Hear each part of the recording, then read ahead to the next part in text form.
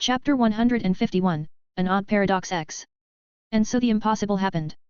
Lucifer almost felt the urge to facepalm as his cosmic awareness sensed everything that happened in an instant, and nothing made sense anymore.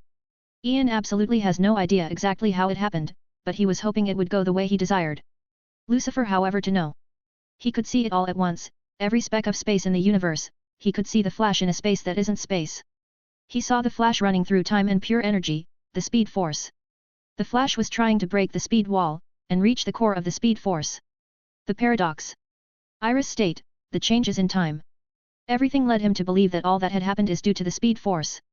Ian's manipulation was working to the point the flash wasn't really trying to meet him, but simply to reach the speed force to understand how it works, and avoid triggering this situation ever again.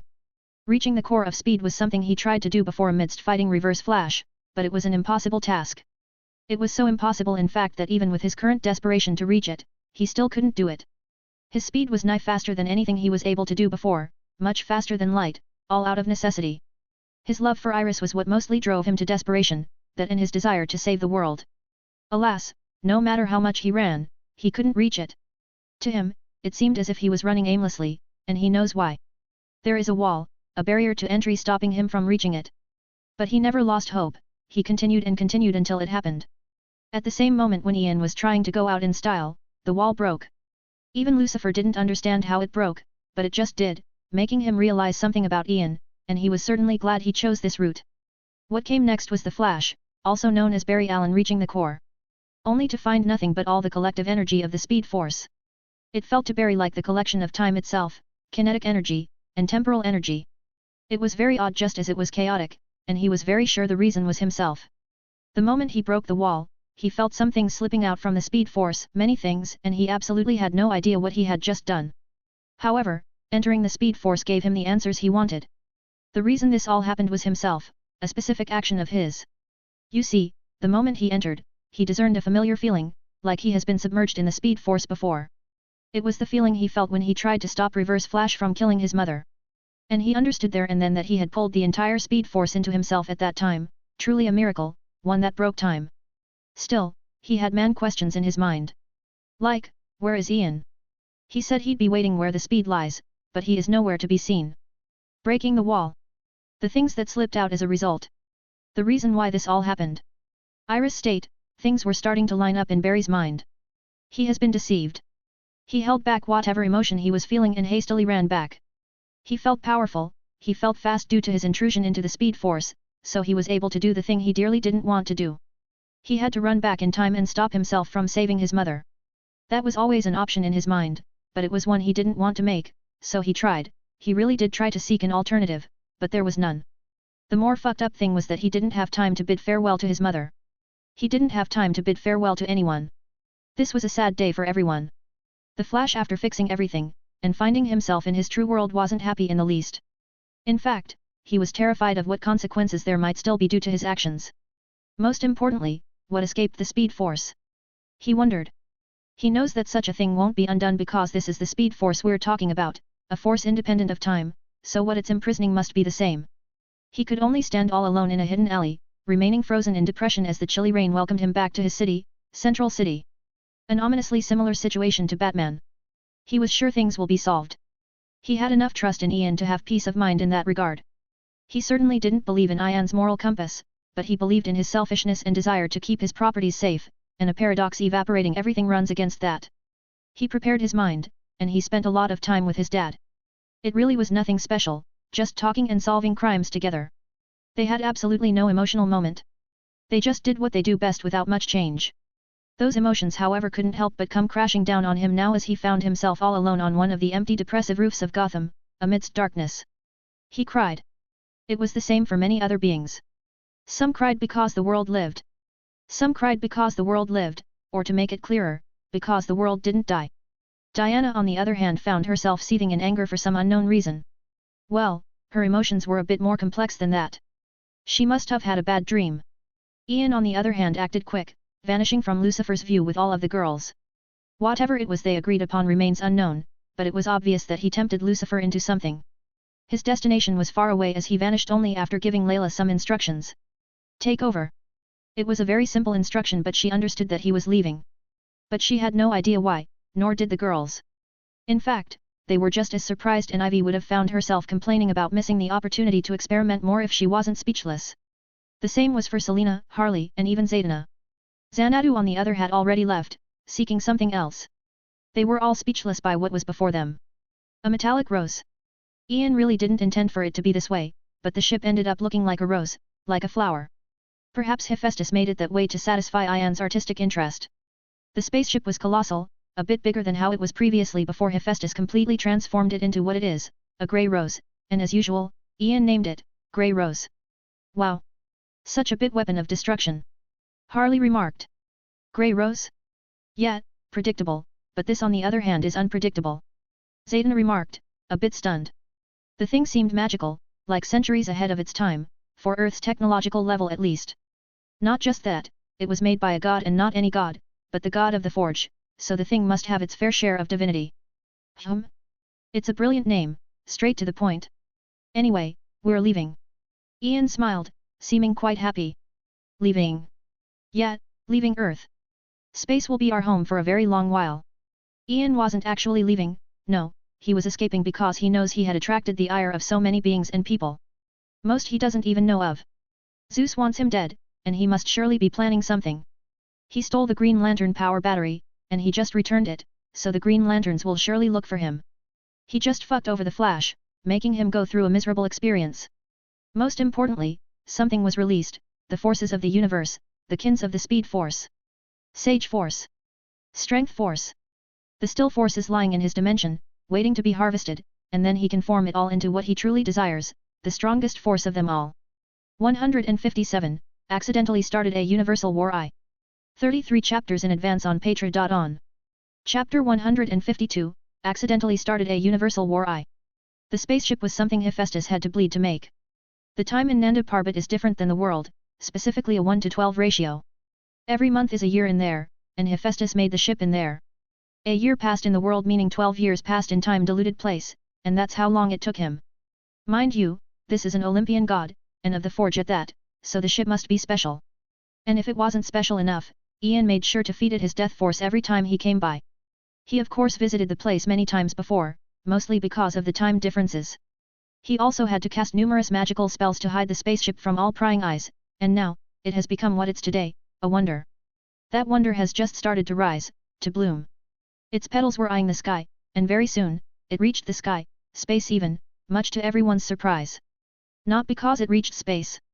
That was its purpose in the first place. It was because the Grey Rose started flying by itself, silently. The moment they all entered, it closed by itself and launched into space. There was however someone who clearly noticed something. Ivy. You're controlling it with your force. Ivy wondered, looking fascinated by the process of its launch. It was silent as if it didn't need any energy to break out of the globe's gravity. Oh?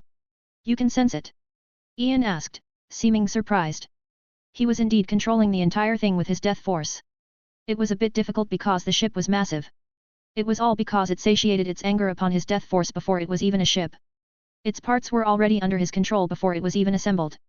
So when it was complete, Ian had basically gained absolute control over the entire spaceship, feeling it almost like just another limb of his. Barely, Ivy nodded. She noticed it too. At first, she was able to easily sense his life force, but as of late, or more than a year ago, it's been getting harder and harder to sense it. And she knows why, because she felt it clearly. She felt his life force turn from that into something else, something entirely different. It was a very slow process that she felt happening all the time, especially amidst their intimate sessions, and now his force seemed foreign, something completely incomprehensible to her. However, it was still just as delicious and desirable. In fact, it's only becoming more potent, this making her stronger. She fucking loves it. She got strong to such a point that her aspiration became quite grand, just like how her eyes brightened just now. I just got a brilliant idea. I also want a ship, but here is the catch, the ship is a plant, literally. Well, that sounds ridiculous. Zaydana couldn't help but shake her head, feeling speechless. I know, right? It's wonderfully ridiculous. Ivy agreed, seeming quite happy in fact. She just needed some help, so she eyed Ian with hope. And just when Zaydana thought things couldn't possibly get more ridiculous, Ian spoke, that's actually brilliant, but let's be a tad bit more ambitious. What about a planet? But it's a plant. That. What if it can eat plants? Ivy's eyes brightened even more. What if the planet can turn into a bat which I can break things with? And I will be able to do that because Darling will give me what he promised, right? Harley interjected, especially stressing the last part. When have I ever lied? Ian lied with style before leading the group through the spaceship, giving them a tour. Despite it being completely metallic, made of priceless materials to even gods and Kryptonians, the ship still had an Olympian style to it. It had an exquisite air of glory and elegance, a touch left by Hephaestus. Han, Selena found herself too close to Ian, being a bit of a pervert as she worked up her talent of seduction, whispering in his ear, I have this sudden desire to steal this spaceship. An amused smile emerged on Ian's face. Oh yet, but I'm so weak that I know for a fact I can't steal it from you, so do you have any tips? Ian didn't know exactly if his eyes were deceiving him or not, but she seemed serious. She wanted the ship all for herself, so Ian decided to give her a few tips. It all comes down to charity, sweetie. Now, you aren't like me, so you can't expect everyone to just give you charity for no reason, but you can make me ask people for charity so I can get another ship. A headache. Each and everyone who heard his words felt a headache at how much nonsense per second he was spurting. Honestly, it should be considered a divine gift by this point. Selena on the other hand noted something else. She can get him to get her another ship, and she knew exactly how. The Grey Rose was extremely fast. It was so fast in fact it can warp space to reach destinations so far away it's unimaginable, and it's all through the charitable donation of Kryptonians. You see, Superman's Kryptonian ship was the base for the Grey Rose. It was donated to Ian without consent and Hephaestus transformed it into what it is, using its technology in the process. He basically studied the entire ship inside out, and befitting of the god of the forge, he understood every piece of technology in the ship, an example of which would be warp drive, the thing responsible for the ship's movement method. Ian's goal this time is a bit of chaos. He wanted to spread some chaos to create a distraction, but most important of all, his goal was to reach the Phantom Zone. It's a place discovered by the Kryptonians and used as a prison for their criminals. In fact, the zone is where General Zod was banished, like other Kryptonian offenders. The coordinates for the place were actually deciphered by Batman and handed to him as a result of their deal to kill Doomsday. Ian absolutely had no idea how he acquired them, but it was something he wanted. The purpose was very simple, finding a specific kryptonite, the most valuable of them all. Platinum kryptonite, a material capable of granting anyone the powers of Kryptonians, basically becoming gods with something as easy as a touch. He wants to complete the collection of kryptonite energies. Before, he only had green and red kryptonite energies. However, as of late, he donated a few stones of kryptonites to Lex Luthor, but he surprisingly needed those stones back soon after. Luckily, he had already taken absolute control of them through his death force, so he could sense them wherever they are. That led him to Lex's secret labs, so secret, in fact, one would assume it to be holding unimaginable treasures. Unfortunately, it only held a few worthless stones, including his own. So he naturally took a sample while he was there. That grew his collection. The first vessel had a few energies introduced to it, including gold kryptonite, an extremely rare mineral capable of destroying a Kryptonian's ability to process yellow sunlight, thus permanently removing their superpowers. The last one would be black kryptonite, one of the strangest kryptonites. It's a puzzle to even Lex himself. He studied to synthesize different kryptonites based on it, and he was able to develop a few, including pink kryptonite, capable of basically turning anyone gay, literally. There were a few other different versions, but Ian was surprised that when he devoured them, they all went back to their source, black kryptonite energy. Thus why only 2 kryptonite energies were added to the first vessel. Still, the black kryptonite was too interesting for him to be dissatisfied because it came to mess with personalities in odd ways. Ian was enjoying himself in his ship, studying the S.T.A.R. Labs particle accelerator and Turtles machine to create something that can find the forces that escaped the Speed Force. While all of that was happening, Batman handed Green Lantern the power battery while giving him a few warnings that it stayed with Ian for long, so he must have messed with it, and he must be planning something. As a result, Hal Jordan was cautious, deciding to take the power battery back to the source, the base of all Green Lanterns, Planet OA, unaware that he had taken the bait. 158, accidentally started a Universal War II. 33 chapters in advance on Patreon. Chapter 153, accidentally started a Universal War II. Really? You see such a beauty and you decided to act like a bandit? So rude. Ian murmured, seemingly talking to himself. He was comfortably lying on his bed with both Selena and Ivy on both his sides, using him as a comfy pillow. They were sleeping peacefully, seeming exhausted, so it's odd that Ian suddenly opened his eyes and spoke those words. He gently lifted himself from their embrace, releasing a yawn before putting on a robe. Very well, might as well take this opportunity to learn more about space. He already knows a lot about the universe, and he even knows a lot of specifics from the information left behind in the Kryptonian ship, but it isn't much overall. For example, he doesn't know where planet OA is, and that is the reason he gave back the power battery in the first place. He can sense it even now, he feels it moving extremely fast in a certain direction, being taken to OA by Hal Jordan no doubt. And now, before the Grey Rose were 3 ships. They aren't as big as the Grey Rose, but they weren't far off. Ian's ship didn't need to be too big in the first place. His team is small, so making it overly massive is unnecessary, and perhaps even counterproductive. He also regularly stopped the warp drive to enjoy the fabulous sceneries of space, and that's the only reason why they were detected by aliens. Indeed, before Ian was aliens. They were already about 20 light-years away from Earth, so he didn't find it too strange to meet them so fast. You seem familiar, Ian noted as he found himself on one of the ships. These certain aliens seemed familiar as if he had seen them before, but they didn't because they didn't react to him at all. It was as if they were frozen in time as he walked up to the alien who seemed to be in charge, looking a bit like a rocky blue titan with futuristic technology. None of them were moving because everything Ian was doing was being done at the speed of lightning, incomprehensible to their processing speed. Devouring reverse flash helped a lot. It pushed his speed force numerous times ahead, and now all he has to do is to find the other forces. The other good thing about the Rose of Speed is that the machine he's working on to find those forces is being created extremely quickly, a mind processing things at the speed of lightning is quite broken. Ian waved his hand, casting a spell on their leader. Wisps of blue energy found their way into the alien's mind, reading through his memory. Quickly and surely, Ian found pretty much every information he wanted, most important of which was their language and other information about their ship. Citadels Hey? A fascist interplanetary empire that dominates 21 of the 22 known worlds in the Vega star system. Ian narrowed his eyes, remembering something, isn't this the species that took over Starfire's home world? He contemplated things for a while before shrugging his shoulds, perhaps I'll pay them a visit on my way back. And just when he wanted to evaporate each and every one on them, an idea emerged in his mind, quickly branching out into a grand scheme, guinea pigs. Suddenly, his bearing turned gentle as he eyed the citadels with appreciation. You know, I happen to need a few helpers for some of my studies, so excuse my rudeness. What he wants to study most was the black kryptonite. He always considered kryptonites to be one of the most fascinating things to exist, especially the platinum kryptonite. And studying them more thoroughly is certainly not something he'd miss, so he couldn't help but be thankful for the citadels, but worry not, I'll definitely pay you a visit later. And as such, he knocked out every citadel in all of the ships before sending him to an area created specifically for prisoners in the Black Rose. They can join the clown there. Ian then used the knowledge he acquired from them to get access to the Citadel's network of information and started downloading every viable information using their tools. Interesting, Ian noted as his connection with their network was suddenly cut off. He retracted the hard disk, filled with information, and went back to his ship. He didn't forget to send the interstellar ships of the Citadels to his dimension though. Space is lovely, but I really should get it over with before things go awry. Ian made up his mind, deciding to leave sightseeing for another time, and instead heading directly to the Phantom Zone. In an instant, with the sheer will of his mind, he activated the warp drive, leading the Grey Rose to bloom before vanishing from sight. It wasn't long after that Hal Jordan reached the planet of OA, gaining an audience with the Guardians of the Universe. OA is a gorgeous planet that lies in the center of the universe.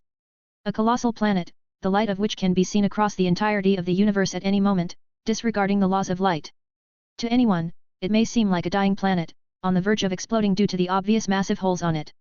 The green light spurting from them doesn't help in denying that possibility. But it's in fact a stable planet, one of the most stable and durable planets in the entirety of existence because it was formed by the Oans, an ancient race, and possibly the first intelligent life forms in the universe. The Oans named themselves the Guardians of the Universe as a result of several happenings and formed the Green Lantern Corps, and Hal Jordan is a part of them. It's odd. One of the Oans noted, looking down on Hal, specifically the power battery in his hand. The same, but different. Another Oan noted. Almost like a virus. A virus even we cannot see. They all looked similar with blue skin, short stature, and similar costume, but they all looked grand as they sat on their thrones high in the air. Most important of all, they were very orderly, never interrupting one another. They were brief and straight to the point. So there is something wrong with it, as Batman predicted. Hal frowned, getting even more annoyed at Ian. The guy not only stole his power battery, leaving him powerless for a month before another one was sent to him, but he also contaminated the thing somehow. I know where he is. The Guardians shook their heads simultaneously. He's better left alone. Not worth the trouble. Then what should be done? It can be left in the central power battery to be purified. Better destroyed. If impossible, better sent away. This is where Ian's plans started to go awry because he expected them to know more about him. He thought they'd consider him a demon in human skin, thus they'll definitely be more cautious. And they actually do, which is why they had to study it. What can possibly contaminate their creation that they cannot even sense? They only realized that something is wrong because they felt their connection with it was absent. So they had to know if there is a bug that can be exploited by anyone to harm them or the Green Lantern Corps. And so, they didn't destroy it nor did they send it away. Destroying it would mean Ian will sense that, and he can thus figure out OA's exact location with confidence. In contrast to just sensing where it stopped, that's much more accurate because Ian sensed it stopping many times. Which of them was on the planet OA, he'd have to visit each of those stopping points to find out. So what did the Guardians of the Universe do? Well, they studied it first, a very thorough study to no avail, and that's saying something because they're one of the most intelligent beings in all of existence. When that didn't work, they sent it to the source. Where it all started. The central power battery. In it lies a thing, and that thing is the entity of will, the representation of will, and the very source of the green spectrum. It's called Ion, the sentient willpower that powers the Green Lantern Corps, an odd whale-like entity, and what can understand the problem better than it? The Oans still observed it, interacting with it just to make sure nothing goes wrong. Things still went wrong. It was as if someone turned the switch off as the green light of willpower vanished in an instant along with Ion. The planet of OA that once shone brightly with a green glowing light suddenly went dark, an opportunity for all those that hate the power of order. 159, accidentally started a Universal War 3. 33 chapters in advance on Patreon. Chapter 154, accidentally started a Universal War 3. The planet of OA that once shone brightly with a green glowing light suddenly went dark, an opportunity for all those that hate the power of order. Ian was unaware that he had just inadvertently started what could only be called the most chaotic of eras. He was also unaware of the chaos he left behind on Earth. There is a reason he left after all, though he was keeping tabs on things through magic. But there was only so much he could know while being so far because there are beings capable of evading his weak sight, humans even. One example would be Constantine, as he not only evaded Ian's sight, he also evaded numerous sights that were previously on Earth. With the solving of the paradox, most of those beings forgot that the flashpoint even happened. Very few beings throughout the universe know of it, Constantine is one of them. And now he was seated with his legs wide, his head lazily resting on his palm. His blue eyes were eyeing something on the table before him. A paradox. Just where I should start with you. He was genuinely confused, but he was still thinking, scheme after scheme forming in his deceitful mind. The two boxes looked very simple, nothing special. Just two brown wooden boxes with an odd mark on them. I didn't. That was necessary. It's just preparations. Constantine changed his posture, approaching the boxes just as a black book flew from a bookcase, landing exactly on his hands. Constantine placed it standing between the boxes, seemingly hiding them from each other. He then opened them one by one, seeming quite cautious while doing so. What was within was odd, two eyeballs. They seemed fresh despite staying in wooden boxes for days, magic. Constantine, the man himself, seemed afraid of touching them, though curiosity was apparent in his eyes. All that is needed is for them to come in contact with each other, and boom. A paradox. There is likely nothing that can stop it from destroying everything. Still, he controlled his curiosity and desires. What if? What if a spell can be created based on it? Not here, I have to go somewhere else just in case things go south. Another universe. It was decided. Constantine was leaving for science while taking with him two eyeballs. Those things were acquired from two people. No, that's not right. They were acquired from the same person, but both of them were that person's left eyeball. How? Well, he just found a duplicate of the same person and got the eyeball amidst the flashpoint. While almost everyone believes every possible paradox has been used to accelerate the destruction of the universe, Constantine was acting like the rat he was, using the situation to his favor. As long as I master it, I should be a few steps ahead of Ian, and then... Unless... Constantine frowned, indulging a certain possibility. On the other side of the universe, the Grey Rose was quickly approaching the Phantom Zone. In fact, it was on the verge of reaching it, an odd space so chaotic it formed into a warp site into the Phantom Zone. So Ian had to get out of his labs, leaving behind two bodies, looking exactly the same, paradoxes. Hey, I wonder if it's possible to replicate it. The sheer coincidence of the situation would drive Constantine insane. Fortunately, he doesn't know about it, so he's safe. We're here, Ian stated as he reached the observatory of the ship. Yeah, I noticed. Zaydna nodded. How is the team so far? Okay. Ian asked. Well, it's certainly odd, but other than that, not really. Pretty much like my older teams. Zaydna shrugged, staring through the observatory, finding the scenery before her to be fascinating. Outer space is wonderful. It's mostly dark and dim, fading to an inky pitch black sometimes. And yet at the same time, space isn't absolutely black. The universe has a suffused feeble glimmer from innumerable distant stars and galaxies. Before her however is a completely different scenery, something akin to a milky white twist in space. It seemed like a crack in reality, extending for light years away. The reality however is that the twist is extremely small, nothing but a dot on a piece of paper. Its effect however extends far beyond its physical matter, thus why Zaidana sees such a scenery. When you study magic, how about we study together and share our knowledge, everything? Zaidana offered, her tone leaning more into her doing him a favor than the opposite. Sure, Ian smiled, not minding her tone. She's a magician, after all, and she does it for living for show. Her confidence naturally grew as a result, perhaps to a ridiculous degree. The ship approached the crack, and as it approached, things started to get very peculiar. A simple example would be the shape of the ship getting painted throughout the milky crack. It seemed as if the grey rose was infinitely stretched to an absurd degree, a wonder of the universe, so the rest of the girls naturally joined the duo, basking under the fascinating view. It's even more fascinating when considering that the grey rose is still far away from the crack, yet it already seemed to be inside as if there are two versions of the grey rose. It's similar to a black hole. I remember a similar concept, the connection between a black hole and a white hole. Just a theory, if you're going into a black hole, provided you can survive its ridiculous gravity, and if that black hole warps into a destination, a white hole, then you're going to appear from the white hole before you fully entered the black hole. It's actually a very interesting concept for Ian, especially after the last happenings. So theoretically, if one exits the white hole a few minutes before they enter the black hole, there is a possibility of teleporting back here and finding a version of themselves that has yet to enter the black hole, thus creating a paradox. His method of creating a paradox was a bit impractical considering it can be exploited by everyone else. He simply doesn't have enough control over the phenomenon. Hey? Water. Harley wondered, suddenly jumping around. She felt different just like everyone else. The moment they started entering the crack, something changed, they felt heavier and restricted, the kind of feeling one feels underwater. Ian on the other hand felt something different. He was even confused because he knows the capabilities of the ship, so anything at all affecting it was a surprise. Let me check, he murmured before teleporting out a random piece of metal to see what would happen to it outside. Strangely, nothing happened, it just stayed there, appearing frozen in time. It wasn't moving in the slightest even when Ian used magic to mess with it. And soon, even the grey rose froze, completely unable to move anymore. In fact, the only reason Ian and the girls are able to move is because of the ship's divine and magical capabilities.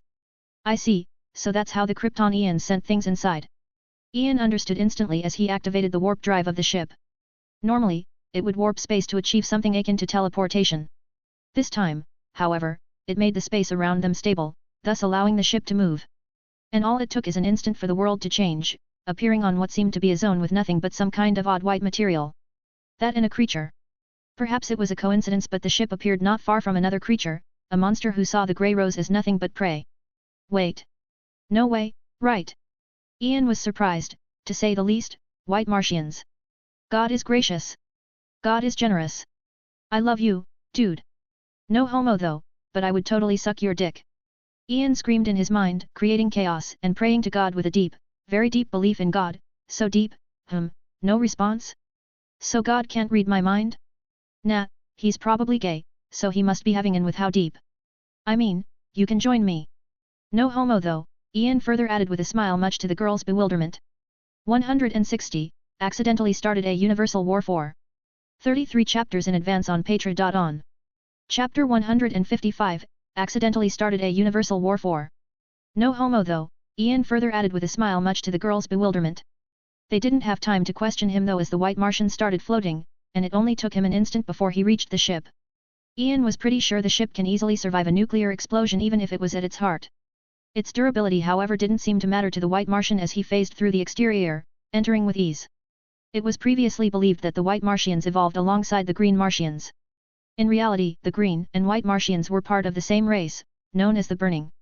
This race used fire to reproduce asexually and were belligerent to all. The Guardians of the Universe, fearing the ruthlessly and violently powerful Martians, genetically split the Martian race into two distinct species, white and green, preventing the asexual reproduction. They also gave these two new races an instinctive fear of fire to prevent either group from ever accessing their full potential. While the green Martians were peaceful philosophers, the white Martians were savage warriors. A lengthy civil war between the two races ended when the few surviving white Martians were rounded up and exiled to the extra-dimensional, the Phantom Zone.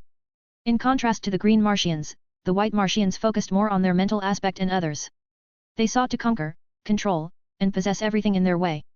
That didn't stop them from being one of the most physically powerful races in the entire universe. It's said that they can even rival Kryptonians, though that's not why Ian is happy with meeting them. I don't want to destroy the ship, so. Ian vanished, mentally controlling the ship to fully bloom, opening fully. Then he found himself right next to the Martian, clutching his neck the moment he wasn't phasing anymore. A moment later, the Martian found himself thrown back through the ground far away from the ship, looking stunned. I thought them to be quite fast, no? Ian wondered, confused, or is it that I'm just too fast? The White Martian, staying true to his heritage, leaped back up before flying at Ian with raging ferocity. And so the battle started, a one-sided battle where all Ian did was evade the Martian, playing around with him. Did he try it, and I didn't notice? Ian wondered, a bit over the Martian's futile effort. He was simply testing the Martian's mental capabilities, but it didn't seem to even try. His death force was already overwhelming the area, sensing every happening within, but he felt nothing even in moments where he assumed the Martian was trying to possess him. What a monster! Zaydna murmured, finding herself speechless. Even though she's using her full magical capabilities, she was still barely able to keep her eyes on the Martian, let alone Ian. So unfair. Harley complained as all she could see were mountains of white rocks getting absolutely demolished every second. Earthquakes that would bring down cities happening constantly. Even Ivy seemed to be keeping up with them, using an odd flower that seems to be acting like a scanner of sorts. Hell, Selena also seemed to be keeping up with their battle with her cat-like eyes, though how much she sees is a mystery. It's very odd. Wait. A possibility emerged in Ian's mind, perhaps. He started testing right away by standing right before the Martian's angry punch, threatening to take his head off. Instead, what happened was the punch redirected itself into the ground before Ian brought his staff down on the Martian. All it took was using his divinity of redirection, and voila! The White Martian, however, proved himself to be more trouble than previously assumed as he thrashed around, seeking to escape the scepter that nailed him to the ground.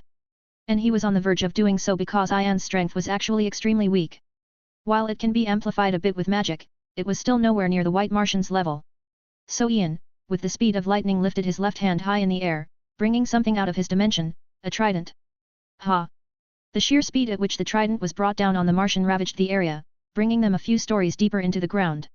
It seemed to cause the Martian way more pain than the staff as it hissed in agony and wrath the same, and that says something considering the staff was sucking not only his life force but also his powers.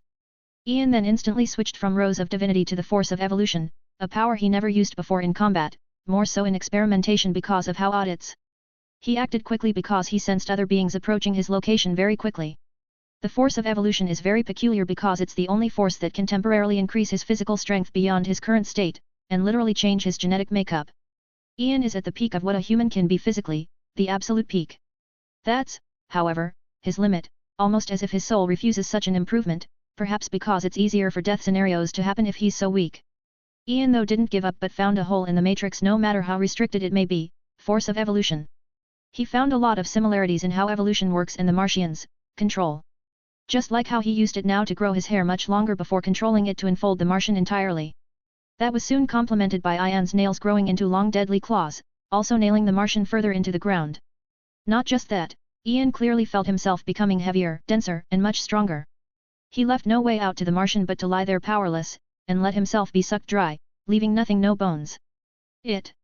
Ian took a deep breath, teleporting back into the ship, a change of plans. I want to destroy this place, entirely. You're joking, right? Zaydna asked with confusion. No. But first, I want to find the kryptonite I came here for. A team of two then? Zaydna thought about it for a second before asking. No, Selena and Zaydna, you two will go together. Ivy will go alone. Harley, you'll stay here. Ian stated as he started taking off his earrings, which were basically just the black rose rings. Stay here? Why? I want to go out and have fun. Please. Harley complained with a pout, thinking of indulging some naughty measures to get her way. I'll leave you in control of the ship. Go wild.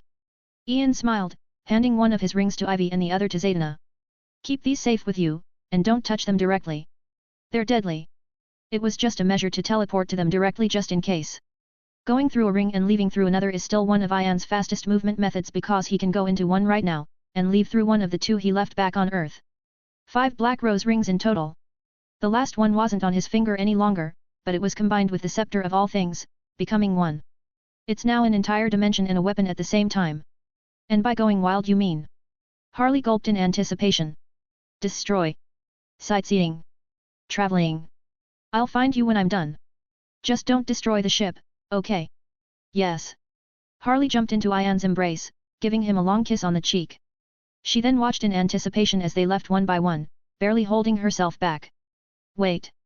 I have no idea how to control this thing. Her words came to a halt as she felt a connection. She felt like she could mentally command the ship, a privilege given to her by Ian. Yes. Yes. Yes. Love you so much. Harley giggled and jumped around for a whole minute before a dangerous glim emerged in her eyes as she looked through the observatory. Darling, I'll try not to break it. I'll definitely try. 161, accidentally started a Universal War v. 33 chapters in advance on Patreon. Chapter 156, accidentally started a Universal War v. Didn't see that coming. How could I? This doesn't make any sense. Well, it kinda does. Ian shook his head with exasperation. He was on his knees, seeming to be on the verge of collapse. What are you speaking of? The creature before him wondered as he walked up to Ian. You won't understand because even you don't understand yourself. We're kinda alike in that way. Ian smiled, as he slowly stood up, finding difficulty in doing so. That we are not. We are nothing alike. The creature stated as he traced his only remaining fingers along something on his palm, a heart. You are a human, aren't you? I remember. We messed around with your kind a lot. Is this vengeance? The speaker was an odd creature, seeming to be one of the White Martians, but special. He was indeed quite special, leaner and skinny. Like all White Martians, he was bald, but unlike them, he had no eyes, just dark vacant gaps. And like Ian, he was bloody and injured all over. He had a missing arm, and even his other arm had most of its fingers cut off. Not just that, there were several holes in his body, each more deadly than the other. Ian, on the other hand, looked much more at ease if his missing heart is taken off the equation. That and a deep cut on his neck. Add a long deep cut on his skull. They both had their own blood and each other's blood on their person. Well, add to the equation the blood of all the other ones. You see, this was a battle that went on for a whole day in a very desolate part of the Phantom Zone against the entirety of the Shite Martians. The lands that were once milky clean became a battlefield with nothing but blood and body parts. What Ian could only be assumed to be thousands of Martians. It looked worse than hell, a place Ian has been to before. Yet even with a huge portion of his kind eradicated, the last White Martian on the battlefield remained expressionless. That felt incredibly odd to Ian because every other White Martian he encountered so far was a bit irrational. This White Martian was special, stronger, calmer, and much more dangerous. Nah, I was just testing a theory. Just messing around. Ian really felt like a masochist because there was another method to get rid of them. However, it would have likely evaporated the entirety of the zone, something he doesn't want to do just yet. I see. A monster you are. The White Martian spoke English fluently, quite the odd thing, and Ian noted that. Jen, my name. The White Martian murmured, seeming hesitant, but alas, he phased out of reality, leaving with unimaginable speed. His goal was a Martian ship far away, his last resort. The White Martian's leader escaped in a ship he prepared before just in case. Within were many White Martians, the last survivors. And Ian didn't stop him, instead, he eyed a certain clump of blood on the ground. Before the monster left, he crushed his heart, and that is all that is left. Magic hey! Ian slumped back to the ground, feeling extremely exhausted for the first time in a while. This battle felt special, different than any battle he had before. He truly struggled and even felt pain and a headache at a point. Even the rose of speed didn't save him from that because what he was facing was an army that can conquer galaxies if a higher power doesn't interfere. Jen however seemed to be a special case. He was their leader, the most special of White Martians, and he was kind of a mystery even for Ian. He was a great mind, one in control of all other White Martians. They seemed to communicate telepathically, coordinating deadly attacks on him. They were so dangerous in fact they left him in such a state, and he would be dead if not for using magic to keep his blood pumping. Ian was already an alien to humanity considering his capabilities, but that's only becoming more and more so the case. A missing heart doesn't seem to be a problem anymore. Even with my speed, I still. The White Martians were very similar to the Green Martians as they were part of the same race long ago, so their strength wasn't much different. What that means is that Ian has just faced more than 1,000 White Martians which could equate to more than 100 Supermans. They weren't able to keep up with his speed before but the moment Jen showed up, it all changed. They started to predict his actions, and they gave him a run for his money. But what was their goal? They can leave the Phantom Zone, of that I'm sure, so why were they still here? What were they planning? And many more questions and assumptions came to his mind, such as the fact that he most likely just faced a bunch of cannon fodders. Ian was certain that someone or something like Jen wouldn't waste so many of his kind for no reason when he could have escaped long before that. A significant portion of the White Martians must have already escaped while Jen was either stalling for time, or testing him. Just like Ian was testing something. His staff appeared right before him, glowing in an odd light. Another vessel was filled. The energy of all that is psychic, and even anti-life equation. Indeed, Ian was sure that what he devoured from them was not only their psychic powers but also bits and pieces of the anti-life equation. He knew it instinctively due to his death force. The staff of all things has already become a universal artifact, one of the best with the constant strengthening from his death force. It got to such a point that he have absolute control over it, nonsensical even. Why? Because everything he devours with it, he gains a certain understanding of it. How can he have absolute control over something if he doesn't understand it? So the moment he devoured the first White Martian, he understood something, and he sought to understand it more. They were studying the anti-life equation, weren't they? Hidden from all prying eyes, just waiting for a day where they can unleash their understanding of it on the universe. What made Ian even more sure of his assumptions was the fact that Green Martians believe in the life equation. That's how Darkseid found out about the anti-life equation as a matter of fact, so it wasn't strange for the White Martians to believe in the opposite. Things become especially dangerous if one knows that the anti-life equation is a transcendental mathematical formula originally said to allow those who knew it to dominate the will of any sentient race, which is why it's the ultimate goal of Darkseid. However, even Ian was unaware of what he had started. Not just that, he was also unaware that he made it worse. You see, Ion vanished. The green light vanished, but the Guardians of the Galaxies have a theory that it's actually imprisoned in that power battery. The question was, how can they bring it out? Breaking it would likely have an adverse effect, even killing Ion for that matter. They first started by testing their theory, and the result was that yes, Ion was somewhere within that small power battery. They detected his energy signal within. And just when their studies were going somewhere, things started to get chaotic. Losing Ion means the Green Lantern Corps won't be able to recharge their energy, so once their energy runs out, they'll become powerless. Even the Green Lantern Corps were dissatisfied and panicked over the situation, let alone everyone else. They're, after all, the power of order. The power that keeps order throughout the universe. That, however, also means making enemies. The Red Lantern Corps of Rage. The Orange Lantern Corps of Greed. The Yellow Lantern Corps of Fear. The White Martians. Indeed, the White Martians escaped the Phantom Zone after that, and when they found out about the situation of OA, their next course of action was very predictable, considering the limits put on them by the Guardians. And so, a universal war started, an accidental war started completely by one person. And Ian would later swear it was an accident, and he meant no harm as usual. 162, So much charity? I'm blushing. 33 chapters in advance on Patreon. Chapter 157, So much charity? I'm blushing. Wow. I'm kinda speechless. Ian noted as he eyed the scenery before him.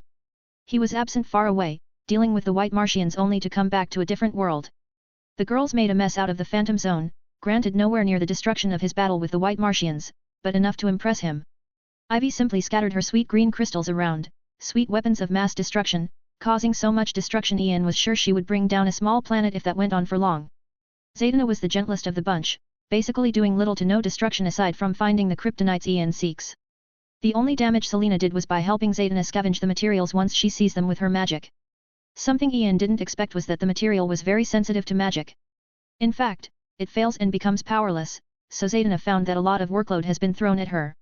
The reason being was that she had to find the material without her magic coming in contact with it, and she has to scavenge it on top of that, which would have proven to be a problem if not for Selena. This is where Zatanna showed her capabilities as she developed a spell to detect them on the spot, just after coming in contact with one platinum kryptonite. Selena also showed the odd powers of not only her but also her whip, an artifact created by Hephaestus. All she had to do was to control it to surround something, then it tightens by itself. And so far, there was nothing it couldn't break. Also, considering the whip can extend limitlessly, Selena theorized that if she can control it to circle a planet, she could possibly be able to destroy it. The unfortunate thing about Zatanna's newly created spell though was its cost, a broken kryptonite, and the end result was them finding only 5 tiny kryptonites across 5 days of search. Ivy found only 1 with her plants while Zatanna and Selena found 4. And with their powers, 5 days were a lot, so it's odd they found only so little. Ian however was more than satisfied, knowing of their nature and what they can do.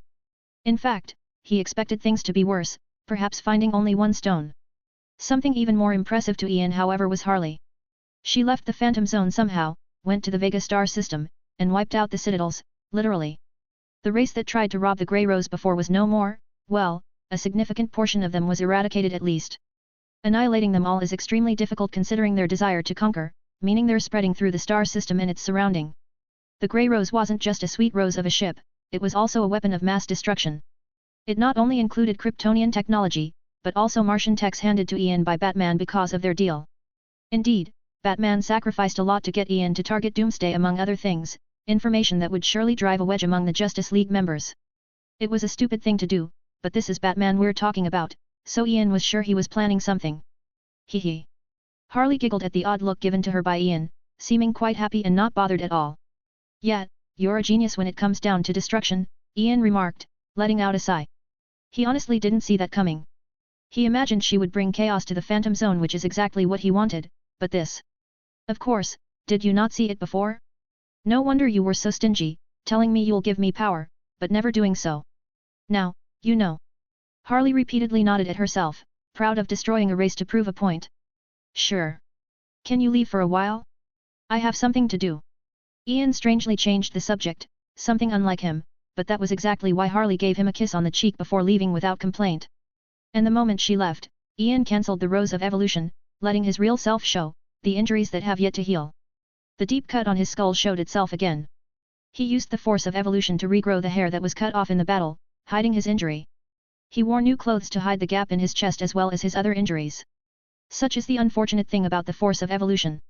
Once cancelled, all of its effects wore off like they were never there. He switched into the Rose of Light and focused on healing himself while taking sips of wine, seeming quite focused. The White Martians, hey! Too dangerous. I should have come here alone, only in that way can I eradicate everything. They have a bit of the anti-life equation, that alone makes them extremely dangerous, and now that they're out there in the universe, there is a possibility of Darkseid finding them. So Ian quickly left the Phantom Zone, though only after leaving something within, a dark sun, the biggest he has. Only God and he knows what will become of it. Yet even Ian was unaware that he again made things worse, so much worse. You see, Harley's actions have a lot more consequences than what he could possibly imagine. The Green Lantern Corps were basically the police of the universe. They keep order, stop wars, and seek peace. Now that they lost their powers, is it so hard to imagine what will happen? War. Destruction. Death. The ones who sought that, however, needed just a little push because they were still not sure, and the destruction of the citadels was exactly the push they needed. The exchange of information in the universe is extremely easy for strong civilizations, so they saw what happened, and waited, but the Green Lantern Corps still didn't act. War started. Basically, on every side of the universe, an age of chaos rose, and with it came fear. As a result, the Yellow Lantern Corps, a new Lantern Corps founded by Sinestro, found themselves to be stronger than ever. They're after all the ideals of fear, and fear has never been stronger since the beginning of time. So it was only natural for the Yellow Lantern Corps to start the battle against the Green Lanterns, and they knew they have the upper hand because they only had to waste the opponent's energy, and there would be no way for them to stand back up like them. The only obstacle on their way were the Guardians of the Universe. Well, most of them at least. Some of them vanished, and neither their location nor their intentions were known. And Ian could only stare in bewilderment at the completely different cosmos he went back to. What the fuck happened? Did someone start a war while I was away for only 5 days? How? 163, so much charity? I'm blushing too. 33 chapters in advance on Patreon. Chapter 158, so much charity? I'm blushing too. And Ian could only stare in bewilderment at the completely different cosmos he went back to. What the fuck happened? Did someone start a war while I was away for only 5 days? How? Someone who can bring such chaos in just 5 days? No, even less because Harley didn't see anything different when she went out. This is troublesome. Zatanna noted with a frown. It's troublesome. Ian agreed, eyeing a crowd of ships having a space war against another bunch. They only had to move for a few light years away from the Phantom Zone to see 2 space battles, and if that wasn't enough, the space battle before them was special. There was a planet not far from them, and it was devastated. This was straight up an invasion, and it wasn't the last one they saw. Yeah, something definitely happened. Space battles are cool though. Ian stroked his chin, contemplating what could have possibly brought such chaos. He surfed his memory, trying to find anything that might have led to this, to no avail. The chaos was unexpected, odd, and even scary to Ian because he was basically dealing with the unknown. The Green Lanterns. In the end, he knew the answers to his question would only lie with them because they're the keepers of order, so they must know. Yeah, no. Space battles aren't cool. Zatanna shook her head, somehow feeling out of place. She looked at everyone else in the team, and none seemed to care about the casualties, the unnecessary deaths. That is certainly not something she's comfortable with, but she knew what she got herself into, knowing that Ian is, well, Ian. I have to go. Ivy spoke hesitantly, a frown surfacing on her face. Her words seemed to make everyone except for Ian confused. You have my ring. He stood up and pulled her closer to himself before vanishing from sight for a few minutes. He then came back alone. What was that about? Selena wondered with concern. A problem she wants to deal with alone, Ian responded, resting his head on his palm as he controlled the grey rose to warp directly to planet OA. The green shouldn't be a problem for her, but just in case. Just in case, he left a spell on her to watch over her state because he knows just how stubborn she can be. It was finally time for her to deal with the green's effect on her, to get rid of its influence. That's, however, almost impossible considering the green is one of the elemental forces in the universe inherent and connected to all forms of plant life. Thus affecting it in any way is near impossible, and cutting off her connection with it might make her lose her powers. She does have a plan though. Hey! The trip to planet OA was quick and exact considering he just followed the coordinates of the power battery, the same battery which held Ion within. Ian switched the ship into its invisible mode even though he was sure the Guardians already noticed him. The other Lantern Corps didn't though they were quite busy. Anyone can tell by the numerous sparks flying about throughout the planet of OA and its surroundings. The Green Lantern had allies, in the form of Hope, Blue Lantern Corps, Compassion, Indigo Lantern Corps, Love, Violet Lantern Corps. They were all helping the Green Lanterns against the powers of fear, and soon greed and rage. Unfortunately, the battle was in the enemy's favor as the White Martians soon joined. That's especially so since there are very few Green Lanterns with energy left. This brings us now to the confused Ian as he especially focused on the planet of OA as a whole, noticing the absence of green light. Just how? You all wait here. The moment he spoke, he vanished, quickly making his way toward the power battery he feels a connection with. He had to evade numerous blasts coming towards, not because they saw him as he had some invisibility spells on, but because the battle was so chaotic that one would find it hard to locate a peaceful place throughout the entire solar system of OA. The Green Lanterns however have yet to fall because they had the Blue Lanterns as support. A benefit of such was the fact that the Light of Hope can recharge the green rings. Unfortunately, the Blue Lantern Corps was way smaller than the Green Lanterns, so there was only so much they could do to help. He teleported around, finding his way to the core of the planet where he found an ongoing battle going on, a battle that came to a halt the moment he arrived. The Guardians were the first to detect him despite his invisibility magic, then Hal Jordan detected him a second before the enemy. Ian. The superhero murmured in a daze before that quickly turned into rage. Are you here to make things worse after what you've done? The only ones confused in this situation were the enemy. Larflaze, the Orange Lantern Corps. Whereas other corps recruit their members, Larflaze is too greedy to share the Orange Lantern Corps, so his corps is made of ring constructs of members he killed. Atrocitus, the leader and founder of the Red Lantern Corps. Wielding a red power ring fueled by rage, he has sworn revenge on the Guardians of the Universe for the death of his family in the massacre of Sector 666. And lastly, a man who seemed more thoughtful than confused, Phil Sinestro of Corrigar, the arch-nemesis of Green Lantern. At one point the greatest member of the Green Lantern Corps, he was corrupted by his power and exiled for crimes against his own people. He now seeks to impose his own order and control onto the universe, employing a yellow power ring to combat the green he has grown to despise, leading the Sinestro Corps. Hey! The only other person confused was Ian. I was literally in a different zone entirely far away. What have I done? You contaminated the power battery somehow, and yet you act dumb. How could Hal not be mad? Many of his fellow Green Lanterns fell today, and many fell throughout the universe all because of Ian. Oh! Things started to click in Ian's head, but he was still unsure as he stared in a certain direction. In what Ian assumes to be a pocket dimension, rejecting all that wants to enter, he could sense the battery. Go inside. You'll be allowed. One of the Guardian's eyes seemed to brighten for a split second as he nodded at Ian, not seeming mad at all in contrast to Hal Jordan. No, wait. Sinestro intervened, eyeing Ian with a smile. Is it the power of will that you seek? Why don't we work together? You'll get what you want, and I'll even hand you the power of fear, something far above that of will. Wait. Ian suddenly realized something. He has never been so confused and bewildered before, so his mind was preoccupied, not allowing him to see the biggest picture. His eyes brightened, and his mood lightened, letting out a cheery laugh before bowing to everyone. Thank you, everyone. I'll graciously accept it all. Enough. Atrocitus had enough of being confused as he unleashed his rage, attacking even Ian. The latter however vanished, accepting the Guardian's offer. Less than a second later, he found himself in a mostly dark dimension. The only light that could be seen was that of the 8 guardians surrounding a small power battery. A light was in a constant eruption from their hands, seeming like a blast though it did nothing to harm the battery. While most of the guardians were doing that, the rest were working with instruments to measure things. The process was so foreign to Ian's knowledge he knew they were at least a few thousand ahead of his technological level, and that says a lot considering he's kind of a Wikipedia of Martian and Kryptonian technology. All that had to be done for Ian to understand the situation was to let his death force come in contact with the power battery, getting a reaction out of it in the form of a green glow. Oh, Ian was kinda speechless, finally getting a full understanding of what started a universal war, himself. 164, so much charity? I'm blushing 33 chapters in advance on Patra.on. Chapter 159, so much charity? I'm blushing 3. Oh, Ian was kinda speechless, finally getting a full understanding of what started a universal war, himself. You're finally here. A guardian spoke, still not taking their eyes from the lantern. Yes, we were expecting you. Another added. Albeit, you're a bit late. Release Ion, and we shall allow you to take what you want. They didn't seem angry with him at all. In fact, they seemed quite calm.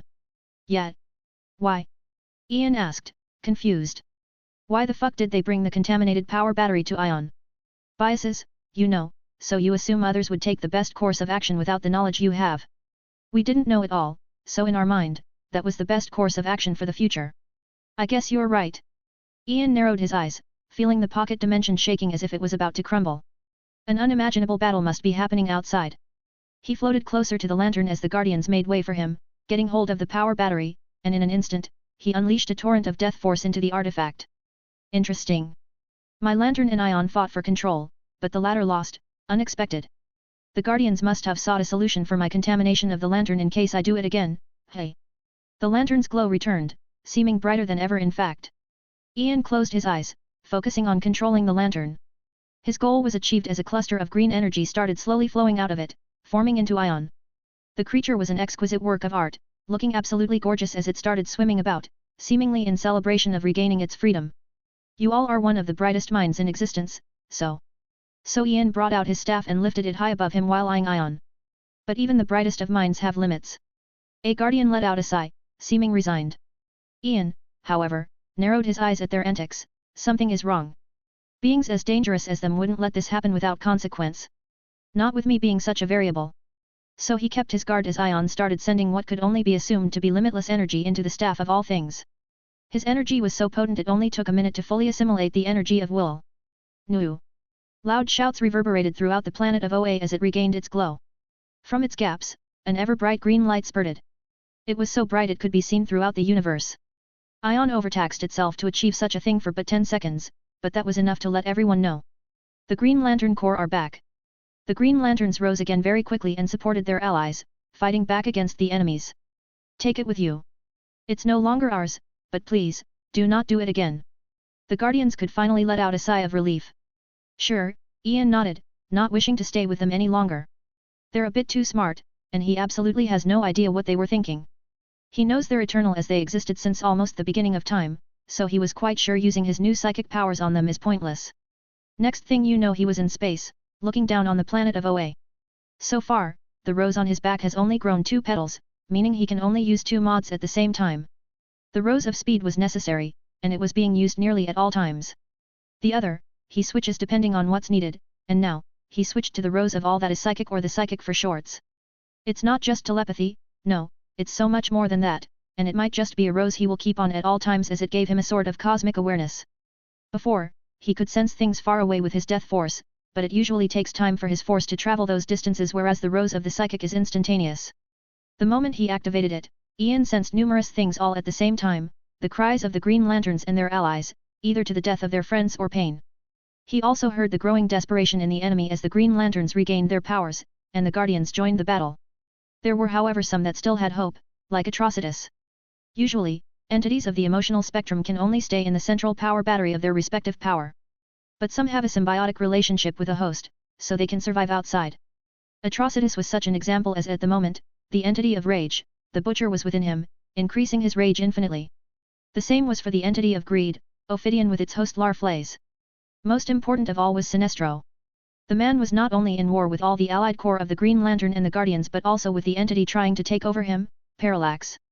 Sinestro wanted absolute control, and letting Parallax take control was certainly not part of that. That made him a bit weaker, but in the Guardian's eyes, he was the most dangerous of the bunch. Harley. Ha ha ha ha ha, so predictable. Ian let out a genuine smile as his cosmic awareness caught sight of what was happening in the Grey Rose. Harley was suspended in the air, looking unconscious. Around her was a yellow sphere with a small ring orbiting her. It was kind of exquisite, almost like the relationship between the Earth and the Sun. That was actually his gift for her. He knew that with her personality, the Ring of Fear would be a perfect fit for her. Even Ian didn't expect what would happen next as another ring flew towards her, joining the orbit, a violet ring. Wait, what? Not just that, Ian noticed another ring heading towards her, albeit, it stopped soon, perhaps because of seeing the two other rings she attracted. It was a blue ring, one of hope, which made Ian wonder, how the fuck does that fit with her personality? Is it because she's always hoping for more skulls and things to crush? No way, right? Honestly, Ian wasn't sure anymore, but what he was sure of was that he needed to act quickly. Those rings flying about mean that their original owners had died in the war, thus they sought new hosts. And the number of rings flying about only continued to increase. One thing they all share though was that they avoided Ian, or more like, they don't seem to see him at all. It was as if he was invisible to them, something to be studied later. For now, Ian raised his left hand, clutching onto the trident that suddenly appeared before him. It was Aquaman's trident. The bad boy was still behaving badly, usually quite calm when left in the Black Rose dimension, but once taken out, it goes crazy at Ian. Its resistance was decreasing as Ian continued to feed it his death force, but it's certainly still strong enough to escape his clutches if he doesn't use the Rose of Magic to control it. Like a comet, Ian fell back into the planet again with Lucifer's wings already flared out. The next instant, he was standing before one of the Yellow Lantern members. The next moment, the Agent of Fear's arm was cut off, cutting off his connection with the energy of fear. The poor soul was absolutely unaware of what was happening as Ian's trident sliced his arm with the speed of lightning. Strangely, Ian then let go of the trident, and as predicted, it sought its freedom back, starting to escape. While the trident moved about an inch from its previous position, Ian already switched from the Rose of Magic to the Psychic, using the latter to read the poor soul's memories. Ian found out long ago that the energy held within one Lantern agent is nowhere near enough for assimilation. He'd likely need thousands if not more to fully assimilate the said energy. So his solution to that was getting that energy directly from the source, the entities of the emotional spectrum. Lantern core like those of fear are quite secretive, hidden from the powers of order, so Ian sought to read their memories for the entities' locations. To do that, he has to cut off their connections with their rings because they're known to be largely immune to psychic influence. And so, Ian switched back to the Rose of Magic and caught the trident once again, pumping his magic into it to make it behave. The trident, unfortunately, only moved about 5 inches from its initial location before its freedom was taken away yet again. Ha! Ian let out a long breath, taking him more than a split second. Before vanishing again, right away. The hunt has begun. 165, so much charity. I'm blushing for. 33 chapters in advance on Patra.on. Chapter 160, so much charity. I'm blushing for. Ha! Ian let out a long breath, taking him more than a split second. Before vanishing again, right away. The hunt has begun. He found out the entity of fear's location, so next came the others. Fortunately for him, he didn't have to cut off the arms of the Violet Lanterns as they were handed to him on a silver platter. Amidst the chaotic battle, a Red Lantern cut off not only one of a Violet Lantern's arms but also her legs. In a battle on such a large scale, such a thing was bound to happen. And it happened at such an opportunistic time as Ian suddenly stood right amidst the scene. He could see the Violet Lantern's arm, hell, even a part of her stood, still in the air, seemingly frozen in time. Her blood was the same, stuck in the air while everyone around him looked the same. There are some Lantern members capable of moving at unimaginable speeds, even the speed of light, but those are so rare even across all of time. So naturally, none of the lower brackets of the Lanterns were able to perceive him, let alone do something against him. What's even rarer were Lanterns who could use their respective emotional force without the ring, basically summoning the required energy without needing a medium. Due to that, Ian didn't need to worry about being countered by Lantern Corps members who could only destroy like just cities. The Violet Lantern of Love could only stay there frozen as her memories were read like an open book. That was soon followed by her assailant, the one who cut off her hand, having his hand cut off before Ian read his memories also. Violet Lanterns. Red Lanterns. Yellow Lanterns. Those were done, only 3 more to go. Next came Hope, a wonderful thing. Ian appreciates it a lot. It's something he has deep within him, keeping it hidden. He hopes he can find the answers he seeks. He hopes he won't hate what he finds. He hopes to never die despite how against common sense that concept is. He hopes to discover what he seeks without losing his life. He cannot die, but he can lose his life simply by losing his freedom or losing himself. He has many hopes, so he went easy on the blue lanterns as he cut off only one finger, the one with the ring.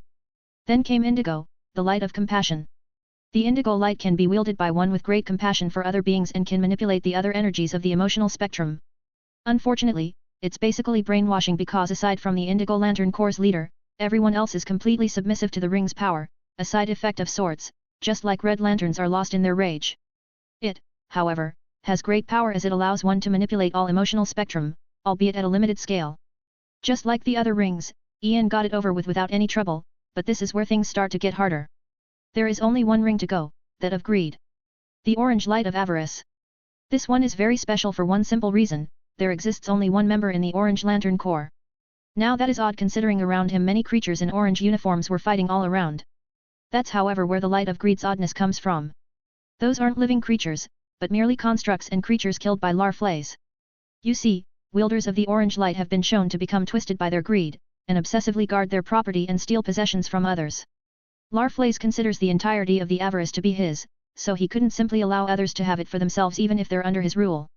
That's why his orange lanterns were composed of the identities of individuals killed by the orange light. But those orange lanterns also have rings. It's a necessity, but those are just not the rings that matter because they're already dead. Ian even went ahead and tried it on one of them, but he could read nothing from their mind because the moment they lose their connection with their rings, they become dead cold bodies with no soul. As such, he had no choice but to target Larfleeze. The problem was that he was a host of the entity of avarice, Ophidian, one of the strongest entities in all of the emotional spectrum. Even Ian's unimaginable speed wouldn't do much against such a thing because to a certain extent, those entities are ignorant of time and speed. Ophidian will definitely be able to stop him from getting what he wants unless Ian went all out, but that will likely lead to the complete evaporation of Larfleeze, thus losing access to Ophidian's location. Guardians, I hope you can hear my voice because if not, things will be quite bad. You know my goal, and you should know what I'm doing at the moment. You should also know what I want next. His voice didn't come out of his mouth but from his mind. He used the energy of the psychic to deliver his words to the Guardians as a clear plan emerged in his mind. So care to help me for free? By the way, OA can no longer be your home after what'll do. It's for the better though, isn't it? It almost sounded like a threat, but it was not. He was simply asking for a charity, and their positive response almost had him blushing. Too much charity for him, so much, in fact, he became even more suspicious of the Guardians' plans. These are all minds that lived for eternity. They went through a lot. They saw a lot, and they certainly know more than him, so Ian was cautious of them despite his lightning speed mind. Not to say Ian doesn't know much because he does. He had read the Book of Eternity, a book written by Belial, son of Trigon. The book contains much of the demon's knowledge, recording the history of the universe, but even that wasn't enough. The Guardians of the Universe started acting right away, seemingly escaping the battle. All of them suddenly found themselves surrounding Ion with their hands in the air. It was like a demonic ritual, albeit it was for the good of their people and allies. Ion had already overworked itself, but they sought to do it again on a much larger scale. The universe glowed green once more with such force, not one being in the entirety of the universe missed it. Neither Sinestro, Atrocitus, nor Larfleeze were able to stop them. The Guardians all acting at the same time was simply too much, something they're able to handle in battle, but this was no battle but a tactical retreat. A spark of will glowed on all green lanterns and their allies. A second later, OA became a dead silent planet. Every one of them vanished from the planet, seemingly teleporting somewhere else. The only ones left on the planet were the yellow lanterns, red lanterns, orange lanterns, and even white Martians. All were stunned, uncertain of what happened. Sinestro, however, understood that they escaped, which is odd because, in his eyes, they were winning. In fact, he was seeking to escape himself with his lantern corps. So he was understandably cautious in stark contrast to all the red lanterns whose rage rose to such an extent they lose their mind entirely. They hate the green lanterns and the Guardians more than anyone else, but they can't get them. Even when they got so close, they still failed, so they redirected their rage on the planet OA and all that is around them, including the other lanterns around them. Not just that, Larfleeze was even more lost to his greed, seeking to bring every lantern left on the planet to his side. To turn them into a puppet of avarice. And thus started another war as the enemy easily turned on themselves, much to Ian's dismay. I mean, it wasn't far-fetched, but it happened so easily. Still, he didn't dwell on those thoughts as he teleported back to space. His posture changed instantly as if he was about to throw something, a trident. Trident of Neptune. If you behave and worked with me on what I'm about to do next, I'll let you go. I swear by name as the god of charity. His muscles tightened, brimming with such a force they threatened to break space around them. He switched from the rose of magic to that of Kryptonian energy, platinum energy, his newest find. 166, so much charity? I'm blushing v. 33 chapters in advance on Patra.on. Chapter 161, so much charity? I'm blushing v. His muscles tightened, brimming with such a force they threatened to break space around them. He switched from the rose of magic to that of Kryptonian energy, platinum energy, his newest find.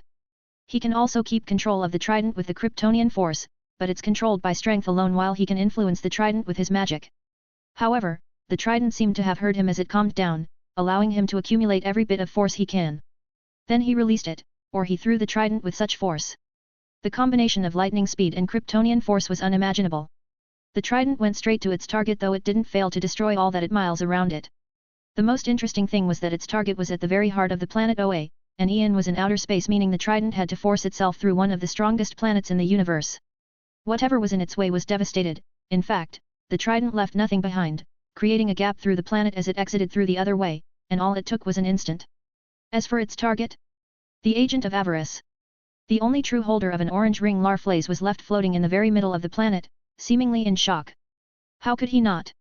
The light of greed is one of the strongest energies in the emotional spectrum, yet a shield constructed by the entity of greed itself to protect him was treated like air. The trident simply passed through him with barely any decrease in momentum, leaving him with half a body. Indeed, what was left of Larflaeze was merely his upper body, so he wasn't supposed to stay alive anymore, yet he did. Ophidian interfered, yet even with the entity of greed's interference, Larflaeze was still left in such a state. He was however alive as a cluster of orange energy slowly formed into his lower body parts. Just a construct of energy that actually kept him alive, ignoring common sense. A shrill hiss followed directly after as an orange snake manifested around Larflaeze, its narrow eyes staring at Ian directly through the newly created gap. It took but an instant for an overwhelming brilliance to shine through the center of the planet, blinding almost everyone. Some however saw something. They saw Ophidian running away. Well, it was more like Ophidian taking away Larflaeze from the battle, saving his life. Ophidian, on the other hand, is almost impossible to kill, if not downright impossible. It's after all the greed in everyone. It will exist as long as we do. Why? Ian wondered with confusion. He knows exactly just how strong the entities of the emotional spectrum are, so powerful they'd definitely be able to defeat him if they work together. Well, not all of them are required. Just the entity of rage, greed, and fear will be capable of almost killing him. Who knows, even killing him if common sense allowed that. Still, Ian acted quickly. He completely ignored Ophidian because the thing was escaping at light speed, beyond it even, so he had no way to catch up, but there was something else he could catch up to. You see, Trident of Neptune wasn't so behaved. It listened to Ian at first and remained calm, but the moment it exited from the other side of the planet, it continued on its way, using all of that momentum to escape. It's quite the naughty thing. As Ian expected, so he left something on it, a grand magical spell he constructed for many purposes. The spell allowed for him to appear instantaneously right next to the trident. It all comes back to the Black Rose rings, a medium to his dimension which in turn allows movement through each ring. It's just like how he can move directly to the Earth despite being numerous light years away. All that is required is to go into his dimension through the rings on his person and exit through the rings on Earth. That's exactly what he just did. He went into his dimension through the ring on his staff and exited through a ring he left on the trident. This is where the spell came into play, as it blinded the trident from even sensing the ring, quite the impressive achievement considering how magical the trident is. It's a countermeasure he started working on after his battle against Etrigan. The demon was always able to sense where his ring was and sought to destroy it, a weakness Ian couldn't allow. He took hold of the trident in almost an instant, much to the artifact's dismay. In fact, Ian could swear he heard it crying, but he was busy, so he heard nothing. He escaped. How did it know of my goal? Or was it just scared? Ian wondered while stroking his chin. He only dwelled on those thoughts for a second before he had to turn around. Who are you? I'm curious. Before him was Sinestro, the founder of the Yellow Lantern Corps. Formerly a Green Lantern. Ian rose. I'm from the Earth.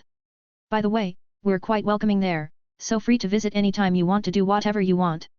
Ian smiled, showing a never-seen-before levels of kindness. Oh, Sector 2814, like Hal Jordan. Sinestro nodded, not seeming afraid at all despite what Ian had just done.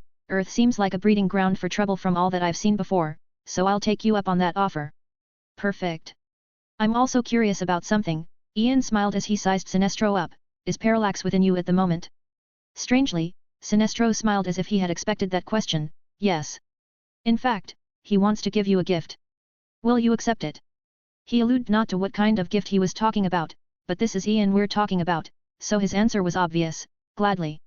He had never refused a gift before, and he will never start. Refusing a gift in his mind is almost as bad as refusing charity, the greatest of sins. Sinestro opened his mouth wide, glowing with a yellow brilliance. It soon became so white it was horrific. His purpose soon became obvious as from within him, a head crawled out, a large abominable bald head. Parallax didn't speak, but simply unleashed a torrent of yellow energy at Ian, so much energy it overwhelmed the space around them. It seemed to change the laws of physics as sound suddenly existed in space without the need for magic or energy. They could clearly hear space cracking around them. Ion, the entity of will, released a steady and peaceful stream of energy at Ian until he fully assimilated it, but Parallax was different. His energy was overwhelming and dreadful. Most of it was getting sucked into Ion's staff, but the rest was orbiting around Ian, slowly coming in contact with him. The entity of fear's goal was obviously sinister, and if the staff of all things devouring capabilities wasn't so overwhelming, Ian was sure every speck of yellow energy would have tried to take over him. Nah, Parallax was actually trying to take over Ian because it knows more than the other entities about him. How could it not?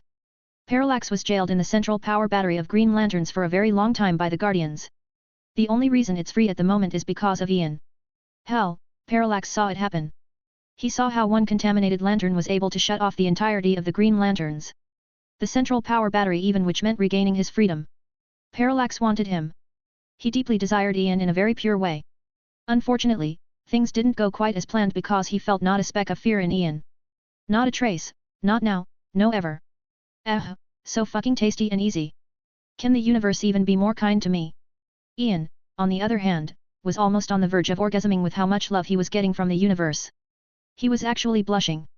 167, My Dormant Emotions. 33 chapters in advance on Patreon. Chapter 162, My Dormant Emotions. Sinestro was kind of speechless. He was one of the few people who sensed Ion's actions because he felt the lantern's fear. He even saw their thoughts, especially with the concentration of fear throughout the planet. Parallax knew even more. He saw through Ion's intention, so he sought to control him. Unfortunately. So good. Ian let out a sigh, feeling incredibly satiated. Parallax actually tried to cut off his energy supply, but he couldn't as it went out of control, constantly flowing into Ion's staff. Thank you. Ian smiled, seemingly ignorant of Parallax's intentions, though the latter knows he knows. After all, another thing that protected Ian from his clutches was the green energy surrounding him. It was the energy of will that he had just acquired from Ion. His sheer willpower was strong enough to fend off Parallax's stealthy attacks. This is where Ian noticed something very different about the energies of the emotional spectrum, because it didn't need too much supply from his death force. Kryptonian energy, for example, only grants him a level of power relative to how much death force he pumps into it per second, so Ian knows he is nowhere near as strong as Superman.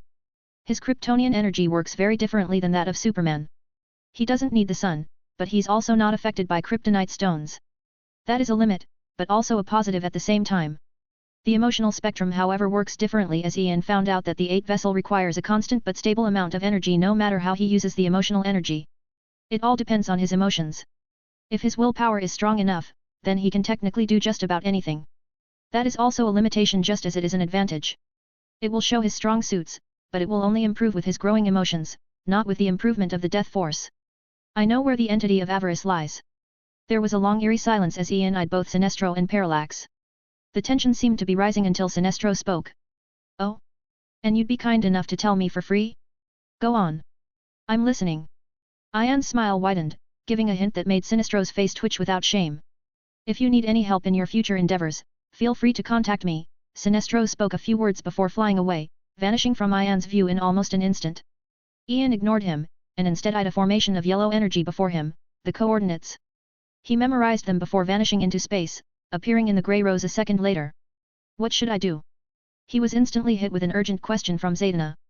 Ian surveyed the situation carefully first, focusing more on Harley, who was still in the same state.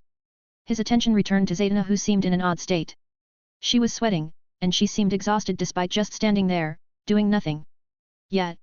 This kinda weird. Ian nodded, understanding the crux of the problem. He remembered there being only 2 rings around Harley last time. Now, however, there are 5 whole rings on the ship. Selena had one surrounding her.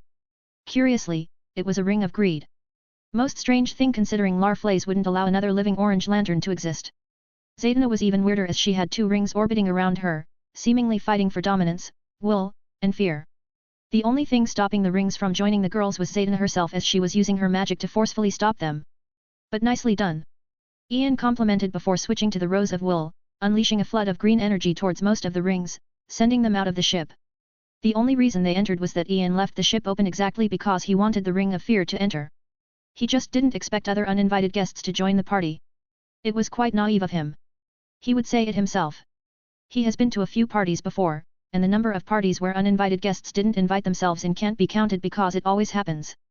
The Grey Rose also doesn't need an airlock chamber because of magic and divinity, so he was easily able to throw the rings out. Are you sure? Ian asked Zaydna one last time. I'm sure. I don't need them, Zaydna nodded, seeming confident in herself. He asked her before, but she didn't want the rings. To each their own I guess. I kinda wanted it though, Selena found the right opportunity to interject, showing him her hopeful puppy eyes, or cat eyes I should say. Quite greedy, aren't we? Ian let out a chuckle of amusement, but he still shook his head. Unfortunately, avarice is one of the most unstable of energies. It will give you the power to get what you want, but you won't be there to receive it. A puppet will take your place. Selena couldn't help but let out a pout, looking dissatisfied, and you'll let me be the weakest in the group? Before, I at least had Harley to laugh at, but now. Hehe, if the past you looked at the present you, she would think you've been possessed, getting greedier and greedier by the day. Ian was thoroughly amused. Selena even started trying to steal his stuff just to prove a point. She's a better robber than him. But Ian always wondered why she considers him to be a robber. That was in the past. Now, Ian is quite chill, never robbing anyone. Everyone just gives him things for no apparent reason. Don't worry, dear. I have a solution for, soon. He then approached Harley, ignoring the barrier of fear energy surrounding her as he took her into his arms. Parallax. I happen to have cut off a yellow lantern's finger. No, excuse my rudeness, I meant arm, so I know exactly where you are. If you influence her in any way, I'll find you, all right. It was as if he was speaking to himself, but Ian knew Parallax could hear him through the ring. Such a vile entity would definitely try something if he lets his guard down. Ian, however, wouldn't let his guard down as he hastily started casting a spell he prepared long beforehand as if he had seen the future, almost like he expected everything to happen this way. Well, he didn't. Rest here, and take your time. Ian smiled as he suddenly found himself in the Black Rose dimension, lying Harley on a comfy bed. Accepting one ring already takes time, but two? That'll certainly take a while, especially since they're the rings of fear and love, emotions that are hard to control. Now, time to get some understanding of myself. Ian had already set in motion many plans to find the answers he seeks, and this one is about to bear fruit. It was time to collect every energy of the emotional spectrum, and he is sure they'll tell him about his emotion more than he can himself. While all of that was happening, another event took place not very far from the planet of Oa, specifically in the capital planet of the Citadels, the arch-nemesis of the Tamarinines. And now, a Tamarinine was hovering above the fractured planet with nothing but confusion. All she could see was destruction and death all around. She was Starfire, one of the Tamarinines. She escaped to Earth after suffering not only under those monsters, but also under her sister, and now she came back, stronger than ever to get revenge. Well, it appears that my services aren't needed anymore. Next to her was a gorgeous girl, looking a bit too emotionless. She was the help Starfire got to make sure she gets revenge. Yet. Starfire remained silent for a while, seeming bewildered and confused. Yet, but I still have to thank you, Raven, for trying to help anyway, so thank you. Raven frowned, seeing the obvious change in her friend's behavior, but she understood. She went through something similar after all. I did nothing. I still need your help though. Despite not being the best time to bring out the subject, Raven was kinda in a hurry. Right. Starfire regained some of her composure, seeming cheerful again, or perhaps she's just putting up a facade. We had a deal, so I will definitely help. Perfect. I really don't need much from you though, so you'll be able to go back to your hometown very soon. Raven was still considerate despite not showing it on her face. They had just been in her hometown, and she helped liberate it from the leftover citadels. It was there that they got news of what happened to their enemy. And now, it was also time for Raven to solve her own issue herself without relying on Ian. She was ready to start dealing with Trigon. 168, My Dormant Emotions 2. 33 chapters in advance on Patra.on. Chapter 163, My Dormant Emotions 2. The universe was still in chaos even after the return of the Green Lanterns. After all, they suffered significantly, so some civilizations saw an opportunity. The chaos of war also isn't so easy to calm as it is very infectious. The Green Lantern also needed to get back their own order first before spreading order throughout the universe. They were still in the process of stabilizing themselves even a month after the war, and they started by choosing a new planet to settle in. And so, they settled on a member of the Green Lantern, literally. Mogo, a sentient or living planet and member of the Green Lantern Corps. It's a colossal planet, and one of the most important members of the Green Lantern to the point Mogo and the Guardians decided to keep it mostly a secret from everyone else. Now, however, they found themselves without a choice in the matter. They have to seek a home on it. While all of that was happening, Earth was experiencing its own kind of chaos, like usual. But that is not the focus because Ian was still not back on Earth. He was still wandering the vast expanse of space, treating it like a vacation. By this point though, he was left alone with Selena. Harley was still in the process of getting used to the rings in his dimension while Zatanna had to go back exactly because of the chaos on Earth. Ha!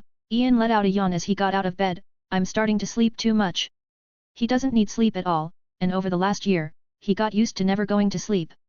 That however changed for the past month as he relaxed a bit too much, in his mind at least. Others will look at him and treat him like a crazy person because of how many things he goes through that'd be considered self-torture by almost anyone. Come back. The reason for the wonderful relaxing month was the lazy cat who just spoke, cutely stretching in bed.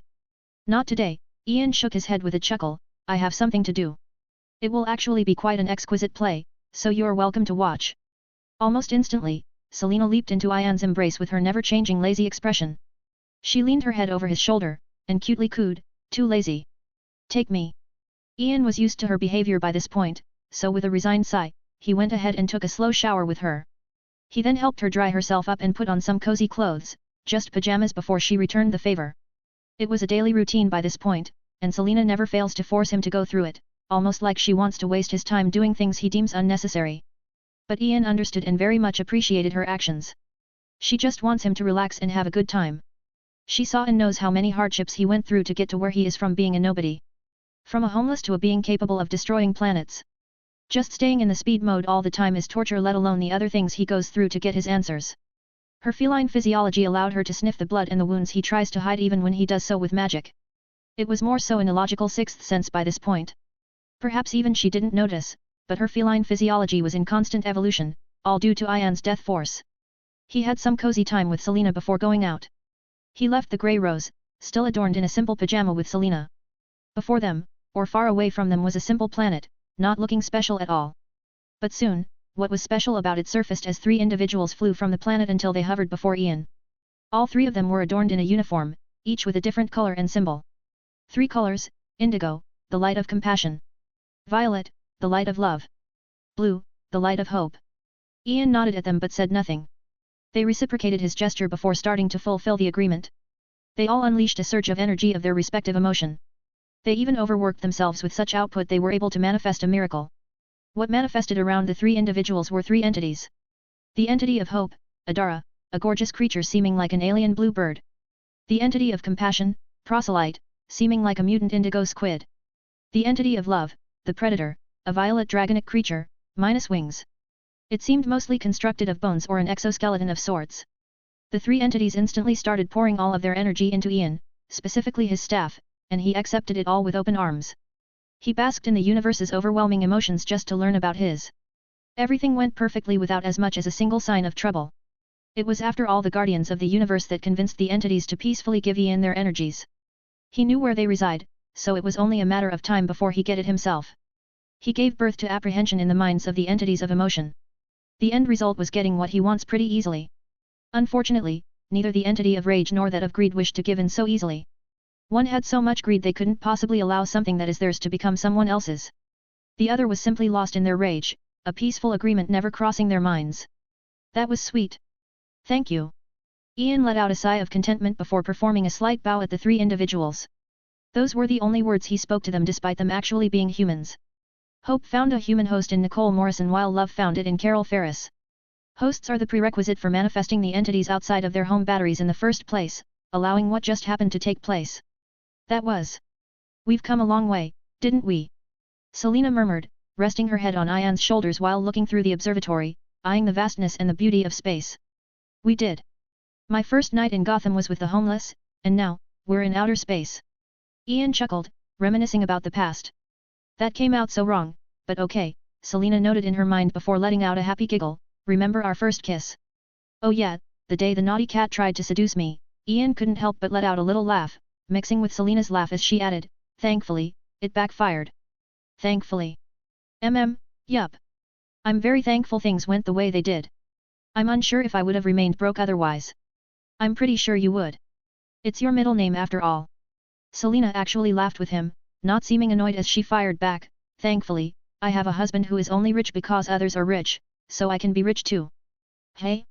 I made some money legally though. Yeah sure. It was another cozy sweet day for Ian, a very wonderful day which was soon complemented by fireworks so grand it illuminated the entirety of the universe. An orange firework followed soon after by a red one. 169, My Dormant Emotions 3. 34 chapters in advance on Patreon. Chapter 164, My Dormant Emotions 3. It was another cozy sweet day for Ian, a very wonderful day which was soon complemented by fireworks so grand it illuminated the entirety of the universe. An orange firework followed soon after by a red one. You allowed your emotions to take control of you. Or you didn't have a choice. Even the entities of emotions are controlled by the very thing they represent. Ian stood amidst the fireworks. It was the very same day, after a cozy afternoon, he continued on with his completionist pursuit. He sought to get the last two pieces of the puzzle, and he was in a hurry because he noticed that a lot of things were happening near at the same time. And now, he was basking in a torrent of energies, orange and red. He finally acquired the last of emotional energies, avarice and rage. 2 central power batteries were completely destroyed in the span of hours. Not just that, a planet was completely evaporated from existence amidst getting the energy of rage. And now, Ian was hovering amidst rocks flying about, the remnants of another planet, and before him was the entity of avarice. I seem to be quite greedy, Ian noted, eyeing the orange energy constantly flowing into his staff. It wasn't out of the entity of greed's free will. In fact, Ophidian put out quite the good fight. The result of which was the rocks flying about, the only thing signifying that a planet once existed here. Ian had to exhaust the entities to such an extent they wouldn't be able to do much anymore for a long time. Amidst the battle, he started devouring Ophidian's energy, and he continued doing so until the entity basically lost most of its energy. Despite them not saying it, the Guardians of the Universe know just how much energy Ian absorbed. It was so vast it nearly exhausted Ion completely. He single-handedly depleted most of the emotional energy throughout the universe because that much was required for perfect assimilation. The vessel of the emotional spectrum seemed to be special in that way. The entity of greed remained floating before Ian, doing nothing against him. It seemingly gave up as it just waited for Ian to absorb as much as he wants then leave. It will take a while, but the entities of the emotional spectrum will be able to restore all of their energy. So the moment Ian stopped absorbing his energy, Ophidian hurled out of the area, vanishing into the vastness of space. Ha, is this what the Guardians of the Universe wanted? Ian wondered, letting out a breath of fresh orange energy. Their arch-nemeses were suddenly nowhere to be seen in the span of a few days. It wasn't just the entities of rage and greed, Parallax also have to lay low for a while to recover. It was even more so for the ones that resisted. They'll have to go dormant for a while, meaning the Green Lanterns will not have too much trouble to deal with, or so they assume. Matters not. It's time to find out. Aside from their sheer unbelievable power, Ian sought the emotional spectrum because it can tell him about himself. He doesn't even understand himself, or what he is. Sometimes, he doesn't understand where his emotions come from, and why they are the way they are as if predetermined. So one by one, Ian started switching between the roses of death, from that of greed, to will, compassion, love, rage, hope, and fear. Many beings were trying to observe Ian at all times. Unfortunately for them, most were starting to lose sight of him, their methods of observation becoming more useless by the second. It started with magic, from Ian casting so many magical spells on him to hide from prying eyes to using the energy of darkness to shadow himself from light. At the same time, he used the energy of light to shroud himself from the dark prying eyes, and as of recently, he started using his newly gained psychic powers to block other similar psychic powers. It was however still not enough as a few were still able to observe him. However, as Ian switched from energy to energy, things started to change. It started with greed. He fed it all of his death force, everything he could unleash at a time, followed by a burst of orange energy. The energy was so overwhelming and strong that it started to expand all around him. Not as much as the following energy he unleashed though, will. His will was boundaries apart from his greed. He almost felt like he was imprinting the space around him with his marks, taking control of it with sheer will alone. Then came compassion, the light of indigo. It was faint, barely glowing. His compassion was near non-existent. What followed was love, a wonderful emotion, one that can quickly turn into something else, hate. Ian however made sure it never turned that way, so his love was grand, vast, very much so. Still nowhere near his will, but it was strangely above his greed. He does after all love many things, like charity and those who give it without expecting anything in return. Rage, Ian had very little of it. There is a very few things if anything at all that he hates. He sees himself more as a lost soul, just seeking answers, and he doesn't feel like he'd have a heart for hate without those answers. Hope, Ian was confused.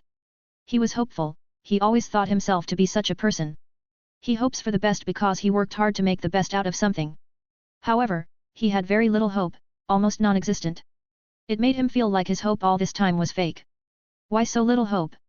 He wondered. So the blue light was understandably not too shiny to the point it was easily overwhelming by the following yellow light, an emotion of fear. It was vast. Too vast to the point even Ian was stunned. Many would assume him to be fearless. He cannot die after all, but that he was not. Ian was very fearful of many things. His fear however was so completely under control it was illogical. Hell, even Parallax wasn't able to sense his fear because it was hidden, so deep inside even Ian didn't know much of it existed. I understand my greed. I know why my will is so vast. Compassion is not for me. I love many things. I'm a lovely person after all. I don't get angry. Because most of the time, I see no need to. Ian started wondering, contemplating his life, his emotions, and finally thinking about the most confusing of his emotions. Hope. I hope for many things. I have many hopes, and their foundations are my plans, but I still hope things go as predicted, most of the time at least, so why is my hope near non-existent? Ian was unsure, but what he was certain about was that there was something he is so hopeless about to the point it invalidate all of his hopes, and he doesn't know what it is. And finally fear. Ian was somewhat speechless. He felt pain, something he didn't feel since long ago, since his death force grew to such an extent it started to resist pain. It was pain from his very soul as he observed the emotions of fear creating a miracle. His fear was so vast it left behind his will far behind. It was more than that, his fear directly enveloped the entire solar system he was hovering within. It was literally twisting reality around him. His fear was frightening. It was the emotion that blinded everyone's sight from his person because all they could see is a vast expanse of yellow, and he was one with it. Can you imagine being afraid that you are afraid? Can you imagine being in fear of not something you fear, but that you fear something you don't even know? And it was to such an extent it overwhelmed a solar system even with how inexperienced Ian was with using the emotional spectrum. I don't even know what I'm afraid of. What a joke. For a moment, just for a moment, the emotion of rage around him became chaotic, even expanding before it calmed down. He basically created a painting, one that can be seen from the other side of the universe, a blinding light, overwhelmingly yellow, but the other colors can be seen. Ian let out a sigh before switching into the force of evolution, forcing every speck of his death force into his staff. This was something he tried before, but never on this level. He studied the force of evolution for a very long time, so only he knows the extent of its magicalness. The force of evolution was unleashed everywhere around him, constantly expanding as his death force was used until the mixture of colors turned white. For but a split second, all of the emotions turned white, pure white light so rejuvenating Ian could swear it threatened to turn back time to heal all the damage he had done. The white light of life. The source of all emotions. 170, the most gorgeous of butterflies. 34 chapters in advance on Patreon. Chapter 165, the most gorgeous of butterflies. In darkness, there was light. The source of which was a cocoon, seeming to be made of yellow and violet energy. It was the only bright thing in this vast space until it wasn't anymore. The cocoon crumbled, and its light faded away. Darkness as predicted took the opportunity right away and overwhelmed the space. And then there was only darkness, but there was sound. Movements could be heard amidst the darkness. Someone was moving in the darkness. Well, it was more like someone was standing up, slowly but surely getting rid of the cocoon before facing the darkness, letting out a gasp of confusion. Strangely, that gasp was followed by a giggle of happiness as she spoke, "Light up." And that it did, almost like she twisted reality with her words, a yellow bulb suddenly manifested, bringing light back into darkness. He he he. He he, finally. She started jumping around in happiness in her usual style. It was none other than Harley who had just taken full control of the two rings of the emotional spectrum. She was adorned in an interesting uniform, one similar to that of other Lantern Corps. The only difference was its colors, a mixture of violet and yellow. She even allowed herself to fall back to the ground, and rolled around like a ball, yah-ho! Hee hee. Suddenly, she froze. She heard a voice not too far away from her, and it wasn't Ian's. It was a familiar voice to her. It felt familiar. Even its tone had some resemblance to her, a touch of insanity shared by the likes of them. You? What are you doing here? Harley questioned, not seeming frightened, but more so surprised. Laughing in darkness? All alone? For a very long time. The shadowy figure answered with an even stranger tone. That sounds nice. I do wonder who would put you through such a lovely experience. Harley giggled as she walked closer to the source of the sound, getting a clear look at the man. Tied to a metallic stake was someone she was very familiar with. He looked a bit messy, but his smile was still very wide if not a bit twisted. Who? A friend, of course, a very nice friend. We talk a lot, so we must be friends. The man murmured, seeming to recall some happy memories. Really? So for how long were you here? Harley further wondered. A month? A year? Not very long, and he took very good care of me. Anyway, free me from these chains. The man spoke as if it was a matter of course. Sure. Harley smiled as she focused on the ring of the yellow lanterns, trying to control the energy of fear. Just like before, it wasn't hard for her at all, almost like she was destined for these certain emotions. She manifested a sword construct before her, using it to cut off the chains. Harley noted that either the chains were too fragile or her constructs of fear are too strong. Hey ha, he's amusing. I want to play with him more. The man didn't seem affected at all by what he had gone through at all. His focus was more so on tidying up his green tie and clearing the dust off his clothes, his purple suit. Yeah, about that. Are you sure you weren't held up in here for like a few years? Harley strangely questioned, leading the man to size himself up. Oh my, it seems I lost myself for a second there. Well, for a few years he. The man giggled, eyeing his extremely long beard and hair. He wasn't in that sorry of a state, especially considering Ian didn't pay much attention to him, but his magic did, keeping him in an odd state just for this day. So you two aren't friends? Harley questioned. Nope, we're definitely friends. We treat each other very well. The man nodded repeatedly as if convincing himself. I cannot believe I'm saying this, but you're actually crazy, Joker. Harley let out a giggle as she circled around the Joker, seeming amused. The Joker froze in place, eyeing Harley in what appeared to be surprised, then understanding, you're going to kill me, aren't you? Hey? No, of course not. I was thinking of something much better, you know, for old time's sake. Harley hastily shook her head, seemingly afraid of him misunderstanding her pure motives. Yup, yeah, yes, OS. The Joker nodded repeatedly again with a weird smile, one that soon turned twisted. You cheating bitch. You betrayed me. Ahem, excuse my manners, don't know what happened there. His mood was kind of frightening. His expression was constantly changing as if his mind was very indecisive about what expression he should go with. Yup, that was rude, Harley nodded. She didn't seem annoyed though as she continued, but you're right. I betrayed you, and I'm happy, so happy. Aren't you happy for me? I guess I'm, a little bit. Or perhaps I will be if you take me out of here. Joker was happy for her or so his words insinuate. He even tried to hug Harley as congratulation, but she jumped back. Don't be naughty now, you stink. Harley reprimanded with a cute pout, drawing a giggle out of Joker. Just no for the reasons one might think. A butterfly. The Joker remarked as if by instinct. Butterfly? Harley wondered, confused. He said that you'll one day leave your cocoon, becoming a butterfly, and it happened, Joker remarked, slumping back to the ground. Nothing was around him but darkness, a prison, and before him was a predator, a carnivore, of his own making. Well, she was of his own making, now, she is a different person entirely. Really? Oddly specific, as expected of my darling. Harley cutely giggled as she eyed the cocoon she just left. It was a bit too specific, way too specific, which brought a remark out of the Joker. You mind hee, you thought you'd escape the strings I control, but all you did was tie yourself to another's strings. I sent you to infiltrate Ian's group, but he ended up brainwashing you, lovely isn't it? The Joker was having a laugh out of her situation though she wasn't laughing. Instead, she seemed to be fantasizing about something. It's lovely, I've been shaped so perfectly, just for him. I love it. Why wouldn't I want to hook myself to a better string? Harley's usual carefree expression changed. She seemed serious if not a bit sinister as she approached him, crouching before him and eyeing him dead in the eye. Why wouldn't I want to stay with someone who treats me nicely? I never asked for much. I just want a lovely life, a happy vibrant life, and life is always colorful around him. Her expression was a bit dreamy, but it soon turned a bit sour, then teary. You treated me like shit. You sent me around like a dog. And I did it all without needing anything in return. Harley was throwing a tantrum, the likes of which she have never done before. However, I was still treated like a pig, and I would have stayed a pig for who knows how long if my darling didn't show me a completely different world. Her dreamy expression returned. He was nice to me. He is the loveliest person in life, and life agrees with me. He laughed at the normal things I do, like counting how many skulls per second he can crush with his power. Strangely, he doesn't laugh at my jokes, like when I suggested blowing up the earth to see what it would look like. I'm in love. The Joker was silent. He knew it long ago, but Ian somehow found a way into his mind, muddling it. The Joker knew he lost long ago. Who he was dealing with wasn't Batman, but a monster who can possibly be worse than him. The moment the Joker tried to play a game with Ian, the latter threw him into the Black Rose.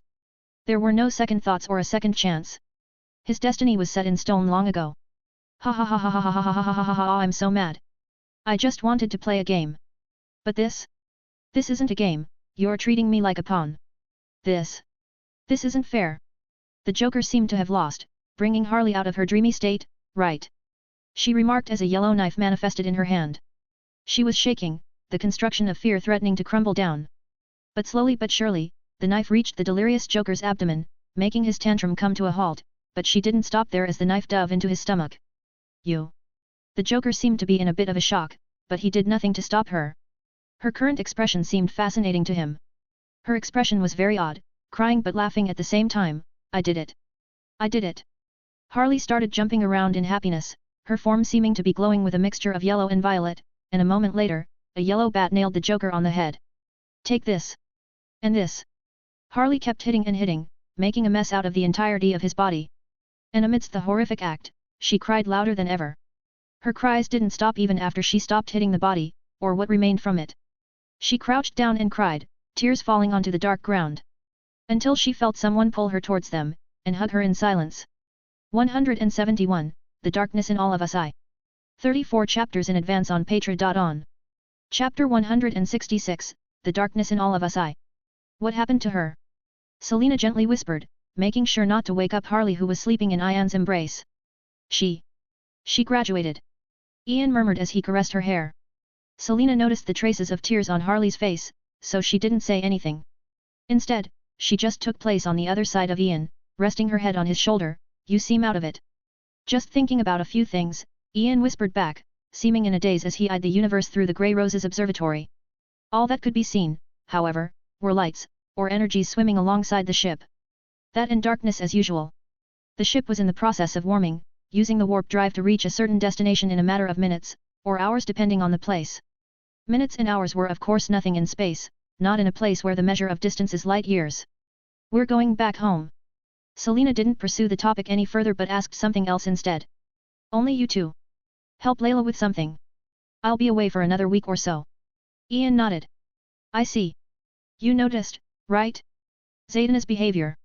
Selena spoke, drawing a look of surprise out of Ian. Truly, her senses were getting more surprising by the day. I did, though I'm surprised you did too, considering she was using magic to hide her reaction, Ian responded. Call it a cat's sixth sense, Selena chuckled before adding, but are you sure about her?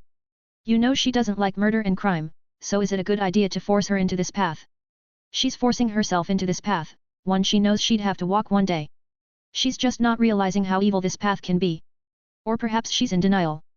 Ian shrugged. Or perhaps she's here to keep an eye on you.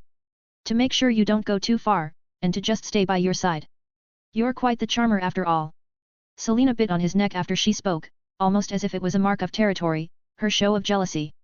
Selena even showed him her neck, insinuating the obvious to her. She wanted him to complete the ritual, an odd animalistic ritual. Perhaps, Ian let out a chuckle before bringing Selena closer, and he too left a mark on her, following in her steps. They were quite the odd couple, as they didn't mind acting in some odd ways just for their partner, ways unnatural to their usual worldview, just like how Selena accepted Ivy. Or perhaps they're just crazy, and measuring them by common sense is a mistake in the first place. Is Layla okay? Selena cozily wondered as she dove even deeper into Ian's embrace. She should be, but just in case, support her. Only if she needs support, however. Ian let out an odd smile. He above everyone else knows that she might not need help at all. He was watching over her after all, and he knows just what kind of demon she can be, especially after her latest transformation. She basically became an immortal. She can still be killed, but her vampirism made that relatively hard, especially since she inherited vampirism directly from Cain. She has grown younger as a result, looking absolutely gorgeous, more than she ever thought herself to be. Her personality, however, didn't change at all. She was still the same person Ian knows her to be, if not a bit more extreme, just a bit. Too dangerous to be left alive, Layla mumbled as she stood up, frowning at her bloody state. A monster. Her adversary murmured back in what could be assumed to be hopelessness, and he screamed in pain.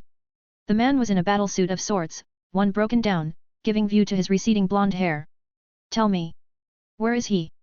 Layla questioned as she stood before the man, looking down on him. The man couldn't escape because he had no legs to walk on. Do uthi. The man was called the Calculator, someone who built many battle suits capable of analyzing opponents' fighting patterns, allowing him to win most of the time. Unfortunately or fortunately, he was no more as Layla decapitated him the moment his words hinted he won't tell her, no hesitation because hesitation is defeat. A bit troublesome, she murmured with an even bigger frown, eyeing the chaos around her. Hundreds of bodies, most were humans but some seemed to be robots. Puddles of blood. Scattered machinery. Scattered body parts. That's all that could be seen around her. None of this needed to happen. Well, let's treat it like it never happened then. Someone responded to her as she started feeling pain in her head again. The voice's source wasn't far from her, a body that still has a few words left spoke before completely dying out. No. That was Layla's simple answer as she continued to resist the enemy's continuous attempts to invade her mind and take control of her. He was one of the most troublesome enemies she encountered so far because he can read their minds. Not just that, he can control people, and he's doing a very good job breaking into her mind despite her unimaginable will and vampirism. It all started with something simple. The secret society of supervillains tried to gain a foothold in the Roses by controlling some of its people. Some of the supervillains even joined the Roses, trying to quickly rise through the ladder in some unconventional ways. They did a good job, especially with someone like a psychic supporting them. He was, in fact, called Dr. Psychic, one of the core members of the Society of Villains. However, the way the Roses were set up made it impossible for someone to take over, but easy to notice when someone tries, so it took a while but eventually, the Roses noticed the uninvited guests in their midst. What followed was a massacre, done by Layla alone. She was basically the sole leader of the Roses in Ian's absence to the point even Ralph listens to her. She acted swift by assembling most of the Roses into specific places, magical places. Ian made precociousness, knowing of the danger of mind control. So he set up a few magical areas that can cancel certain effects only if one is within. Directly after came the hunt, a hunt so bloody and dark it made even the Society of Villains afraid. Even a sneaking suspicion was enough for the Dark Fangs to slice. Layla was ruthless. But what was even more terrifying was that the Roses accepted her ruthlessness with open arms. In fact, some of them even jumped at the opportunity to be killed by her or cleansed, I should say. The purge went spectacularly well, and only then did the Roses focus the entirety of their information network to find out who was targeting them. Layla didn't hesitate for a second to start hunting them down, each and every one of them. The dead Calculator was the second of the core villains that fell under her darkness. As for the common members, too many to count died, and she wasn't done just yet. Do not be afraid. I'll find you, most definitely. Layla spoke as her body started to disintegrate, literally. It was turning into a clump of darkness, particles of pure darkness. And almost instantly, she vanished along the darkness of the night. Today was a silent night in Gotham, one that will not end for a while. It was a very long dark night of fear for Dr. Psycho. He acted all arrogant and the such, but he was in reality almost on the verge of spoiling his pants. Every villain of the society in the city was exterminated, all but him. He knew she won't stop, so he didn't stop trying to intrude into her mind either. He could still sense her, a clump of darkness moving through the sewers, searching every nook and cranny of the dark side of the city. He even went as far as to control the body living on this side of the city to stop her. Killing her was a whimsical dream. He was starting to get more and more hopeless. Until he suddenly found all of her resistance disappearing, and he could finally enter her mind. His hopelessness made him ignore the strangeness of the situation as he dove in with excitement. Only 172, announcement. So Web Novel decided to restrict PC users from reading full chapters, only allowing a peek. The only way to read full chapters is through the app, which is a mobile thing, meaning PC users are fucked. I think even the collective minds of all the bright minds of humanity across all of history won't be able to even come to understand how someone can come up with such a stupid decision, so I have to do something. I have just uploaded all the chapters on Web Novel to fanfiction.net, and I will keep uploading there and here until they fix their brains, or I will just have to go to another website. So for those that are unable to read the chapters, then go through this link to my fanfic.net profile, and Rose of Death will be there. The link is in the paragraph comments https://www.fanfiction.net/u/150278111/vchillingcold. BTW, the latest chapter is chapter 166 despite appearing as chapter 34. The previous chapters each have 5 chapters within. 173, Scribble Hub. So a few readers asked me to continue the story in Scribble Hub because it's easier to use, and well, I just finished uploading all of the chapters there. It was a lot of hard work, all because of web novel's stupidity, but enough of that. Here is the link to my Scribble Hub profile, https://www.scribblehub.com/series/562002/DC Rose of Death/. The latest chapter there is chapter 166 despite appearing as C34 because I posted the previous chapters as a collection of 5 chapters. Anyway, chill and enjoy yourself. Hopefully, web novel walk back their stupid decision. 174, The Darkness in All of Us 2. 34 chapters in advance on Patreon. If you're a PC user, you can read here, https://www.scribblehub.com/series/5620002/DC Rose of Death/. Chapter 167, The Darkness in All of Us 2. He was starting to get more and more hopeless. Until he suddenly found all of her resistance disappearing, and he could finally enter her mind. His hopelessness made him ignore the strangeness of the situation as he dove in with excitement. Only, all he found within was darkness, and nothing more. The worst thing was that the moment he started prying into her mind, he felt his very soul in pain, screaming at him to escape, and that he did. Dr. Psychic resisted the pain, and instantly realized Layla's goal. She wanted to distract him to escape, but she didn't escape far enough. His psyche was still locked onto that clump of darkness as he screamed in rage, "You bitch! I will make you suffer!" Perhaps that caused too much damage to his soul because he lost his composure. He was still rational enough to understand not to enter her mind again, so instead, he chose to attack from the outside, trying to drive her insane with pain. However, he noticed something strange. He didn't feel like he was attacking a soul.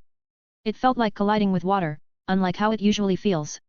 It was, however, too later as he felt a cold touch on his neck. What followed was a warm sensation on his neck and chest. The warm sensation even reached his stomach. It was the warm sensation of blood, leaving his sliced neck. His jugular was cut clean, and most important of all, it was silent and unexpected because it was Layla who did the deed.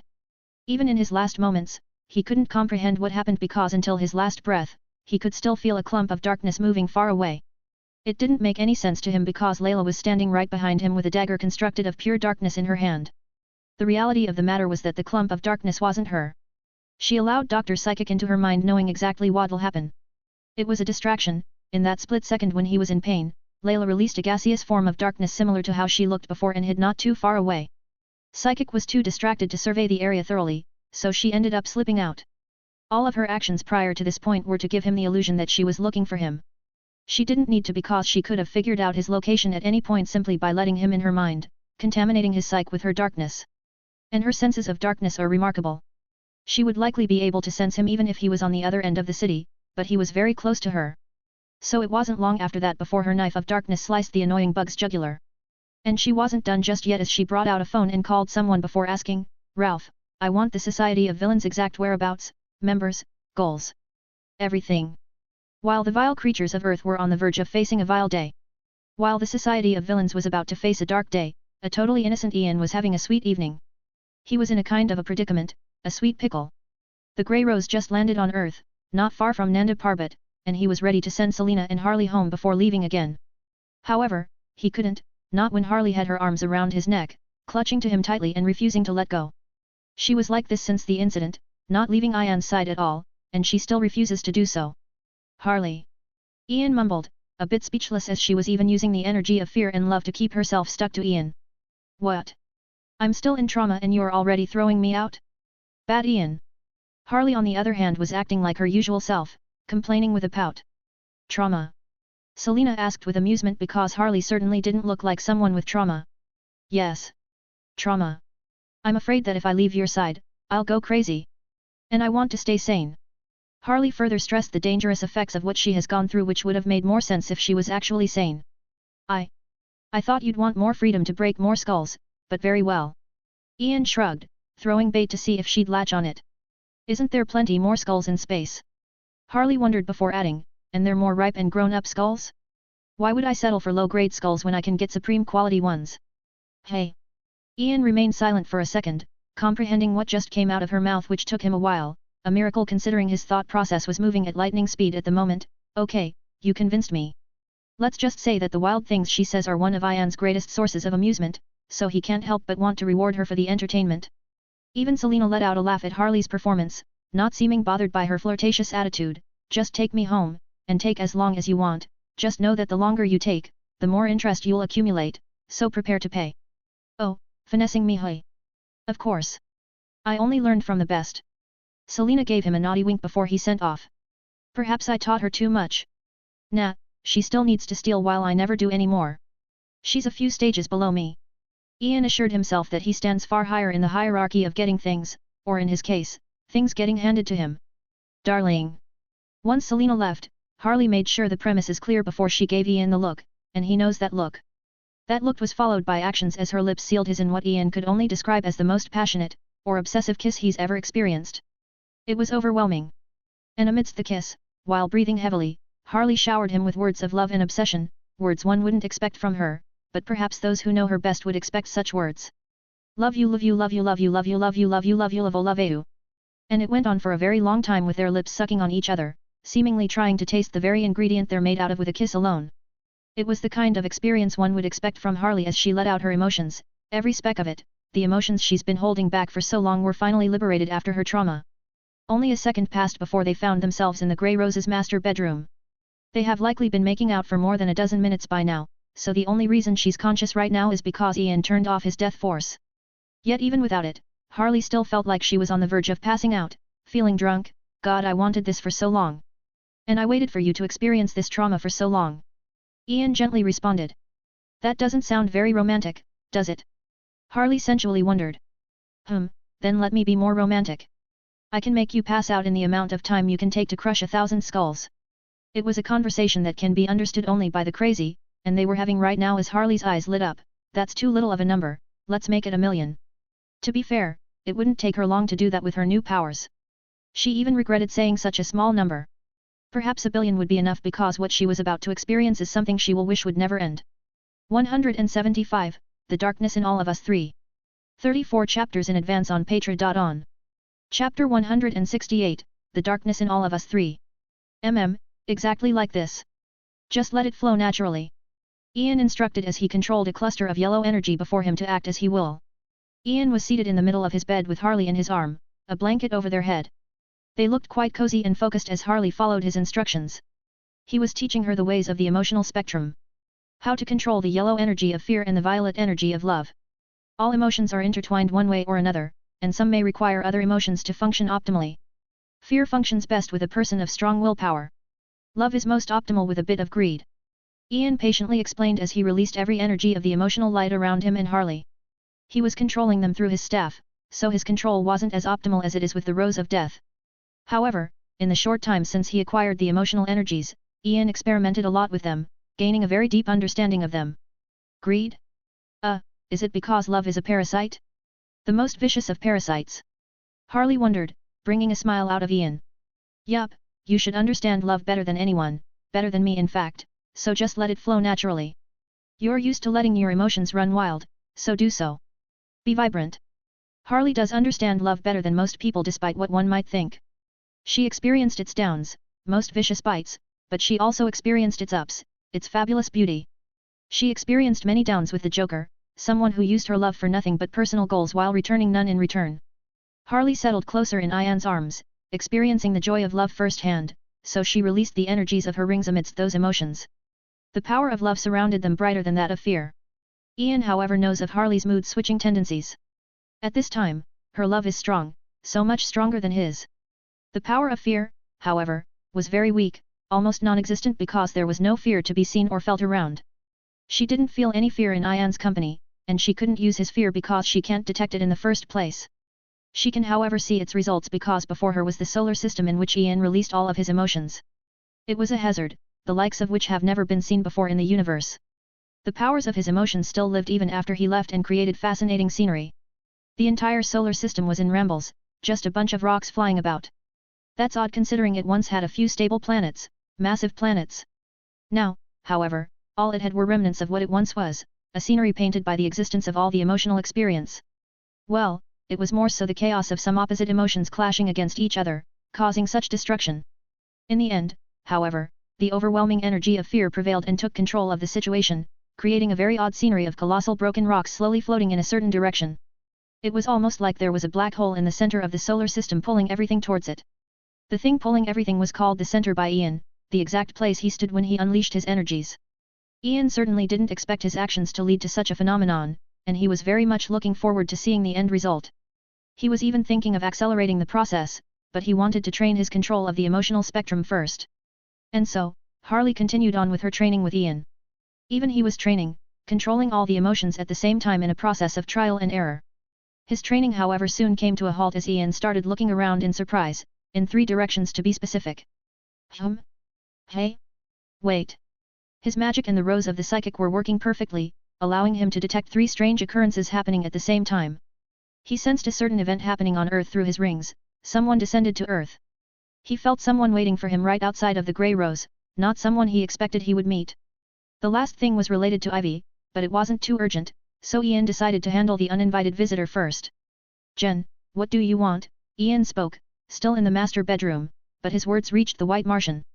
I want to work under you, Jen spoke emotionlessly, his words also reaching Ian. Seriously? Ian questioned, confused. Seriously? Jen nodded. No, I meant like, are you seriously expecting me to accept you? Ian stated. It felt like a joke to him. Yes. You're the only one who can help me achieve what I want. I have no helpers left. I'm all alone. It sounded like some heart-wrenching words, and they would have brought a tear out of Ian's kind heart if not for Jen's emotionless and cold tone. Oh, your people died out? You ought to be careful with your actions because a step inside the abyss can declare your doom. Ian kindly advised. Jen stayed silent for a second before muttering in a bit of a powerless tone, they were exterminated by you. Accidentally upon the destruction of planet OA. Oops. Well, my advice still stands, if you've been more careful, none of this would have happened. Ian shrugged. I beg the difference, but okay, Jen shook his bloodless bald head, and added, I can do anything you want with no question as long as I acquire the complete anti-life equation. Except that I don't need you, Ian spoke with a frown, stroking his chin in contemplation. But I can provide a lot of help, and I know a lot. Very few know more about the universe and life than me. Jen begged the difference again. Enter. Ian ordered as he stood up, pajamas manifesting on his person instantly, God I love magic. Soon, Ian and Jen stood face to face. They've fought before, but now they stood before each other in a potential collaboration.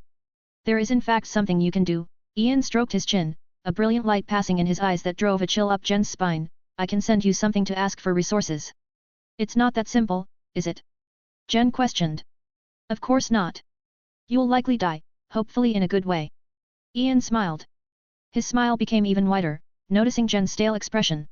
He wasn't afraid, and he seemed to disagree. Okay, let me be more specific, you'll die.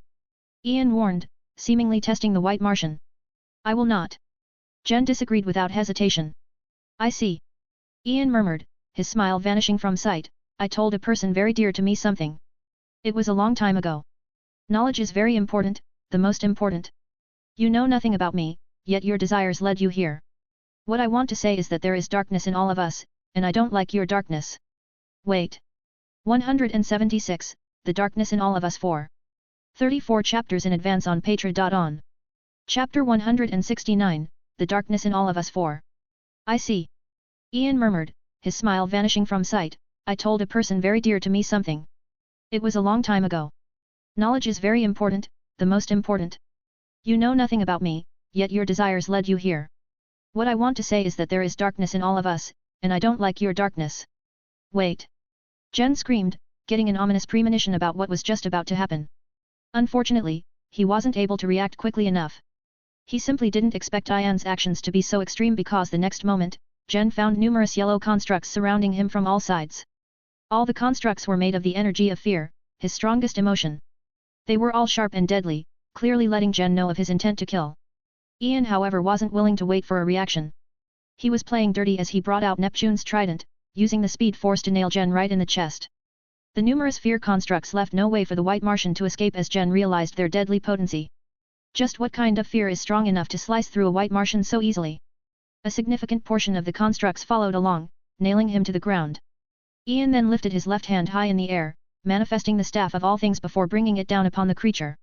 Jen could only struggle in vain as Ian firmly nailed him to the ground, allowing little to no movement.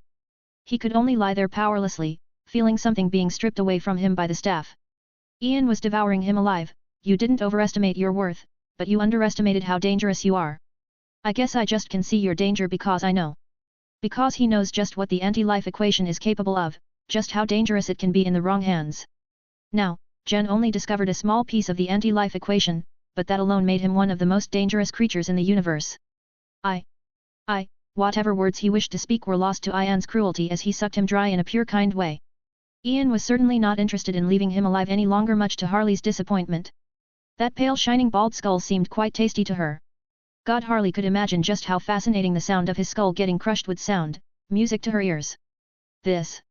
Ian murmured, feeling thankful that he had taken this course of action because he just realized just how much Jen's energy supplemented the psychic vessel. Jen seemed to be an entirely different monster than the other White Martians, a threat to the entire multiverse if he continued to grow.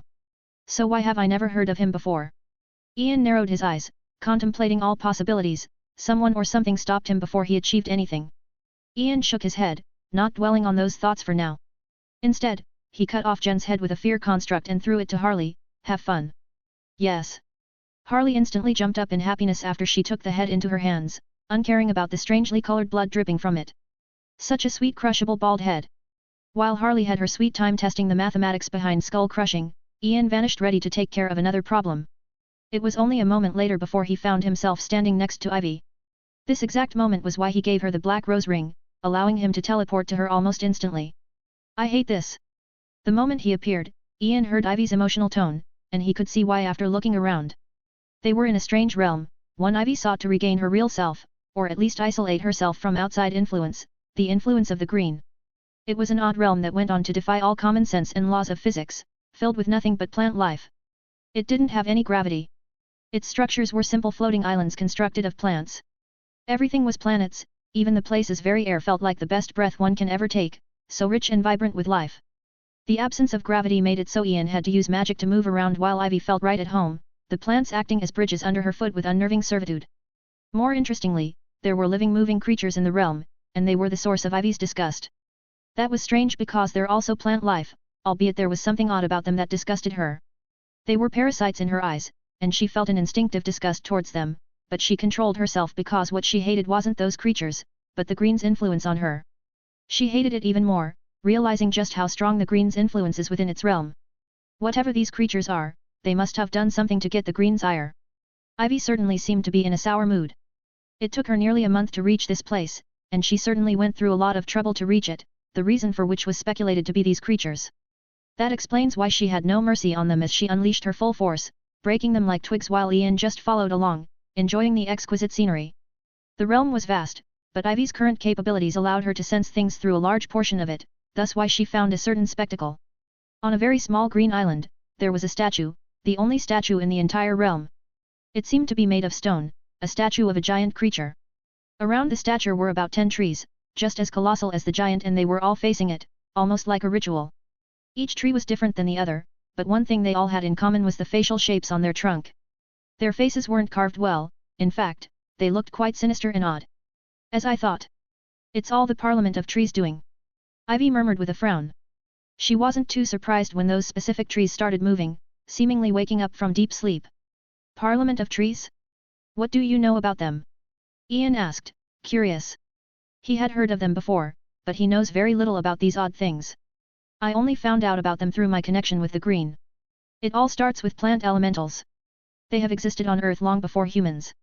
Born when an animal died in flames and merged with the Earth, the elementals became protectors of plant life throughout history. When they had done their time, they would join the Parliament of Trees, a group mind of former elementals. They then become the protectors of the green, guarding its holiness, or at least that's how it's supposed to be. Oh? Go on. As of a while ago, I felt like the green was trying to control me, to increase its influence on me. I think the only reason why I'm still the same old me is because of you, because I would have certainly fallen under their control otherwise.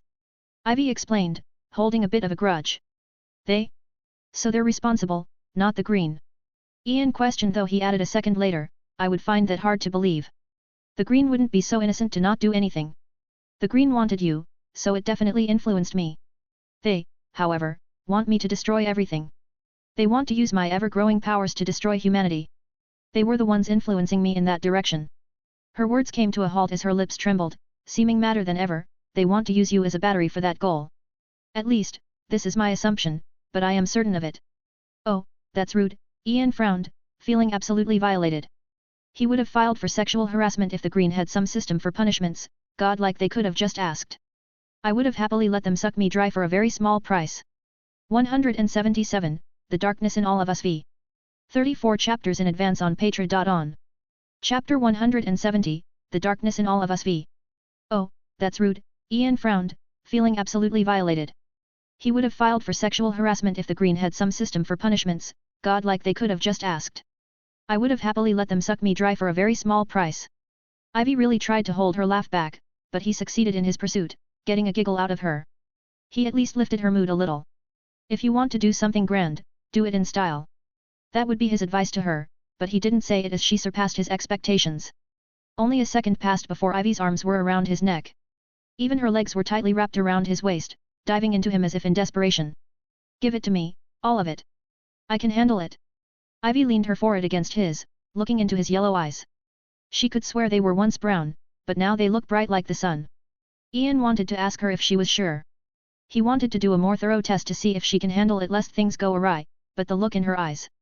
He decided to do what she wants and only stop if death is near. So they leaned into each other, starting a very slow kiss. It was unlike Ivy's usual makeout as she favors aggressiveness. She's quite naughty in bed, but today she chose to be a bit more romantic. It was a very sensual kiss, almost like they were tasting each other's lips, losing themselves in bliss, but Ian didn't forget the most important thing, unleashing his death force upon her. Her was feeding her all that he can transfer at a moment continuously, something he hadn't done in a long time because of how potent his death force became. Not to mention the amount of death force he can release per second, it's overwhelming to the point Ivy lost her ability to move just 3 minutes since they started. That says a lot considering she's the lady of nature, a conduit of the green itself. Ian had to take control himself, keeping her in his arm as she did her thing. While they were lost in their romantic kiss, a war was happening within the green. The green is one of the elemental forces in the universe inherent and connected to all forms of plant life. Its realm is connected to every plant life throughout the universe, and if one controls it, all plant life will fall under their rule provided they can handle its power. The Parliament of Trees wants that power. They're supposed to be its protector, but at some point in time, they lost themselves, no longer seeing the green as an independent concept, but as something that needs to be controlled to truly enrich all plant life in the universe. Most important of all, they want to eradicate every race that had ever hurt a single plant, starting with Earth. It's either madness or obsession that led them down this path to the point they gave up everyday speech and mobility, communicating through one unified mind. This communal mind exists in the dimension of the green, home of the life force of all plant life. Nothing was happening in the green, it was stale, but only the Parliament of Trees know what kind of predicament they were in as they resisted the destructive life force trying to take control of them. Indeed, they were elementals after all, plant lives, so why wouldn't Ivy be able to control them? Granted, she needs overwhelming power to control such terrifying creatures. The Parliament of Trees were the trees surrounding the statue, seeming frozen in time. Normally, they'd be able to perform some micro-movements, but this time they cannot do anything. They simply didn't see it coming. What was happening was beyond their expectations. They were using all of their powers to stop Ivy, but they couldn't. The balance soon tipped in Ivy's favor as the green started to move. The entire realm started experiencing some changes, each and every plant seemed to dance. It was beautiful scenery, a green realm dancing all due to Ivy's actions. She was indeed trying to go even further and control the entirety of the green. That however was coming at a cost. Ian clearly felt Ivy's skin becoming dry if not a bit ragged, almost like her life was being sucked out of her. Not just that, he felt like she was cracking literally, fractures spurting across her body, yet she preserved, and continued using all of Ian's death force for her pursuit. She was giving away her goal to get what she wants, even her own life force. To be fair, her life force was enormous by this point due to how much death force Ian transferred to her across the years. However, the thing most responsible for her current state was Ian's death force, it was too much. Somehow his death force was threatening to annihilate her as a concept. It was almost like his death force hates greed. You can have little, and it will be lovely, but if you seek too much, you'll cease to exist. Ian noticed that he was going beyond Ivy's limits by this point, but he didn't stop, even when she was on the brink of death, even as he felt the entirety of the green shake and break down. It wasn't just him who noticed the consequences of her actions, but also the entirety of people on Earth. Somehow, every single plant on Earth started growing very quickly to ridiculous degrees beyond common sense. Even trees seemed to be rising to the sky in a matter of minutes. In a matter of another 2 minutes, the entirety of Earth became a plant zone with colossal plants and trees wherever you go. As for the Parliament of Trees, they crumbled. They were crushed before Ivy. What she had just achieved was a miracle because she not only took control of the green, but she also dictated a significant of her life force and Ian's death force into the Parliament of Trees. What she transferred to them was just a very small portion of how much she was burdened with herself, but that was still enough to destroy their entire existence before her. Beautifully done. Ian stopped, complimenting while stroking her pale hair which seemed to have lost color, but you're lucky you have me. Well, I guess you were counting on that. She was unconscious, and in a horrible state to the point Ian kept her in his embrace and didn't wish to see her face, not just yet. The Green Hui. You have been trouble, and you annoyed me quite a lot. Ian murmured, eyeing the very different scenery of the realm. It was actually in a horrible state, one similar to Ivy's in stark contrast to plant life on Earth. However, the green is no more. This is but a realm on the verge of death, like you. This was Ivy's realm now, but she acquired it at a very hefty cost. Ian closed his eyes as he held Ivy in a princess carry. His staff manifested itself behind him, hovering and rotating on itself. The target of his death force changed to the staff. The difference was that it's capable of handling his all, and his all went into the 8 vessel. The 8 vessel held all of the emotional spectrum, every energy which was then released in full force. The energy of fear quickly expanded to the point it enveloped the entirety of the realm, but the other energies took a long while to do so. But he was patient. He waited until every emotional energy was enveloping the entire realm before he did something he had done before. It took him days of standing in the same place to envelop the entire realm, and to keep Ivy alive across all of that time, he had to use the rose of holy energy to keep her alive. That's however all that energy did. It wasn't enough because Ivy's life somehow became bound to that of the green realm, so Ian had to heal the entire realm just to heal her. This is where his next course of action becomes necessary as he switched to the rose of evolution. All he needed really was just a single spark for everything to turn white. The entirety of the realm became white in an instant as all of the energy evolved into what they once were, the white energy of life. And before Ian spurted a flower, a completely white flower so gorgeous it would captivate the gods with its beauty. The flower blossomed, spreading its petals before Ian placed Ivy on it. The white flower then closed, forming into a cocoon of sorts. As for Ian, he was exhausted for the first time in forever, and he had no idea why as he fell back onto the ground. 178, The Darkness in All of Us 6. 34 chapters in advance on Patreon. Chapter 171, The Darkness in All of Us 6. The flower blossomed, spreading its petals before Ian placed Ivy on it. The white flower then closed, forming into a cocoon of sorts. As for Ian, he was exhausted for the first time in forever, and he had no idea why as he fell back onto the ground. Okay. Ian felt mentally and emotionally exhausted, something he never felt before, not even when he last used the white light of life. Was it too much? Or is this how the emotional spectrum works? He felt drained like he had overworked his emotions. Most important of all, he felt cold and emotionless, for the most part. The only emotion he could feel at the moment was that of fear, and well, it made him go into a daze for a long time, just lying there. His fear was overwhelming even to him, and it made him confused because he doesn't know where it comes from. So Ian closed his eyes after a while, just to rest. He didn't stop thinking though, especially about what brought him to his current state. And soon enough, he had a pretty good assumption, one he was very sure of. The green is many times bigger than the solar system where he used the light of life. So in the previous incident, he didn't use nearly as much of his emotions as he did just now. Moreover, his emotional spectrum works a bit differently than others, he doesn't feel like he can absorb others' emotions but use merely his own. On top of that, he had to fill a vast realm with all of his emotions, even the weak ones. That's mostly what led to him being left drained. The solution to all of that is very simple, the white light of life itself. It's the problem, but also the solution. Like all emotional spectrums, the white light of life also has an entity. That entity is the living embodiment of the white light of creation that gave birth to all living things in the universe. It is one of the two most fundamental aspects of the cosmos, life, along with its direct counterpart Necron, death. It also happened to be the origin of all lights of the emotional spectrum. The white light was forced to split into 7 lights by darkness, but reversing the process is extremely difficult. Ian tried and tried to mix all of the emotions together to form the white light, but it always fails as if he was missing something. The only success he saw in creating the light of life was the force of evolution. When all of the emotions assemble in one place, introducing the force of evolution evolves them into their true self, life. Their origin was life itself, but they've been downgraded into what they are now, so it was only natural for such a possibility to exist.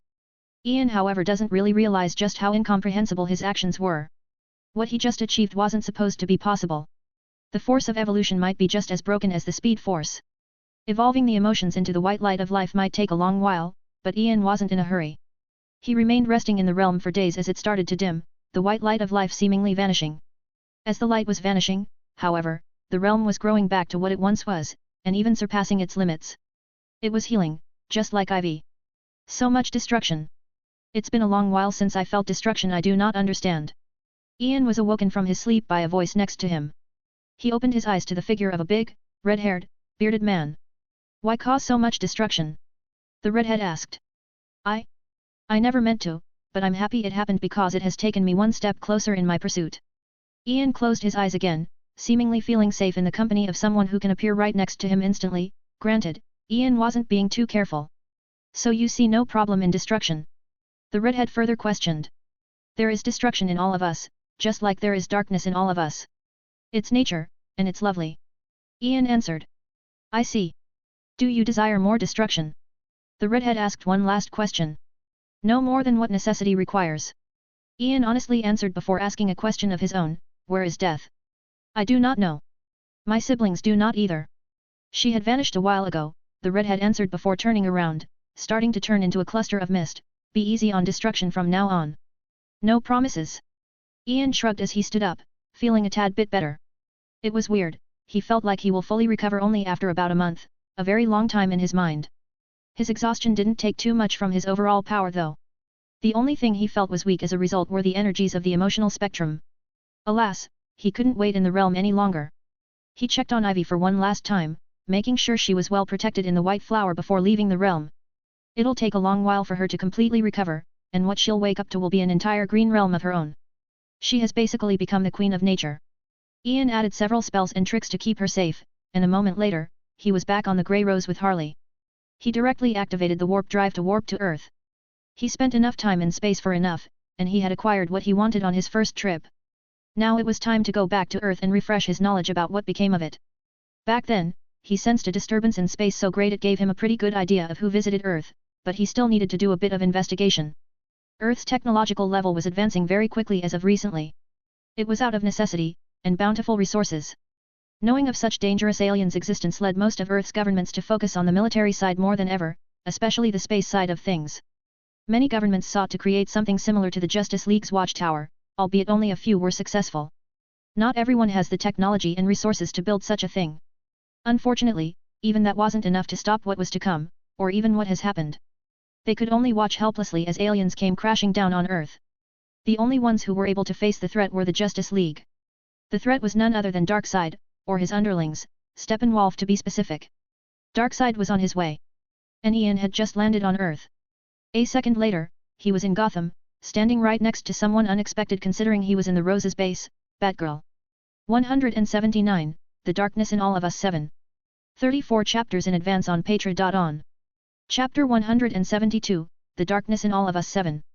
And Ian had just landed on Earth. A second later, he was in Gotham, standing right next to someone unexpected considering he was in the Rose's base, Batgirl. Wah! Her reaction was a jump of surprise and fright.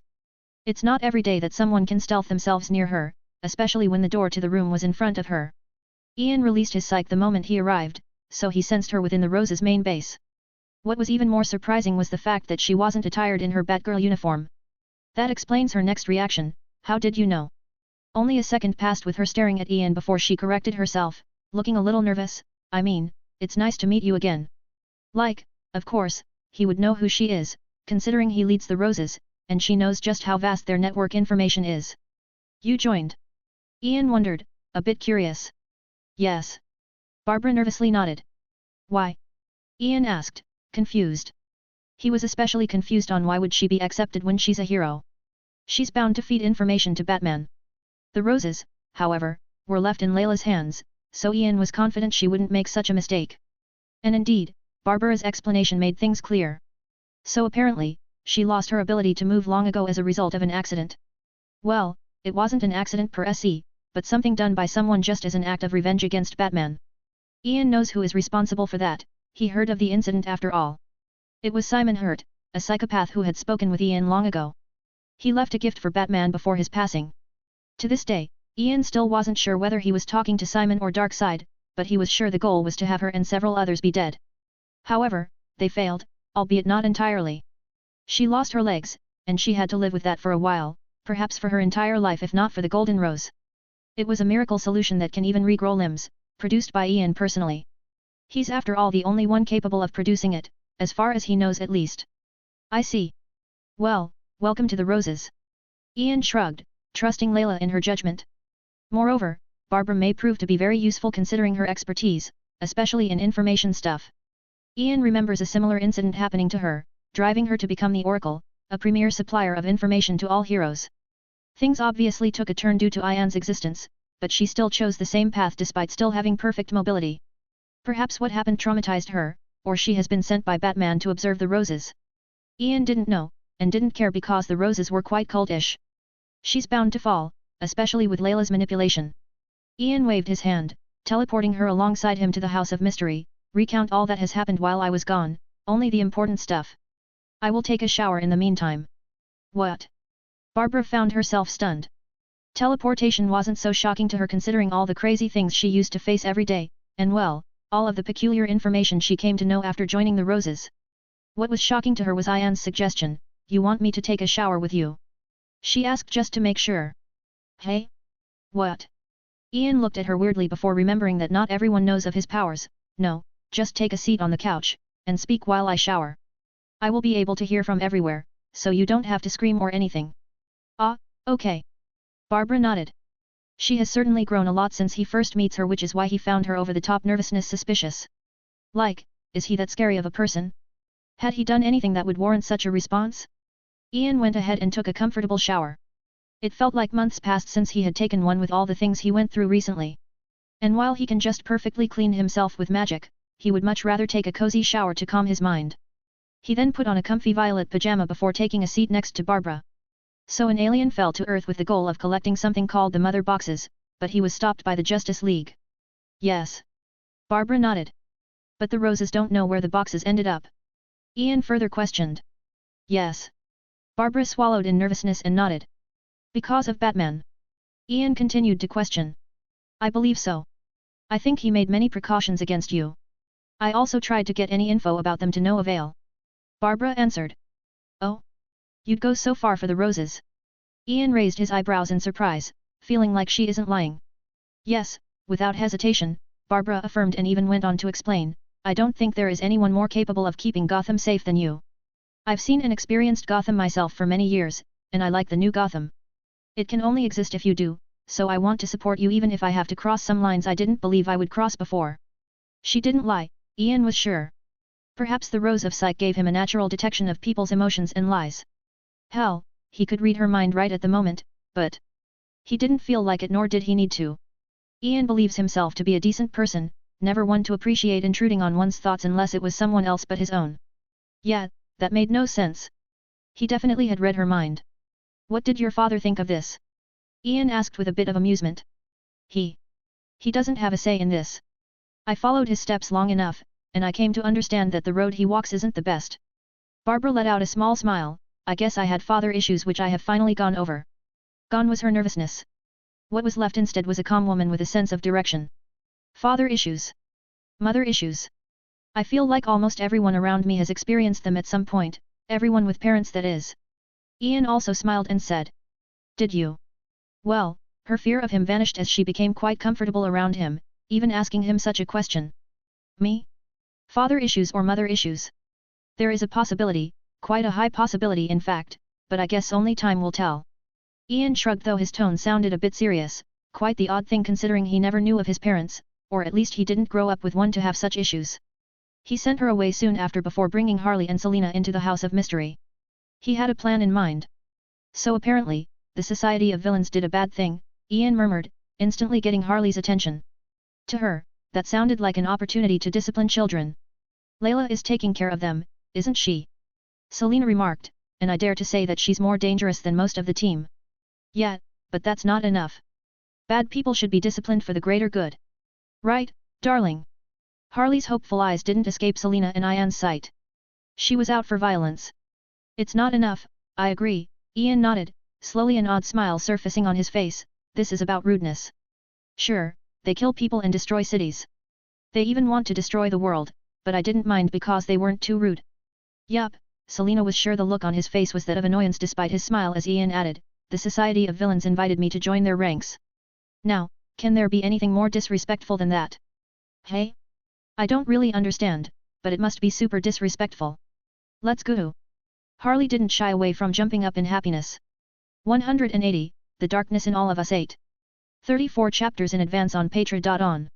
Chapter 173, The Darkness in All of Us 8. What happened? A man spoke, his lips trembling in what seemed to be anger. He was quite muscular with a short blonde haircut. His attire was the most strange thing about him, a green uniform with a red coat. The strangeness comes in when looking at the symbol on his chest, the symbol of Nazism. The man was called Captain Nazi, a superhuman who survived through life since the fall of Nazi Germany. At the moment, he was standing in a certain hall with a bunch of other people, or creatures, all part of the Society of Villains. You know what happened? Responding to him was an elderly gentleman, very calm in contrast to most of the other members. He was adorned in a black suit, complemented with a black hat. No. I fucking don't. I've never felt so stupid, so tell me outsider, why the fuck did any of this happen? Captain Nazi seemed quite emotional, filled with hate even. The outsider as he was called remained calm in the face of the man's outburst. He seemed to be a leading figure in the group. What happened was that we poked the hornet's nest, a nest of something we do not understand. The outsider spoke, bending down a bit to turn on a monitor, giving view to a bald shiny head, Lex Luthor. So you decided to infiltrate the Roses, hey? It was a live feed as Lex instantly spoke, albeit he didn't get much reaction out of the outsider. They both seemed to have a high stature in the society. It was the right move, the outsider stressed, I had many plans to stop things from going too awry, but I didn't expect things to go wrong so quickly and in such an incomprehensible way. It's your job to predict such things, Lex responded. I apologize for not expecting someone to be mad at us for inviting him to the society. It makes plenty of sense, so I do wonder why I didn't see it coming. The outsider responded swiftly. Their words were quick, creating quite the tension in the hall, making everyone else shut up. The solution was very simple. Do not attack something you do not understand. Learn about him first, understand what he would do in such situations, then and only then can you act. Or at least, speak to me first. Lex was a little harsher in his words, and more commanding, which seemed to earn the outsider's ire. That's the problem. Do you not understand? I studied his actions, but I still didn't expect this. Lex remained silent for a bit before releasing a sigh, perhaps I overreacted. He did something similar to me long ago, so I should have warned you about him. Ian once made a deal with Lex. It didn't seem like anything could go wrong. Lex just took the kryptonite stones handed to him to study and took them to the secret labs. The labs were emptied clean not long after.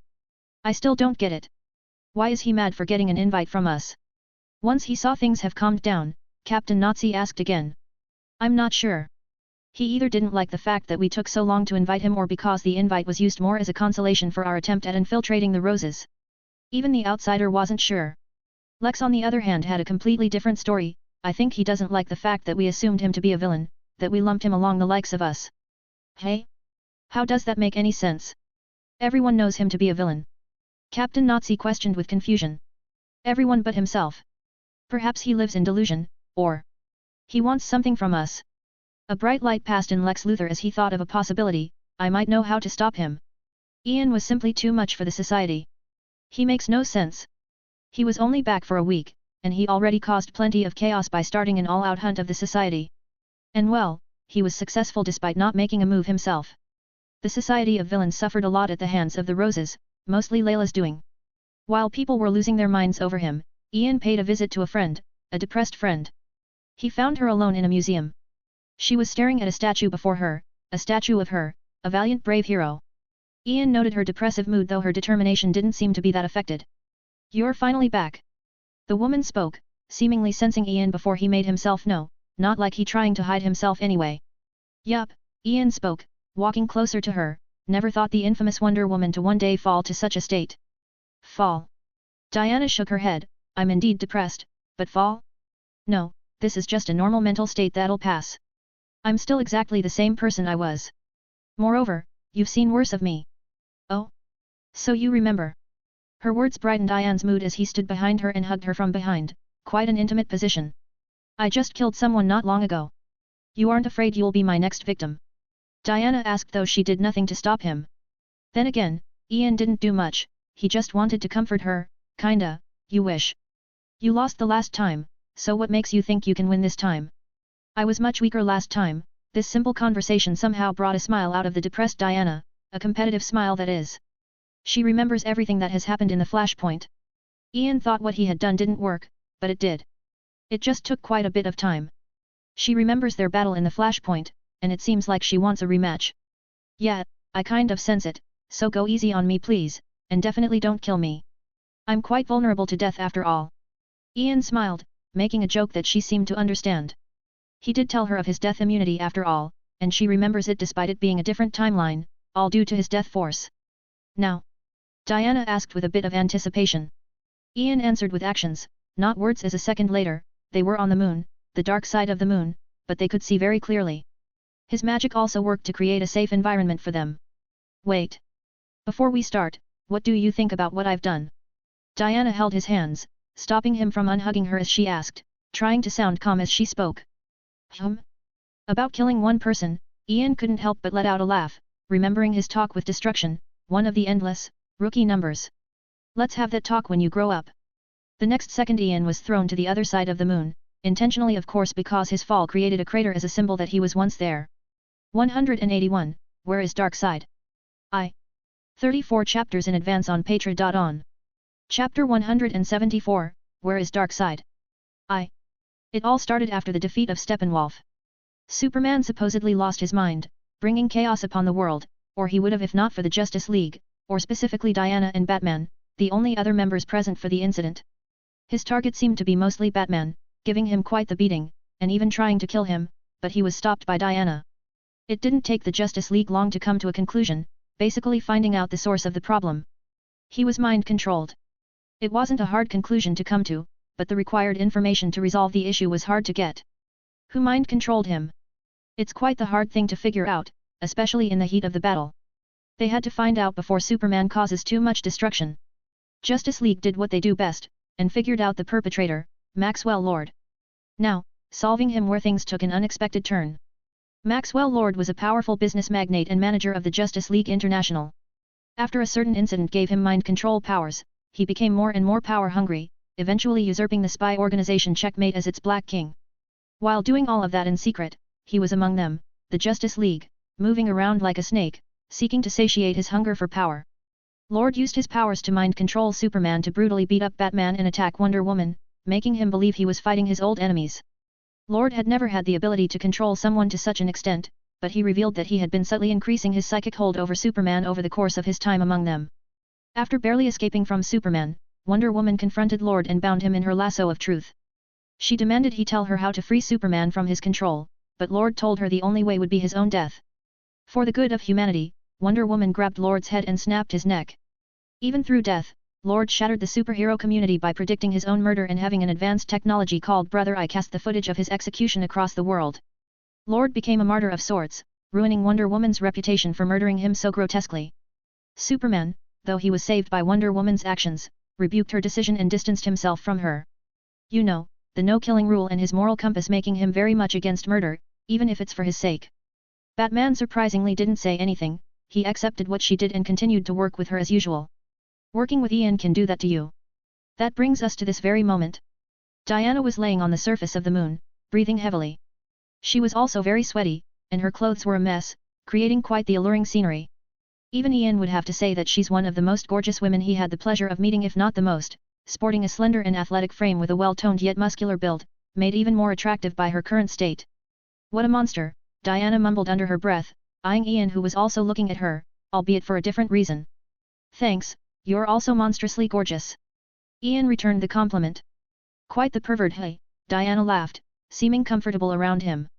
Perhaps a world that distanced itself from her for saving made her more at ease with someone who saw no problem with her actions. Not at all actually. Ian shook his head, earning an odd look from Diana. Right. She nodded, seemingly believing him, or not. But you're right, you're a lot stronger than your other self, way too strong actually. What happened? Ian wondered.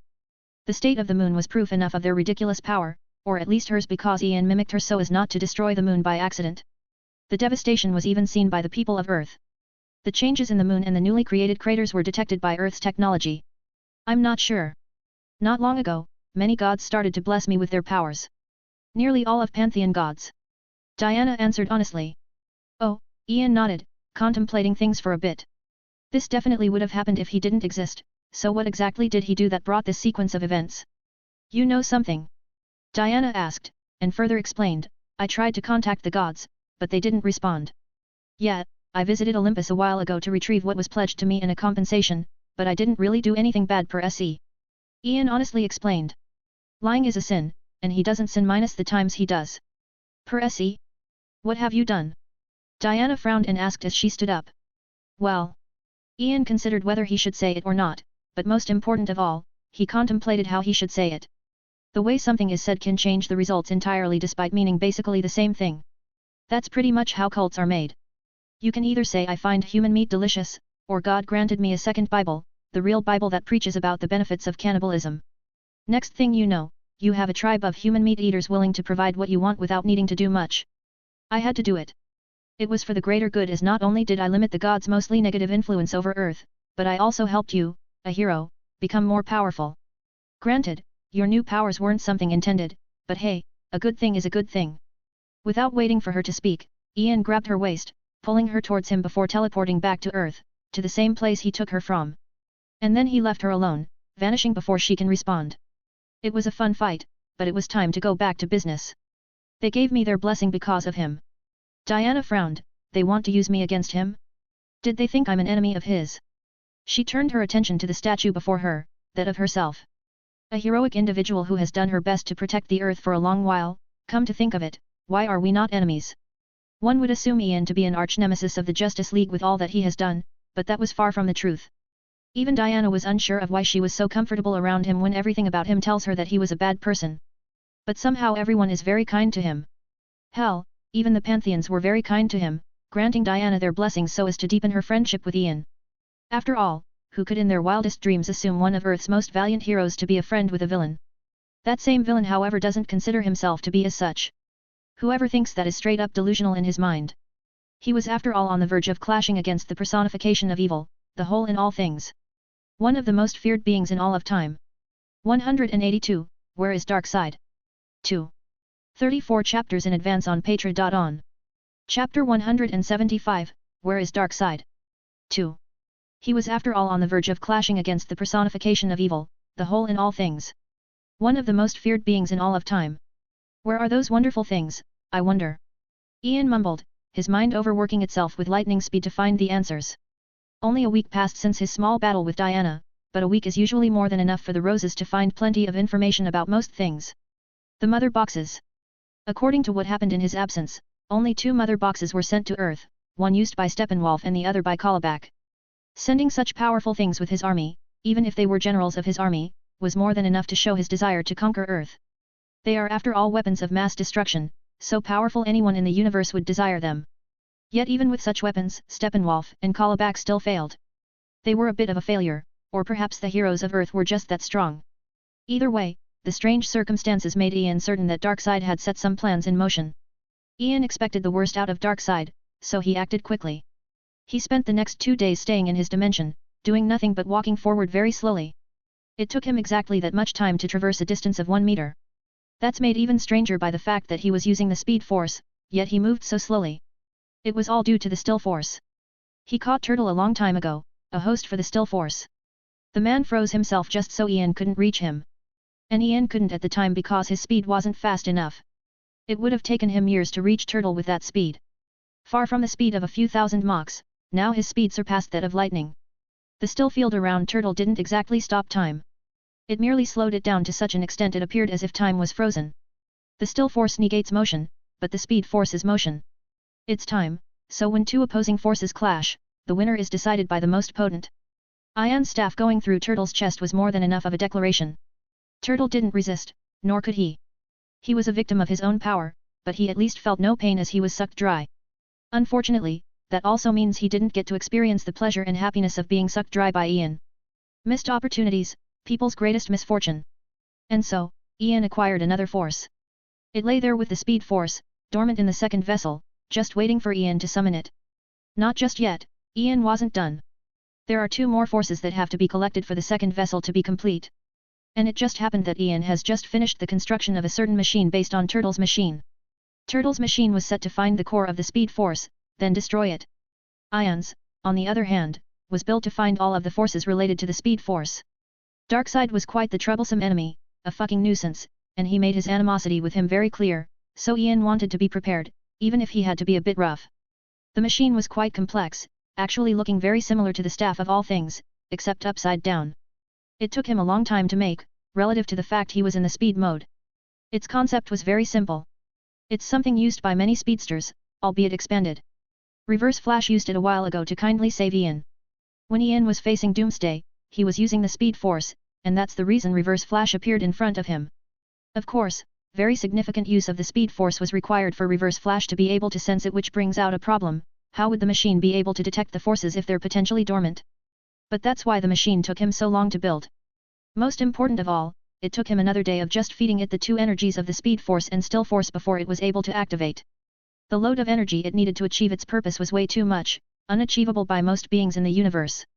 Ian, however, was able to handle such constant loss of energy with his infinite death force. The complex machine lit up, and from its upper part, it released what appeared to be a wave of energy. Its target seemed to be the sky, forming in an energy beam. That, however, changed very quickly as reaching the sky seemed to trigger something within the energy. It froze and then vanished. Ian remained stationary in his place, eyeing the broken roof above his head. In fact, the entire building crumbled down. Thankfully, he predicted such a reaction, so he activated it in an abandoned building far from Gotham. Ian only had to wait for about a second before he received feedback. 2 lights lit up on the machine, signaling for certain directions. How it works is simple, releasing a burst of energy immense enough to traverse the entire solar system. Most important of all, it was the energy of the Speed and Still Force, so it remained mostly undetected by everyone but those who are conduits to these forces. The machine took great inspiration from bats. Many bats are able to detect objects as thin as human hair in total darkness, and they do so through their sophisticated echolocation system. They're able to emit high-frequency sounds that bounce back to their ears, enabling them to detect objects in total darkness. That's pretty much how the energy works, as it bounces back when in contact with an energy similar to that of its own, exactly Ian's targets. The energies also didn't take much time to reach the targets considering the nature of the Speed and Still Force. It still took some time, however, which allowed him to detect the target's approximate location. Both on Earth. Yup, Earth is quite weird. He was mainly the one responsible for the release of those forces, Universal Force, yet both of them ended up on Earth. Ian was even counting on the oddness of Earth as he vanished, appearing almost instantly in some place in Africa. Magic is very sweet and lovely, capable of achieving nearly anything if one's capable. He found himself eye to eye with his target, a gorilla. Just as the machine detected the targets, they also sensed that burst of energy. Ian, however, was too quick for them to do anything, and this certain gorilla could do a lot provided he have time. Gorilla Grodd was the Flash's enemy from Gorilla City, a city in the jungles of Africa populated by intelligent gorillas. He possessed amazing intelligence and force of mind capabilities, powers allegedly granted him when he was exposed to a space rock that landed in the African jungles. However, another account states that Gorilla City originated on the planet of Kalar and was brought to Earth as a result of Grodd's machinations when he already had his powers. And now, this already intelligent creature gained the Sage Force, an energy field that radically enhances the minds of its conduits as well as granting them psychic powers such as telepathy and telekinesis. The result of his unrivaled intellect became apparent once Ian looked around, Gorilla City looking more advanced than any other city on Earth, possibly even most of the universe. Weapons and vehicles of mass destruction were everywhere. Most important of all, an army of intelligent gorillas under Grodd. He was definitely preparing to conquer Earth.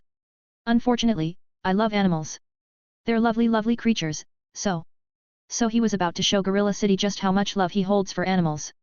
183, Where is Darkseid? 3. 34 chapters in advance on Patreon. Chapter 176, Where is Darkseid? 3. He was definitely preparing to conquer Earth. Unfortunately, I love animals. They're lovely creatures, so he was about to show Gorilla City just how much love he holds for animals. Gorilla Grodd opened his mouth, but no words came out of his mouth. Everything froze, each and every gorilla across more than a mile around Ian stopped moving. You can keep up. Ian murmured, eyeing the flash of resignation in Grodd's eyes, no, only your mind can keep up. The Sage Force. Grodd could see and comprehend Ian's actions, but he couldn't do anything about them. His mind was quick enough to understand what was happening, but his body wasn't even able to flinch before every single gorilla across the city fell into a pool of blood of their making. And only then did Grodd find himself able to move, and he would have been happy if not for the spear-like staff that took root in his chest, replacing his heart. That in Ian's emotionless eyes, bored even as he waited for the sage force to be devoured into the second vessel. How? Grodd could only mutter weakly in disbelief. He did everything to keep the city hidden from the world, preparing to one day conquer it. His bright mind complemented by the sage force allowed him to predict many things, but not this. How? Ian raised a brow, seemingly contemplating an answer. Oh, now I remember how. It was dead. Well, that's unfortunate. Before he could answer, Grodd died, devoured alive by the hungry staff. The combination of the still force and the speed force is a bit much, isn't it? Suits me well. Ian couldn't help but marvel at what he had just achieved. He first created a domain of still force, negating motion or slowing it down to the point that everything seemed motionless. Negating motion completely seemed to be quite the difficult thing even with Ian's incredibly potent death force, but that didn't matter one bit. Why? He used the speed force on top of the still force, so motion might as well have been deleted from the universal vocabulary at that moment. Unfortunately, for the two forces to coexist together, and function perfectly, Ian found out that he had to use them as roses of deaths. If he uses the two forces from his staff, then they clash together, and they even try to cancel each other out. But the rose of speed combined with the rose of still works perfectly. The forces even work together to become much more potent. The city could be useful. Ian took a tour around it, finding the city worthy of a small investment, so he gladly accepted it as a gift or a symbol of a miracle that once lived here, an intelligent race mysteriously eradicated for the greater good. He went through the trouble of cleaning the city completely, getting rid of the bodies, and their blood. It took him a staggering 1 minute to do so with the use of magic and the speed force. It was honestly surprising that Ian kept his composure and got rid of his traces, even going as far as casting a grand spell to hide the city. Someone in his place would jump at the opportunity to get the last cosmic force. But Ian took his time, and only once he made sure nothing can do wrong in Gorilla City did he teleport to Central City, the home of his dear friend, the Flash. Granted, the Flash has some kind of beef with him, but Ian was pretty sure it was just a misunderstanding. And well, the opportunity to solve the misunderstanding has arrived, not of Ian's own volition, but because his target was imprisoned in S.T.A.R labs. That combined with the fact that the Flash must have sensed the burst of energy since he's a speedster tells Ian that he should be waiting for him, possibly even have an idea of his goal. Indeed, a second later, Ian found himself face to face with the Flash. He wasn't alone though, as next to him stood another Flash.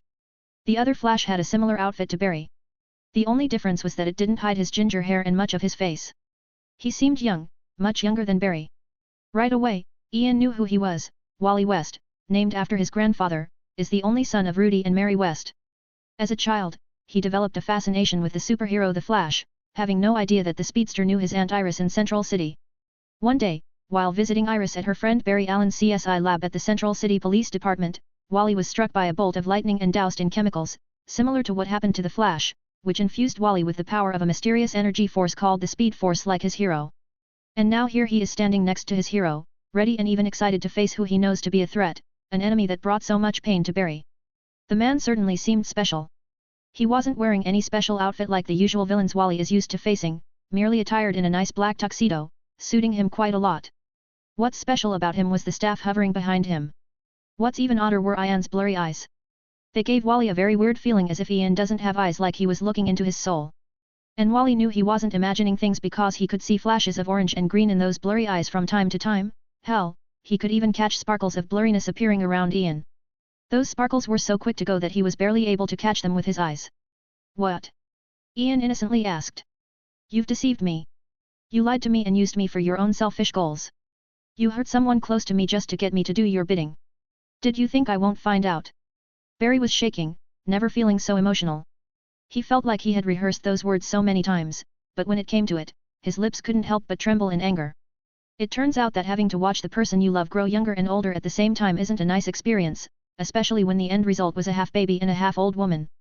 A dead corpse more like it. No, you knew I'll know, but you didn't care, did you? Why didn't you just stay out of my way and continue with whatever business you had with Batman? Now, not even Batman will be able to stop me from what about to do. Nothing happened, Ian instantly responded before the Flash could act, making him a bit confused. Whatever it is that you hate me for. It didn't happen. It's a mistake of your own doing. You've done something that shouldn't have been done, yet you blame me. Gaslighting 101 is in progress. Ian initiated a charity protocol in his mind and continued, you made a mistake.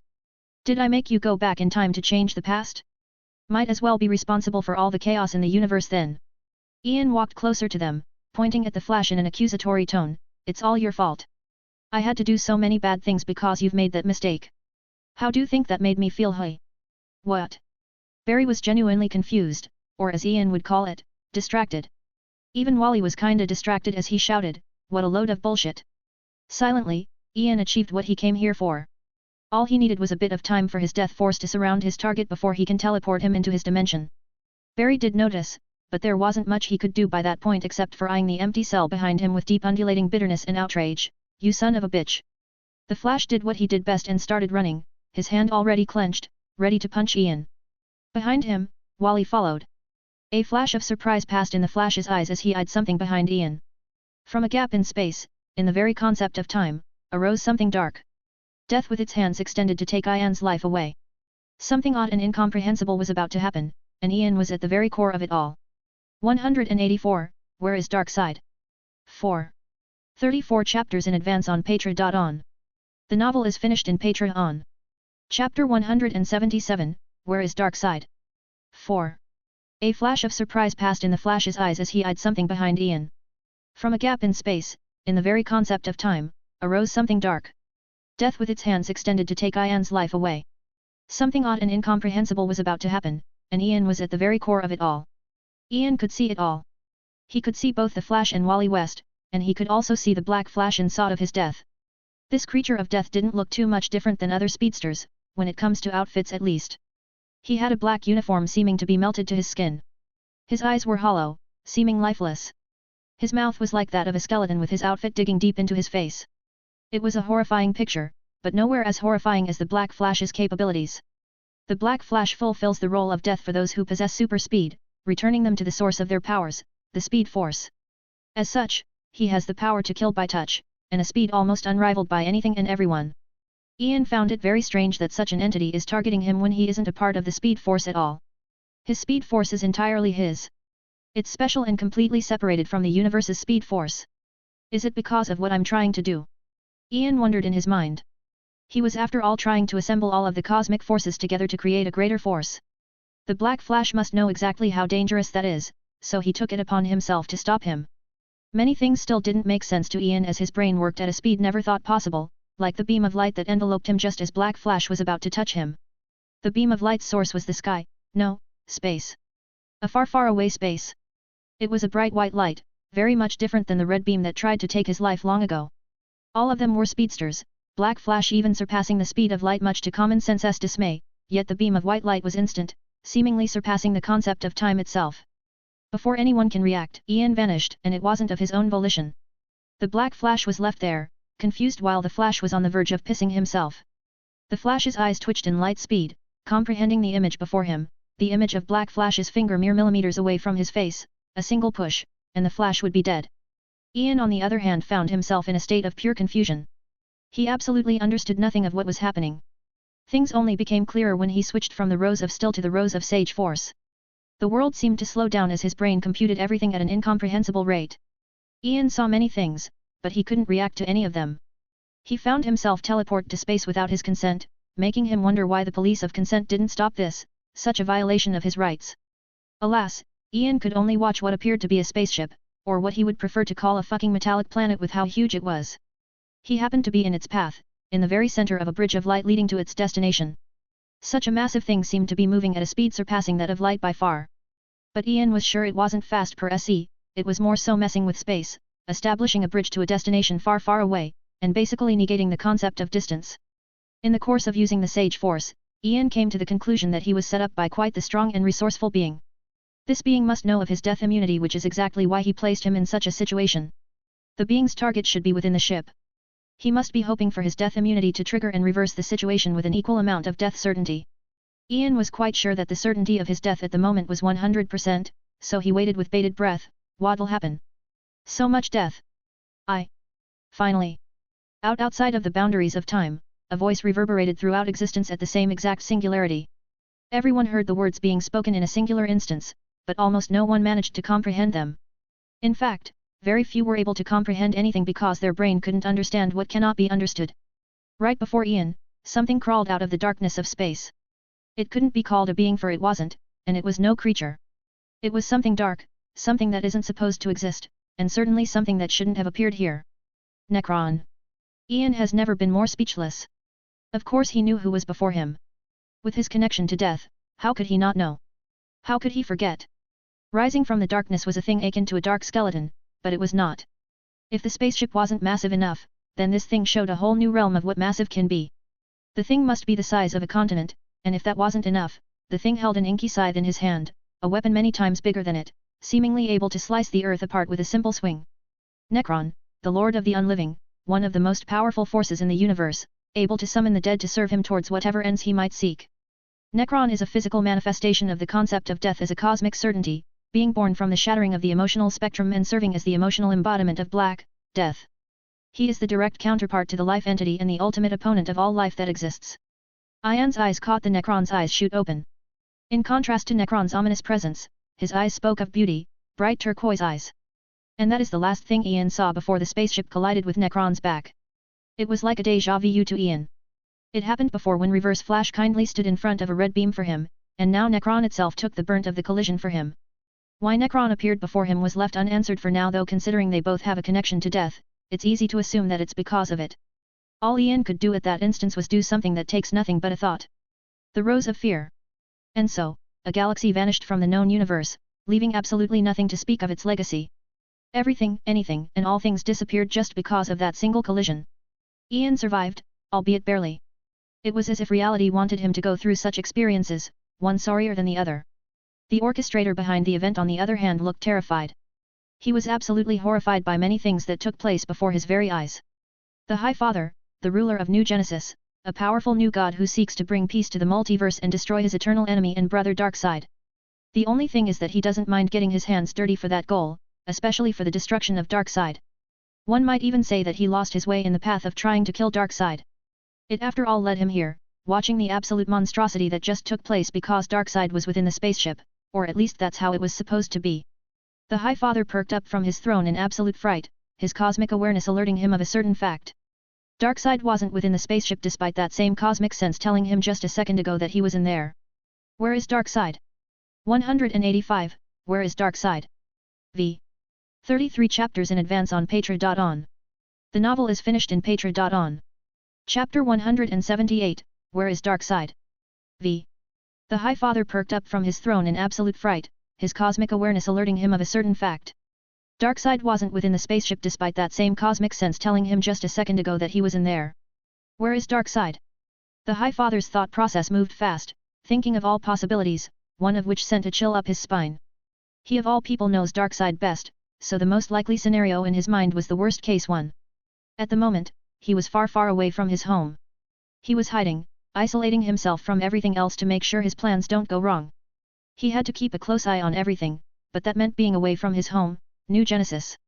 Galactica, the world that would one day become New Genesis, and its dark twin Apocalypse came into existence after the war that destroyed the old gods and split their home world of Urgrund into two entirely opposite planets within the sphere of the gods. The beings of Galactica were born from the living atoms of the old god Baldur, their counterparts on Apocalypse from the atoms of a mysterious old god Sorceress. The inhabitants of Galactica or New Genesis as it's called today in Apocalypse warred with each other for generations, locked in an eternal battle. The High Father made his way back to New Genesis with haste, having an ominous premonition on who will welcome him back. He felt frightened, stressed, angry, and regretful, emotions he had almost never felt in his long life. He was eyeing Ian for a very long time just like many other beings, so he knows how his power works to a certain extent. However, Necron appearing as a result of his death immunity? Who would expect such nonsense? Now he doesn't know whether the embodiment of death will go after him or not. What the High Father failed to take into consideration however was the other anomaly in the incident, the very cause of the incident. Ian blinked. He blinked again. Another time. His mouth twitched, and his expression turned cold. I see. Surrounding him was a cluster of yellow energy so potent it was shaking space around him, but it still wasn't enough to protect him completely as the previous burst took away most of his skin. Hell, even some of his bones suffered the burnt of the explosion, leaving him in a state very similar to Necron's natural state, a skeleton with a few patches of flesh added. No one would look at him at the moment and think of him as a human, a monster is what he is, and he wasn't happy at the moment. No, far away from it actually, he was raging inside. His vision soon became clear enough to see the cluster of dust, destruction, and death all around. The universe has never been brighter in his eyes. He had the luxury of being at the very center of an exploding galaxy, and he survived mostly due to luck. Luck is his bitch after all. His sight caught no sign of Necron, or any remnants of the spaceship, irking him further. The spaceship is his only clue to whoever conspired against him. Ian took a deep breath, calming himself down with his tenacious willpower. He went on to close his eyes. Space was way too bright at the moment. And hot, very hot, something he cannot feel due to the energy of fear protecting him. Without opening his eyes, Ian caught his staff in his hand before stabbing forward. He felt himself nailing someone, and only then did he start devouring him. The person was quite unfortunate, or stupid one might say. Strength found him, but he used it in a way that attracted the Flash's attention, so he was caught and thrown into S.T.A.R Lab's prison. That very strength that found him attracted Ian's attention, so Ian broke him out of prison out of kindness before leaving him in his dimension. Axel Walker, better known as the Trickster, a criminal from Central City and most important of all, a conduit of the Strength Force, one of the 4 cosmic forces of the universe. The Speed Force. The Still Force. The Sage Force. Lastly, the Strength Force. Ian has just acquired the last of these forces, fully completing the second vessel. He didn't stop there as his death force started to be devoured by the staff. The artifact seemingly starving like never before, trying to suck him dry, albeit there was a limit to how much death force he can produce at a particular moment. The second vessel shone with a bright rainbow-like light, soon forming into a single light, a gorgeous violet light, the Forever Force. Ian murmured. Henceforth, he had no speed force, nor still, strength, or sage force. They merged together to form a greater force, the Forever Force. It's simple, extremely simple, the Forever Force is time, and that's it. Rose of the Forever, Ian murmured, words somehow coming out of his mouth despite his sorry state. One would assume his entire mouth and throat were completely destroyed looking at him, yet that didn't stop him from being the monster he is. A burst of violet energy started spreading out throughout the surroundings, its source being Ian.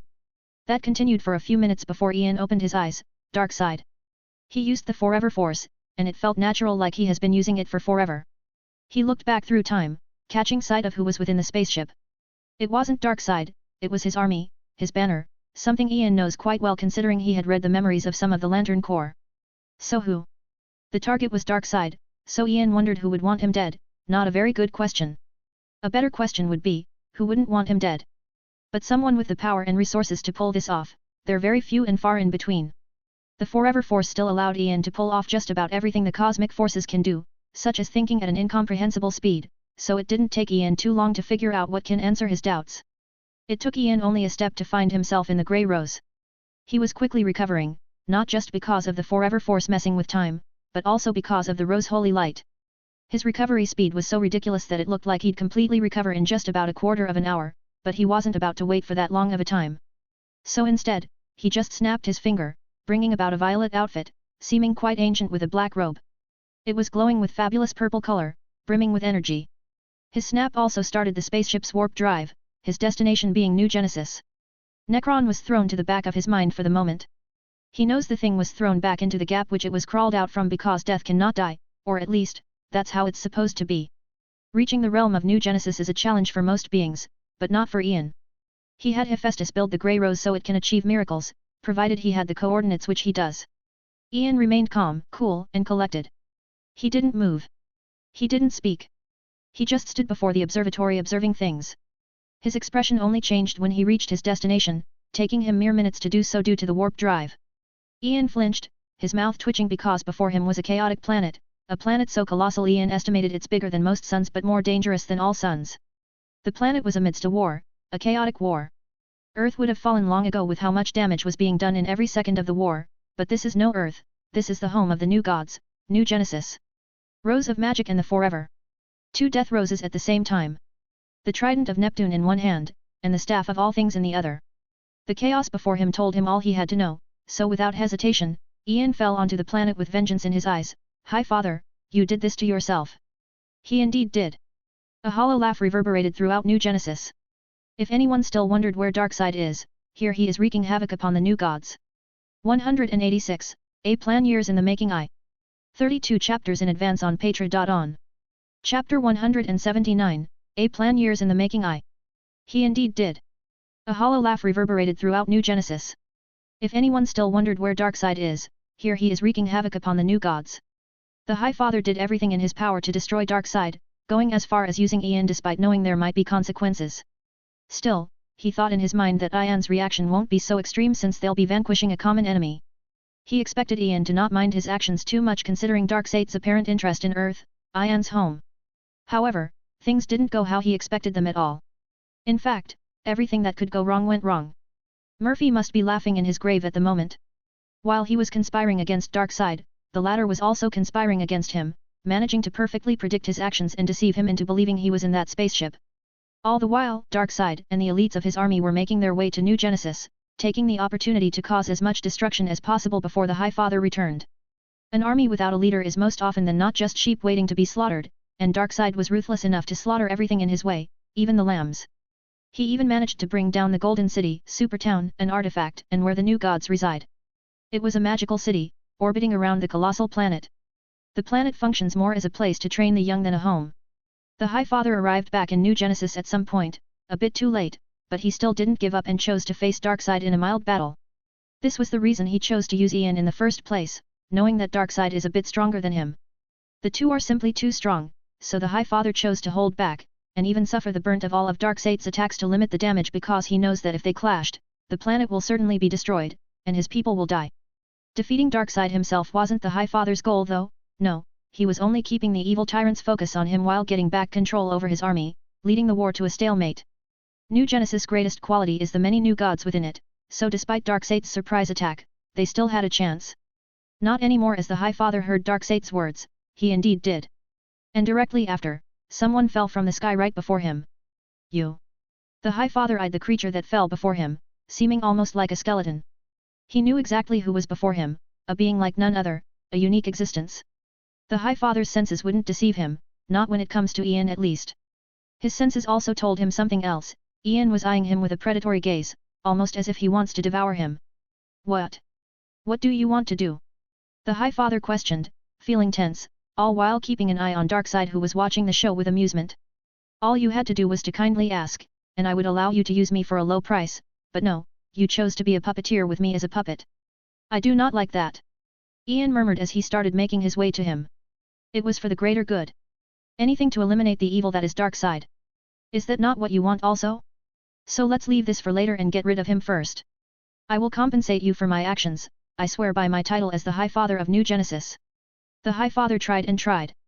He spoke from heart, but his words didn't seem to resonate with Ian at all because the latter didn't stop. You know, I used to make deals with demons. These deals usually involve a contract that bounds one to what it states. It's also done with consent and before an action is taken. Now that is what I call a deal.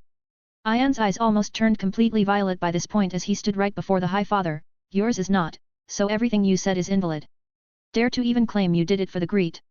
Ian froze, his attention instantly turning to the sky. His eyes seemingly seeing something else other than the vacuum of space. If his expression wasn't cold before, then now it was chillingly cold as his attention turned to Darkseid. It was only a glance before Ian faced the High Father again, something urgent came up. To the High Father, it sounded like he wanted to leave, letting him let out a sigh of relief. He lost an arm as a result.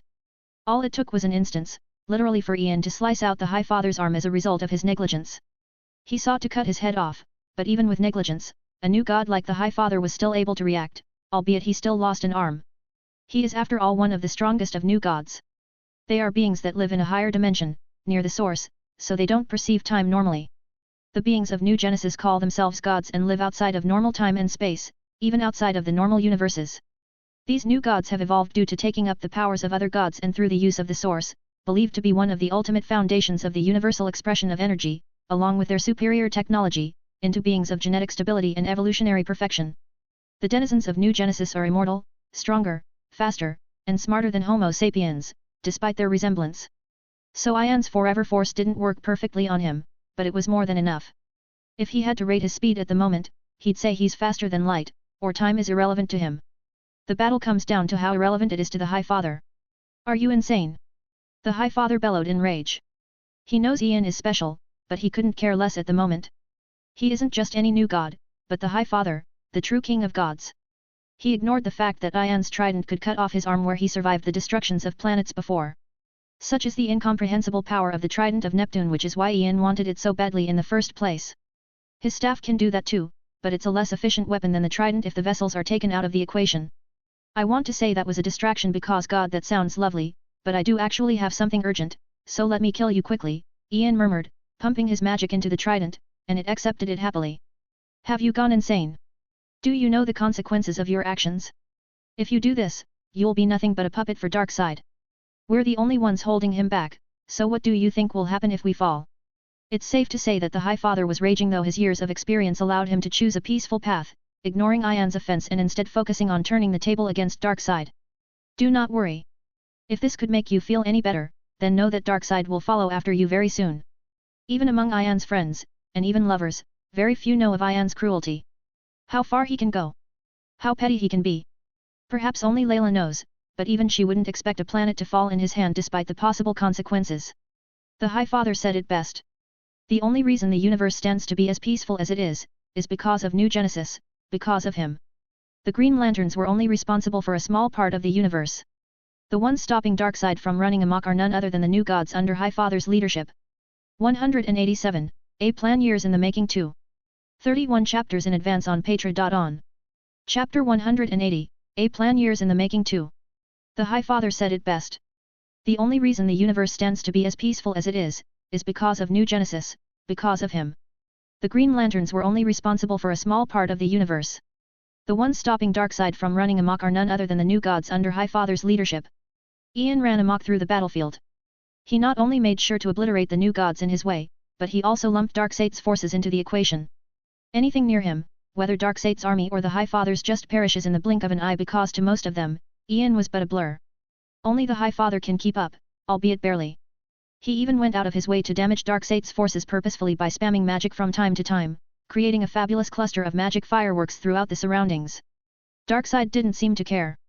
He just stood in his place with his arms crossed, distant from everything that is happening except the occasional red beams emitting from his eyes, trying to sneakily injure the High Father. So it's safe to say that the High Father was suffering, miserably so. It was one-sided battle where his only hope of survival was to bring some reason to Ian's mind. Alas, he didn't succeed as Ian chose an even more extreme course of action. Just when Darkseid believed things to be going well, Ian brought out a large scroll. It looked exquisite, like an artifact. Most important of all, it seemed dark and sinister. The scroll was folded, hiding whatever it had within, no more.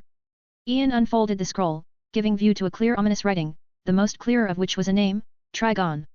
The scroll was one of the first artifacts Ian had acquired, a long time ago. It's called Trigon's Scroll, a fire-breathing artifact with demonic flames that can melt almost anything.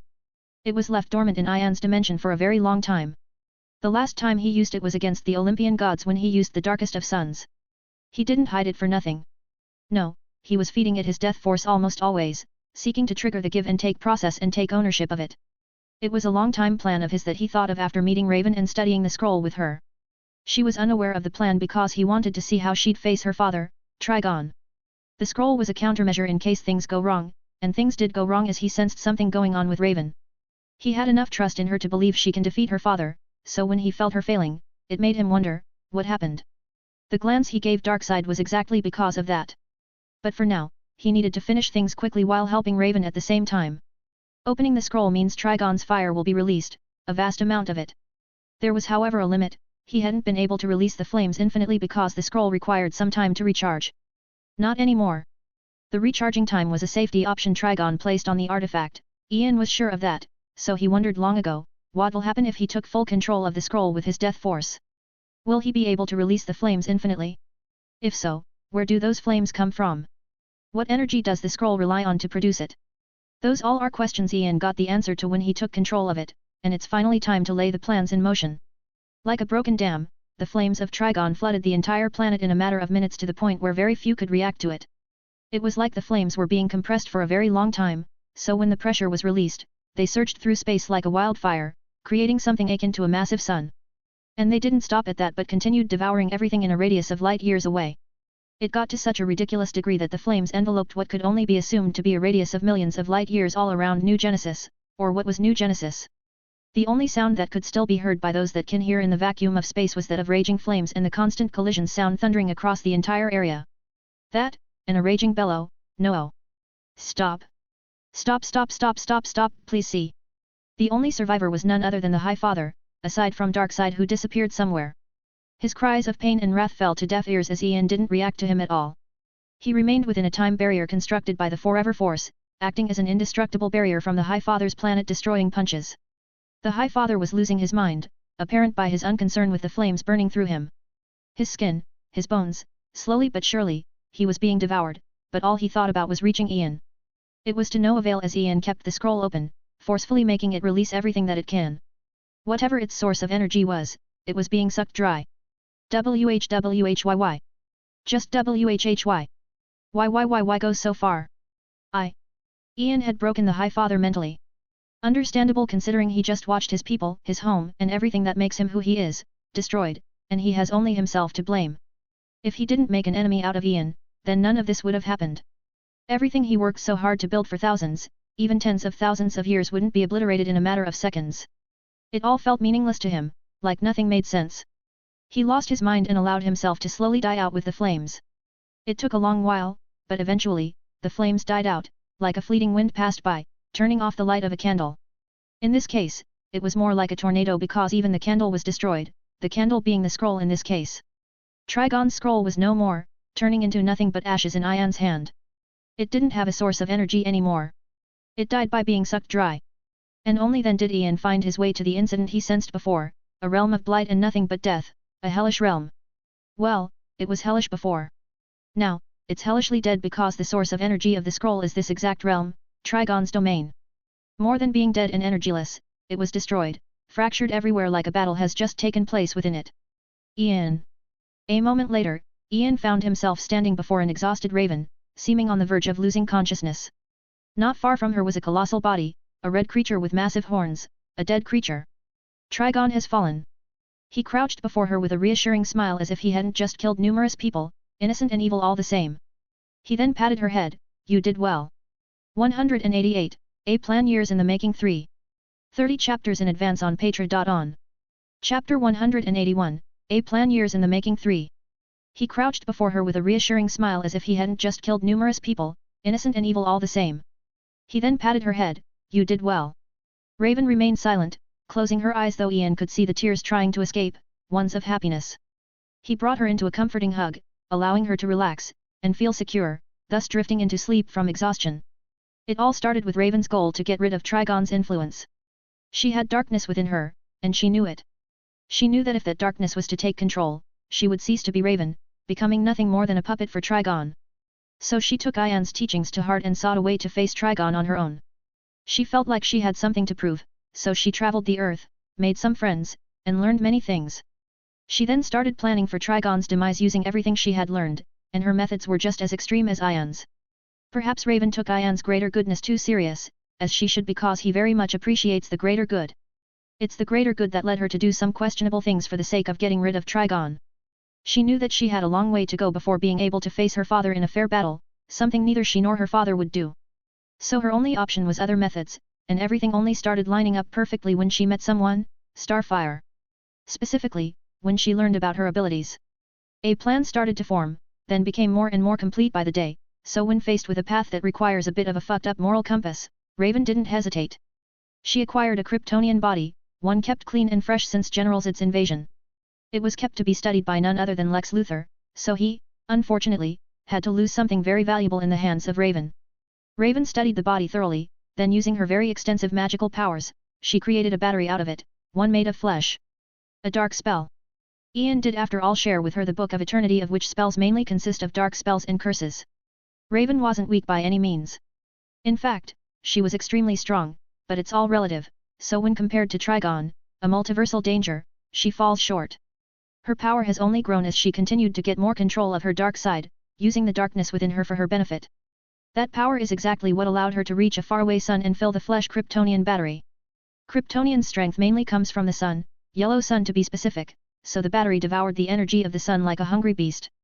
Well, it only devoured what Raven allowed it to, ultraviolet radiation, as that is what Starfire absorbs for her powers. She joined the Young Justice for a while. It was more so doing a few missions with them here and then for the sake of learning. Through that, she made a deal with Starfire. She would help her save her hometown from those who had invaded it, and she'll in return fulfill a request of Raven. The last piece of the puzzle was someone or something with strong emotions. The stronger, the better. Raven sought more, someone with emotions so unbearable they would drive one insane. So she sought delirium with a touch of happiness. It comes back to a story Ian told her once, about the Endless. The Endless are a somewhat dysfunctional family of 7 siblings who each represent an aspect of life: dream, death, destiny, despair, desire, delirium, and destruction. The origin and exact nature of the Endless are unknown. The same goes for exactly why the Endless exist. Ian implied that they are natural processes. He described them as being children of time and night, though he said this may be true only in the abstract sense. The Endless are as old as the concepts that they represent, and although exact ages for any of them are unavailable, they are known to have at least existed for far longer than life on the Earth has. This is possible because of the existence of many advanced alien civilizations from long before the creation of the Earth, or perhaps they don't need life to exist. Many things about them are unknown, a mystery, but Ian stressed that they're real as those sinister nightmares you dream of, as delirious and incomprehensible as the mind of the insane. Because in their domain, everything is real, even the unreal in an abstract sense. Raven learned a lot about them from Ian, so after thinking about the nature of Trigon for a very long time, she chose delirium. Across her travels throughout Earth, she never once failed to visit a mental hospital, an asylum. Arkham Asylum was actually her first stop, and it definitely had some of the most unhinged of the insane. But it still wasn't enough. What Raven wanted was someone deliriously happy, filled with nothing but positivity. She wants overwhelming positivity, and Gotham had nothing but negativity in its asylum, remnants of what Gotham once was, a shithole. And she got exactly what she wanted after roaming Earth for a very long time, and this is where the cruelest thing she's done yet happens. She didn't care about the delirious person's past, present, or future. She saw the person as nothing but a tool and ignored everything else for the sake of her mentality. Despite how hard Ian worked to shape her moral compass, and twist it a tiny bit, there were some values she still held onto, ones ingrained in her by her mother. But for the sake of killing her father, she went quite far as letting the darkness within her take control of her, becoming an evil version of her own self. Or as she predicted, Trigon himself took control of her because the darkness within her was himself. It was a theory she confirmed with Ian and the very thing on which her current plans stand. Trigon took control of her, thus triggering her plans, an extremely complex spell created by Raven herself which in turn, triggered a few things into happening. At this point in time, Raven isolated herself on a faraway planet with the happy delirium as it will be called by her side. Not far from her was a portal, leading to Starfire, who followed in accordance with the plan, releasing all of the energy she absorbed from the flash battery at Raven. She didn't hesitate much, as if she had absolute trust in her. At the same time, one of Raven's abilities was triggered. Empathy, the Shinnok ability of empathy, the power to read, manipulate and absorb emotions, enabling her to feel the feelings of others. It's also a weakness because if she comes into contact with an individual with strong emotions, whether good or bad, it will overwhelm her and bring her unbelievable amounts of pain.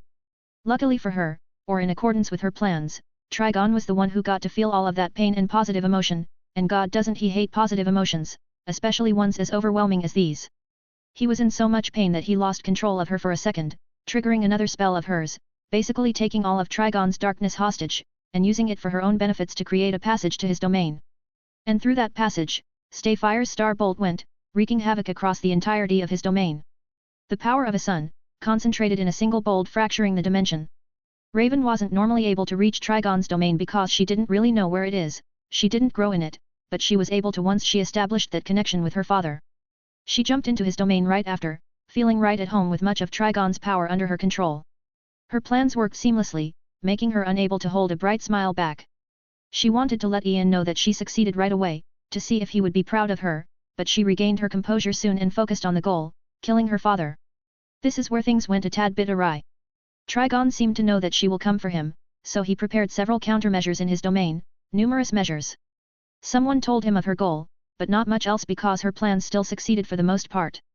Raven had to adapt, but facing not only the ready army of Trigon but also all of his artifacts collected throughout the years was certainly a challenge, to the point she saw death standing right beside her. But death left soon after as Trigon's dimension started to die out, much to the latter's dismay.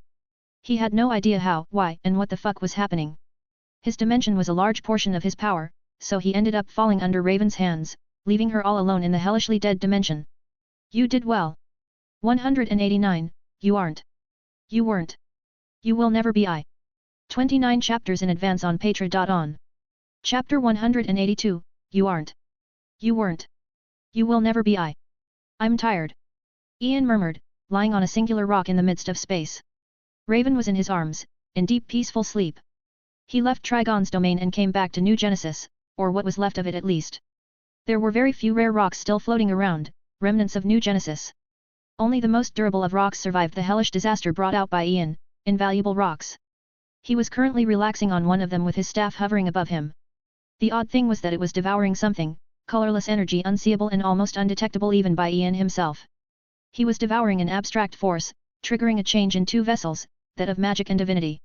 They seemed to be evolving, something that never happened before. Normally, if he's introducing a new force, it would either reside in an empty vessel or join another similar force in a certain vessel, all in accordance with Ian's will. What he was devouring at this moment, however, wasn't a new force but the sources of those energies, the source of magic and divinity. You see, there is something called the seven forces of the universe, the dominant energies of the multiverse. They are the primordial cosmic energies that all multiverses in the void spring from. Born from the source and pulled together by an unseen hand, these energies gather around two poles, one positive and one negative. On the positive pole lies the anti-crisis energy, the forces of justice which link all beings to each other and to their past, reminding them they are part of one generational history.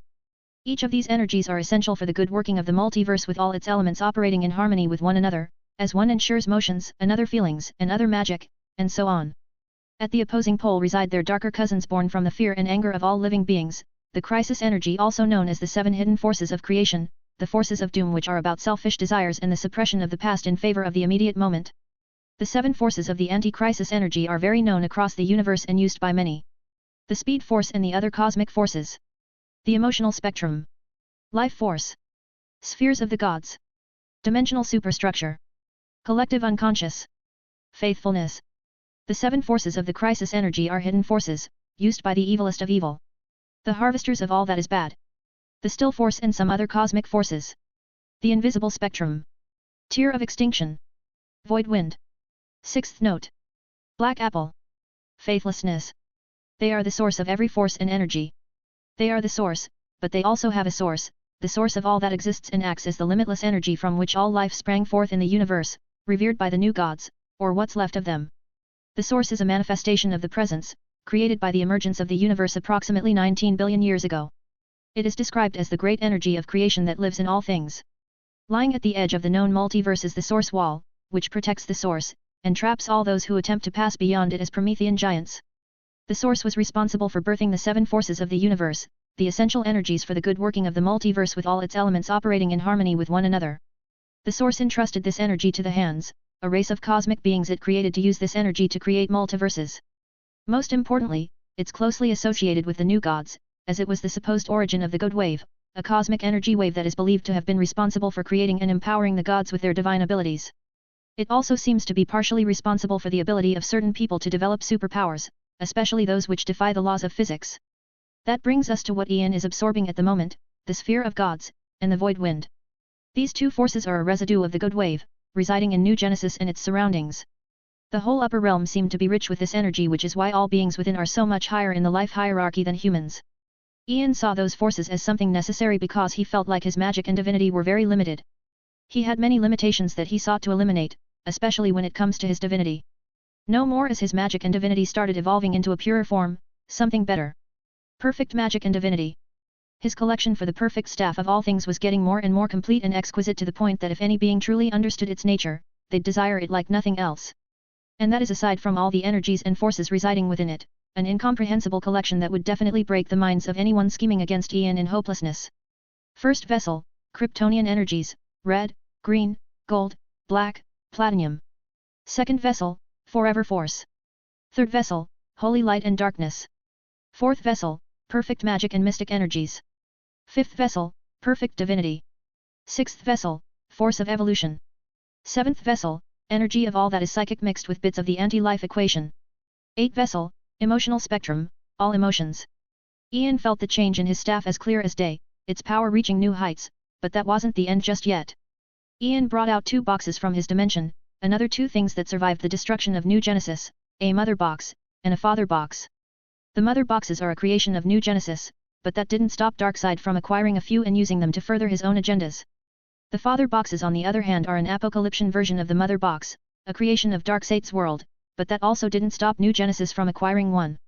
And now, Ian held two different exquisite boxes in his hand, both just as fabulous though one looked more sinister than the other. He wanted such boxes for a long time, not because of what they can do, but because of what they're made of, the 10th metal.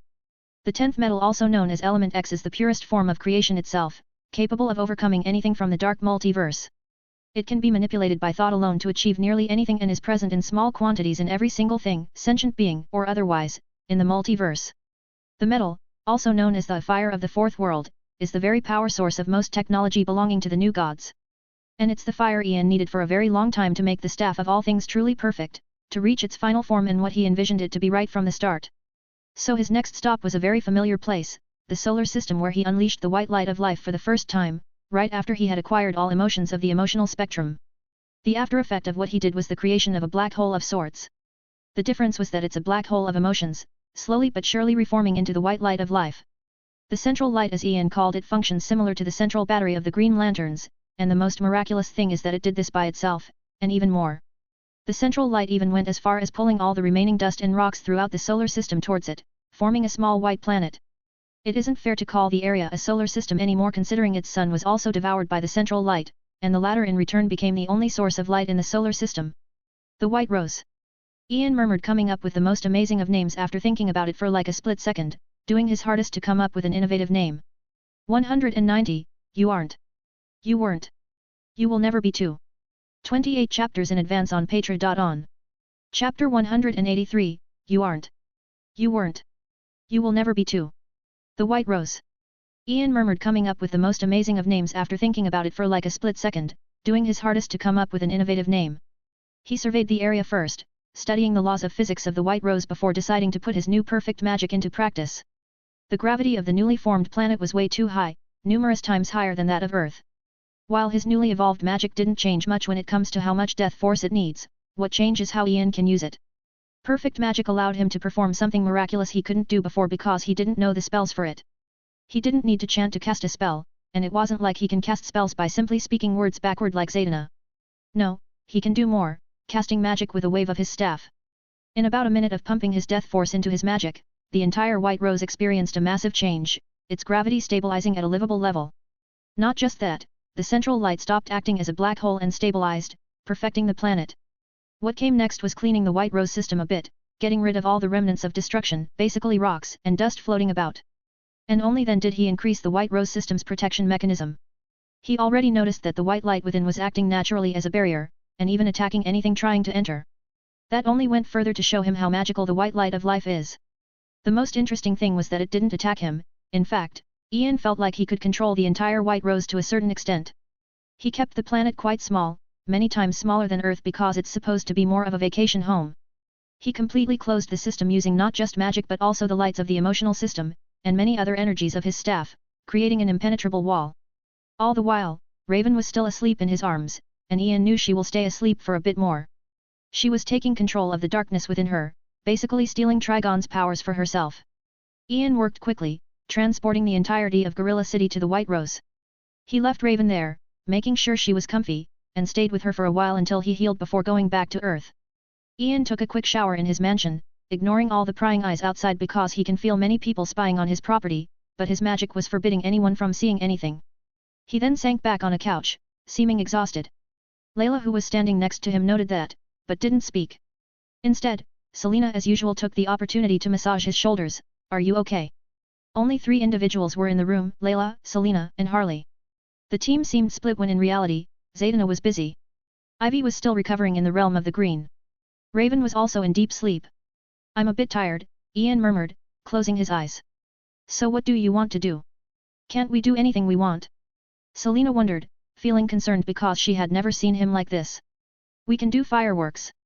Harley interrupted as she took a seat right on Ian's lap, feeling right at home. "Fireworks, hey? What kind?" Ian asked, predicting her response before she said it. Harley is quite predictable in that way, but her spontaneous nature also makes her extremely unpredictable. How about we collect a lot of planets, and detonate them at the same time?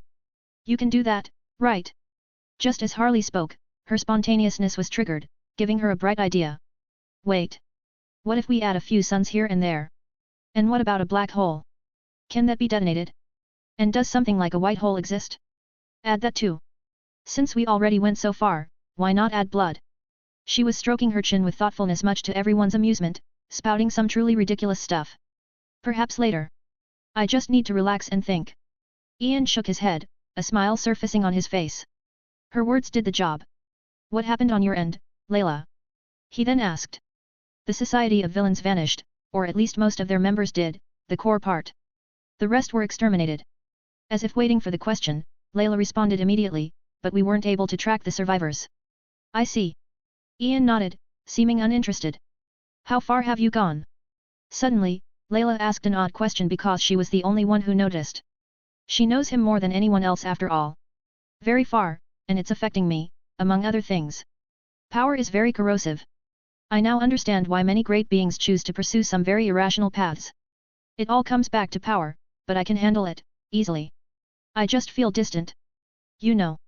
Ian honestly spoke his mind. Ian spoke from his heart, so Layla chose to do so as well. I know. I experienced something similar in a certain group.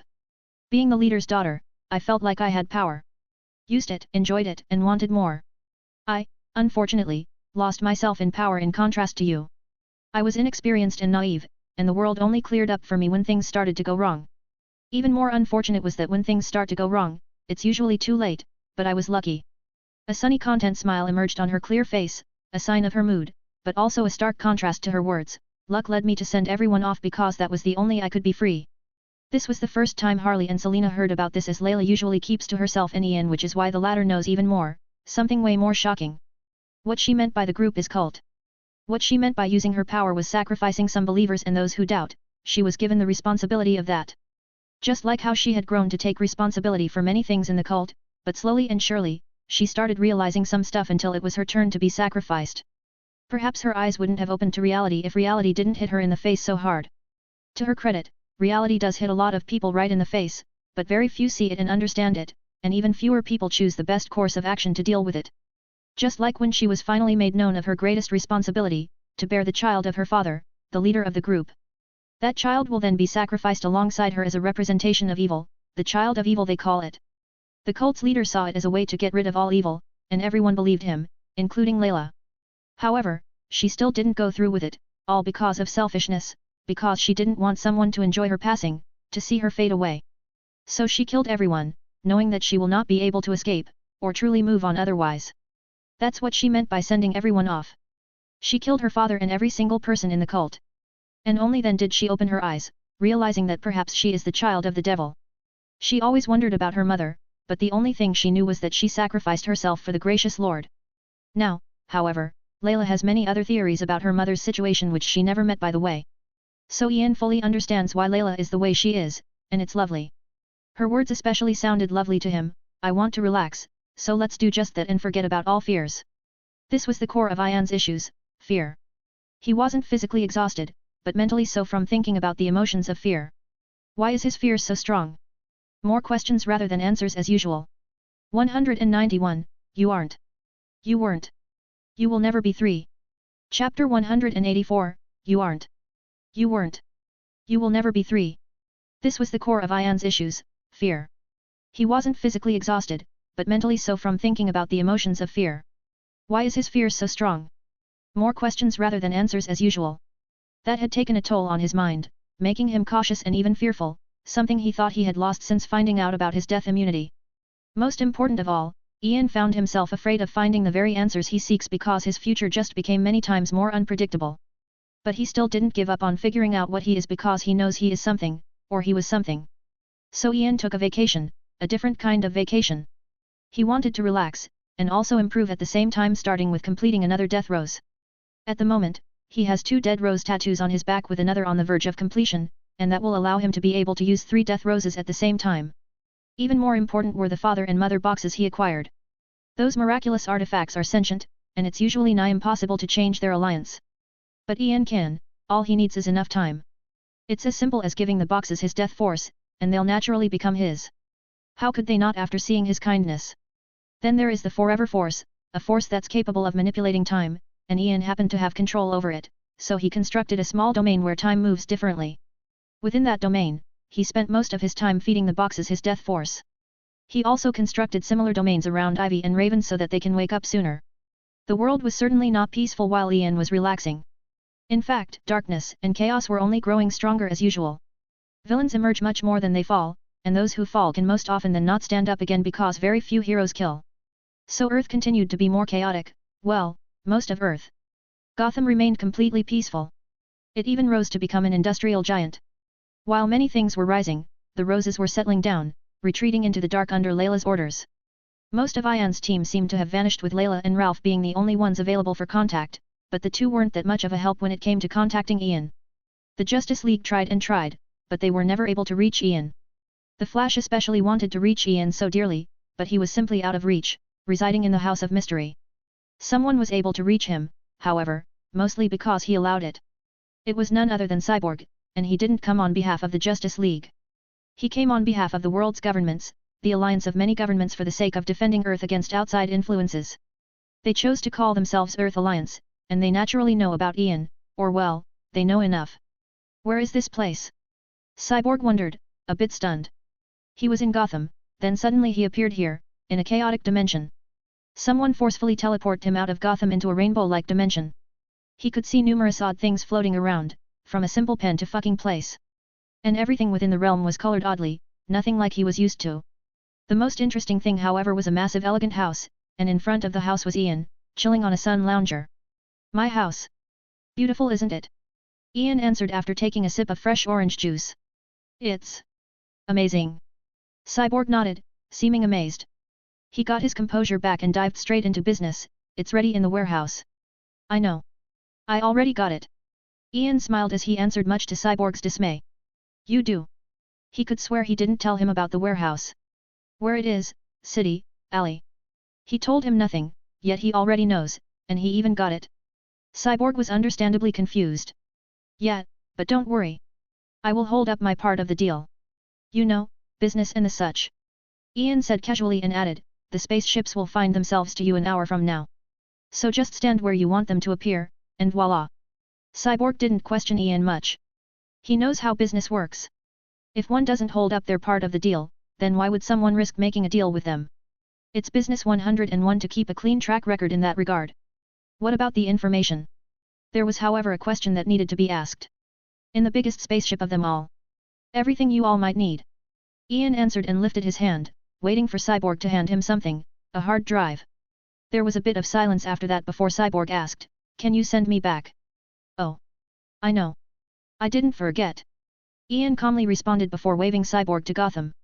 The next instant, a coffin appeared next to him.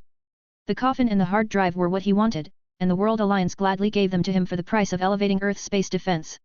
So he gave them a few spaceships he accidentally acquired while touring around the universe, and some of the information that was within them.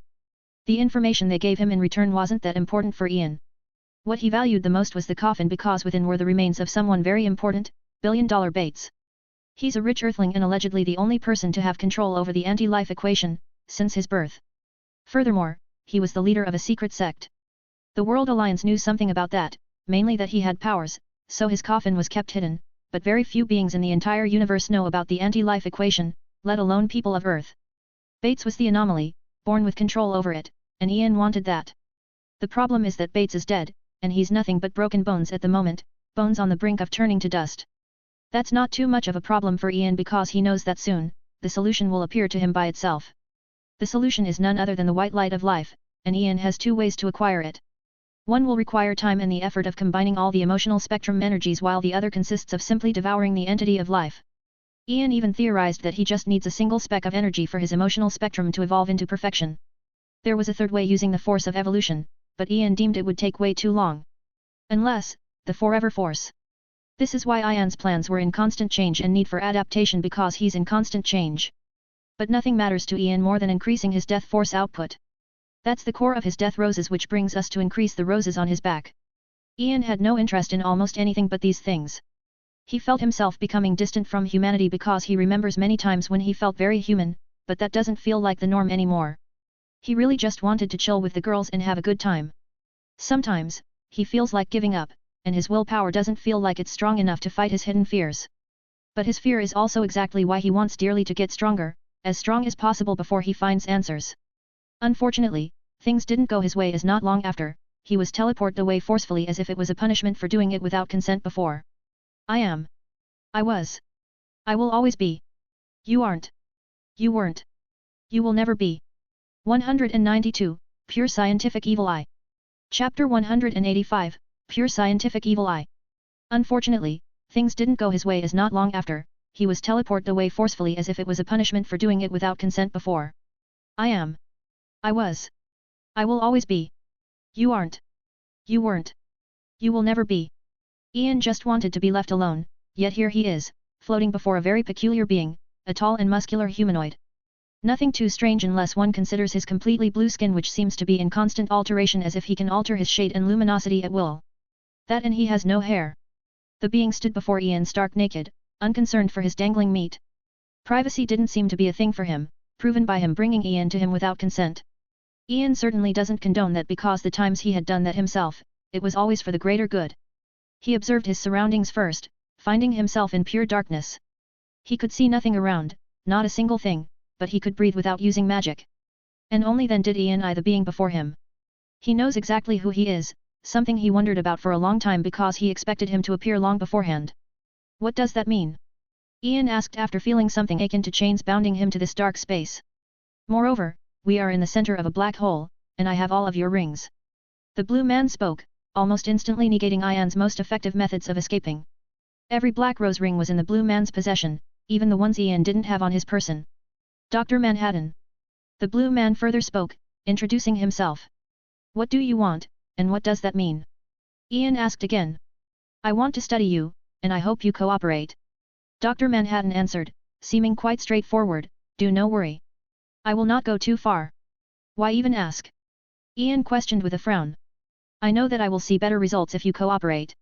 Dr. Manhattan himself was very cooperative, solving all of Ian's doubts except for one. What do your previous words mean? Ian asked again. You value deals a lot, so let's make a deal. Answers in return for your cooperation. Dr. Manhattan evaded the question yet again and responded with something that made Ian certain that he was observed for a long time. You know, hey? Why now? Why only act now? Ian asked with curiosity, but just as much tension because before him stood one of the most incomprehensible beings to ever exist. Because you stopped, or you have gotten slower. I theorized that happened because of a loss in motivation. Not doing anything means I won't get to observe much. Thus, my research will never be complete. Dr. Manhattan was basically telling Ian to his face that he was nothing but a guinea pig to him. How the tables have turned. What kind of research? Ian asked, seeing an opportunity. Time relative to your reality. Death relative to your reality. Changes caused by your death. Dr. Manhattan spoke many words, and each made Ian more confused than the previous. I cannot die. Ian stated, waiting for the being to clear his doubts. I thought so as well, but a recent happening changed my mind. You do die, and you're even dying at this very moment. It's almost like something is constantly killing you, which triggers certain changes in the multiverse, allowing me to understand how you work. Ian was becoming more confused the more Dr. Manhattan spoke, and even the Forever Force wasn't of much help. It took him a good few minutes to figure a few things out even with one of the most broken forces under his control. How does time work around me? You said, you aren't. You weren't. You will never be. You clearly see a lot more than me, so does that mean I have no past, present, or future? Dr. Manhattan shook his head, no, you certainly have a present, but it doesn't function as it should, or like what I am used to. Your past and future. They, on the other hand, do not exist. I accept. After being thoughtful for a long while, Ian saw no solution other than accepting the deal. Dr. Manhattan must be seeing him more like an interesting piece of meat, so Ian wasn't taking any risks, not for now at least. How Dr. Manhattan was seeing became more apparent as the universe shook, literally every nook and cranny of the universe, no, the multiverse, all of it trembled. Almost, Dr. Manhattan mumbled, I tried to disintegrate you, but the multiverse almost crumbled, and I do not know why. Oh yet. Ian muttered as he felt free again, able to move though Dr. Manhattan's words surprised him, making his lips twitch. You started already? You really do see me as just a guinea pig, hey? No, I see you as something close, almost like kin of mine. I just cannot hold back my curiosity, so bear with me. I had to just observe you for a very long time without doing much of anything. Dr. Manhattan responded. The concept of once one knows they're being observed, they'll act differently, hey? You wanted me to act how I would have acted without knowing of your observation. Ian nodded, seeming unbothered by how Dr. Manhattan was treating him, or the unfortunate circumstances happening to him constantly as of recently. Perhaps he was feeling something. Perhaps he was feeling annoyed, angry. But if he was feeling something, we saw none of it because he made sure to hide his emotions. Is 1 hour enough? Dr. Manhattan asked, drawing an odd look out of Ian. The latter remained silent for a while before answering, enough. Ian had no idea where the monster of a being was taking him, so he acted quickly. He had already left the unconscious Raven with the girls in the House of Mystery, but Ivy have to stay in the realm of the green. Hey, Ian said as he appeared right next to Zaydana. She seemed to be focused on reading a book, a very interesting book, a book of magic. Can you knock for once? Zaydana's hands found themselves on her chest, feeling her heart almost leaping out of it with how much fright his surprise visit brought her. Do you knock when you have keys? Ian asked in return. No. Zaydana responded, confused about where he was going with this. I have the keys to almost every place imaginable, so why would I knock? Ian smiled and answered. Shameless. Zaydana rubbed her temple. Honestly, if every magician went about life the way he did, magicians wouldn't exist anymore with how much hate they'd harvest. Anyway, what are you doing here? And do you know something about the books of magic? She asked. Just checking up on you, and giving you a gift. He spoke as he handed her a hat, a simple magician hat with no apparent significance. However, that simple hat brought tears out of the usually calm and confident lady. Wher? How?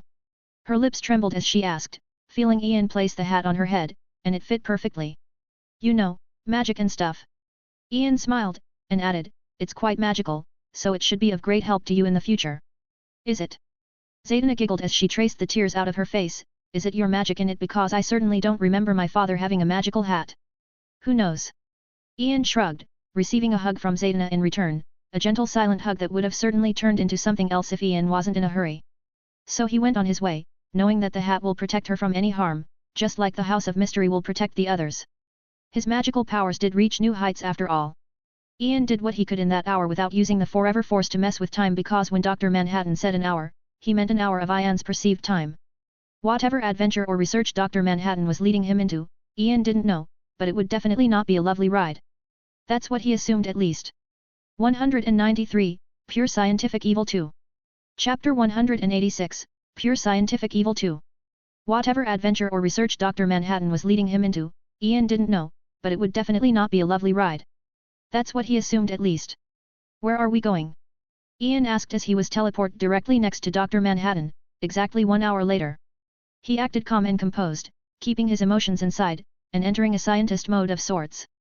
He had done so before, rarely, but it happened. Even in his previous world, he had to do some heinous stuff to understand himself. He especially delved into biology to study his blood and see whether it has any connection to his death immunity. So he accepted things as they are, and prepared for a scientific vacation. I have many test grounds in mind. We can go through them one by one.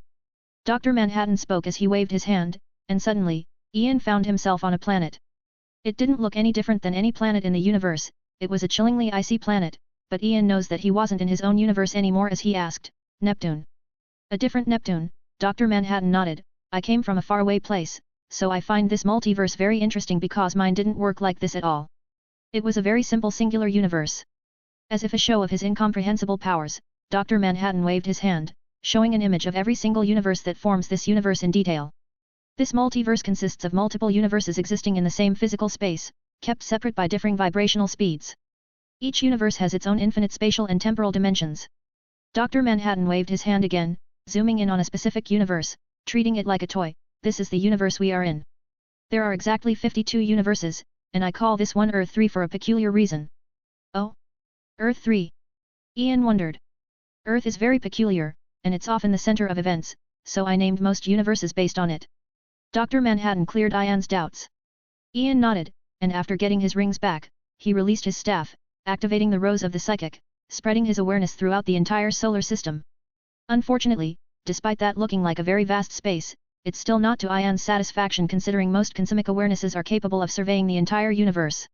His psyche, however, still allowed him to get a relatively clear picture of this universe's Earth because he doesn't know much about the other Earths. I see. What is the goal here? Your research about me will give me some of the answers I want, so let's go all out. Ian said. Never planned to go easy. Let's first start by staying here until a change happens. All you have to do is to release your energy into the universe. Dr. Manhattan spoke as he closed his eyes, seemingly sleeping while standing. My death force. Considering how long he was being observed by Dr. Manhattan, Ian assumed that he knows about it, perhaps even sense it, something very few beings seem to be able to do. Yes. You want to see my effect on a certain universe, hey? How time functions around me. Okay. Ian also wanted to understand why time behaves and behaved strangely around him. It was just like the Flashpoint incident.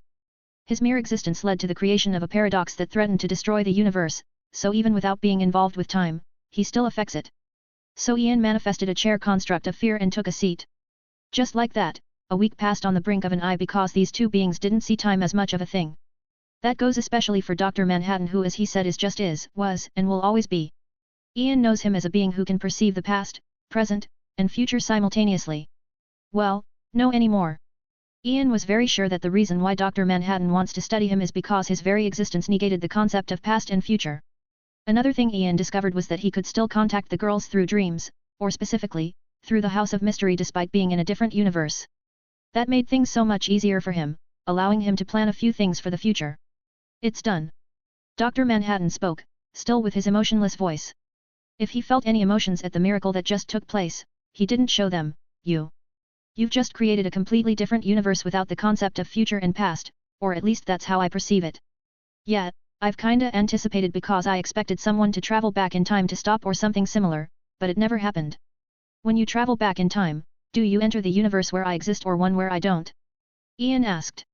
I tried it many times, but every time, I end up in a universe where you do not exist, in a universe where things progressed without your interference.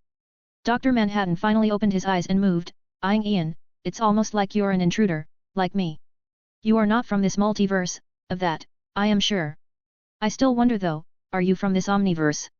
It seemed like he wanted to see an answer from Ian's expression, but there was none. Then let's find the answers, shall we? Dangerous. Too dangerous. Ian thought in his mind. He knew for sure that Dr. Manhattan couldn't read his mind, but he might as well be able to because he felt like Dr. Manhattan knows him better than he knows himself. Okay. Dr. Manhattan nodded, his expression never changing once since meeting Ian, not even when he spoke his next words, let's destroy this universe, and see what'll happen. Okay. He expected a lot of things, but certainly not that. Then let me take a tour first. Take as long as you want because you'll be the one responsible for destroying it. And so, Dr. Manhattan closed his eyes again. He's quite the odd being, Ian noted. Destroy a universe myself, hey. Ian dwelled on the new discoveries for a bit, using the Forever Force to think at an unfathomable speed. But soon, Ian found himself on Earth, a very different Earth with a depressive feel, and it seemed to be mostly destroyed as if someone did most of the work for him. His psychic awareness already told him what kind of world he was in. This is the birthplace of evil, rather than right and wrong. The ruthless nations of Earth 3 cared only for strength above all, the weak deserving only annihilation. This hopelessly corrupted world was thus ruled by the sadistic, unstoppable crime syndicate, twisted counterparts to the Justice League. In Earth 3, performing crimes is as mundane as Prime Earth is fighting crime. And although there are laws and police, these usually only serve their own interests. Like other Earths of the multiverse, Earth 3 features a gallery of superhumans, but these are selfish and ambitious beings, as anyone in the universe. Most important of all, Ian knows about the crime syndicate from Prime Earth because a member of it, the outsider, has come from this universe. In fact, Ian knows exactly who he is, Alfred Pennyworth, or an evil version of him because this universe is a place of evil, way worse than Gotham could ever hope to be. Ian also knows that the crime syndicate sent the outsider to create a passage through the two universes for the syndicate to invade. So he had to wonder, what would the outsider feel when he finds out his universe is no more? 194, Pure Scientific Evil 3. Chapter 187, Pure Scientific Evil 3. Ian also knows that the crime syndicate sent the outsider to create a passage through the two universes for the syndicate to invade. So he had to wonder, what would the outsider feel when he finds out his universe is no more? Ian wondered, how he should set about destroying a universe. He certainly didn't want to use a paradox because he cannot control it. Still, he didn't dwell on that for long and started doing something he was planning on doing anyway. He thought about visiting another universe for a while now, and now that he did. The people of Earth 3 experienced a very odd happening this day as something akin to a meteor fell right on Metropolis City. It was fast and strong enough to eradicate the entire city before anyone can react. Almost everyone within turned to nothing but ashes. The residents of Earth 3 were very much used to bad things happening. Hell, they thrived in such environments, but this threatened to cause the extinction of humanity. I never really realized just how little I care, or do I care at all. Ian murmured, watching all the destruction he caused. He was starting to realize just how similar he is to Dr. Manhattan. He was human, but the Manhattan Project turned him into what he is today. He turned into a blue construct, or better yet, a higher consciousness, as Dr. Manhattan's current body is nothing but a toy for him. Destroying it means nothing. Dr. Manhattan was once very human. After his transformation, Dr. Manhattan began to experience time in a non-linear, quantum fashion and was aware of and experiencing all the moments of his life simultaneously. He was not omniscient, as he remained reliant on his intellect and sensory experiences to reach conclusions, but his range of sensory data had been abruptly extended. This was in proportion to a lessening of his emotional capacities. This often led him to arrive at conclusions greatly different from those available to normal humans. He had increasing difficulty acting in, what those around him considered, the present moment, leading to many accusations and even the public perception that he was emotionless and uninterested in human affairs. He did nothing to prevent the assassination of John F. Kennedy, even though he was aware it was going to happen when he met the president. His lack of sentiment was more a matter of radically altered priorities, owing to a colossal, unbridgeable gap of perception between him and the rest of humanity. Ian felt the same. He felt like his perception is getting broader and broader by the day, but he didn't feel like that was what made him distant from humanity. Instead, it was natural. He felt at his core that he was very different and that he couldn't be the same, especially as he started to get a better understanding of himself. And now, as he exterminated what he assumes to be millions of people, it felt like just another Tuesday. The fact that this universe is inherently evil didn't make him feel any better because he didn't feel bad about it at all. Who are you? Rebels flew everywhere as someone fell from the sky, breaking the ground beneath him in the process. Adorned in a dark uniform was none other than Superman, an evil Superman.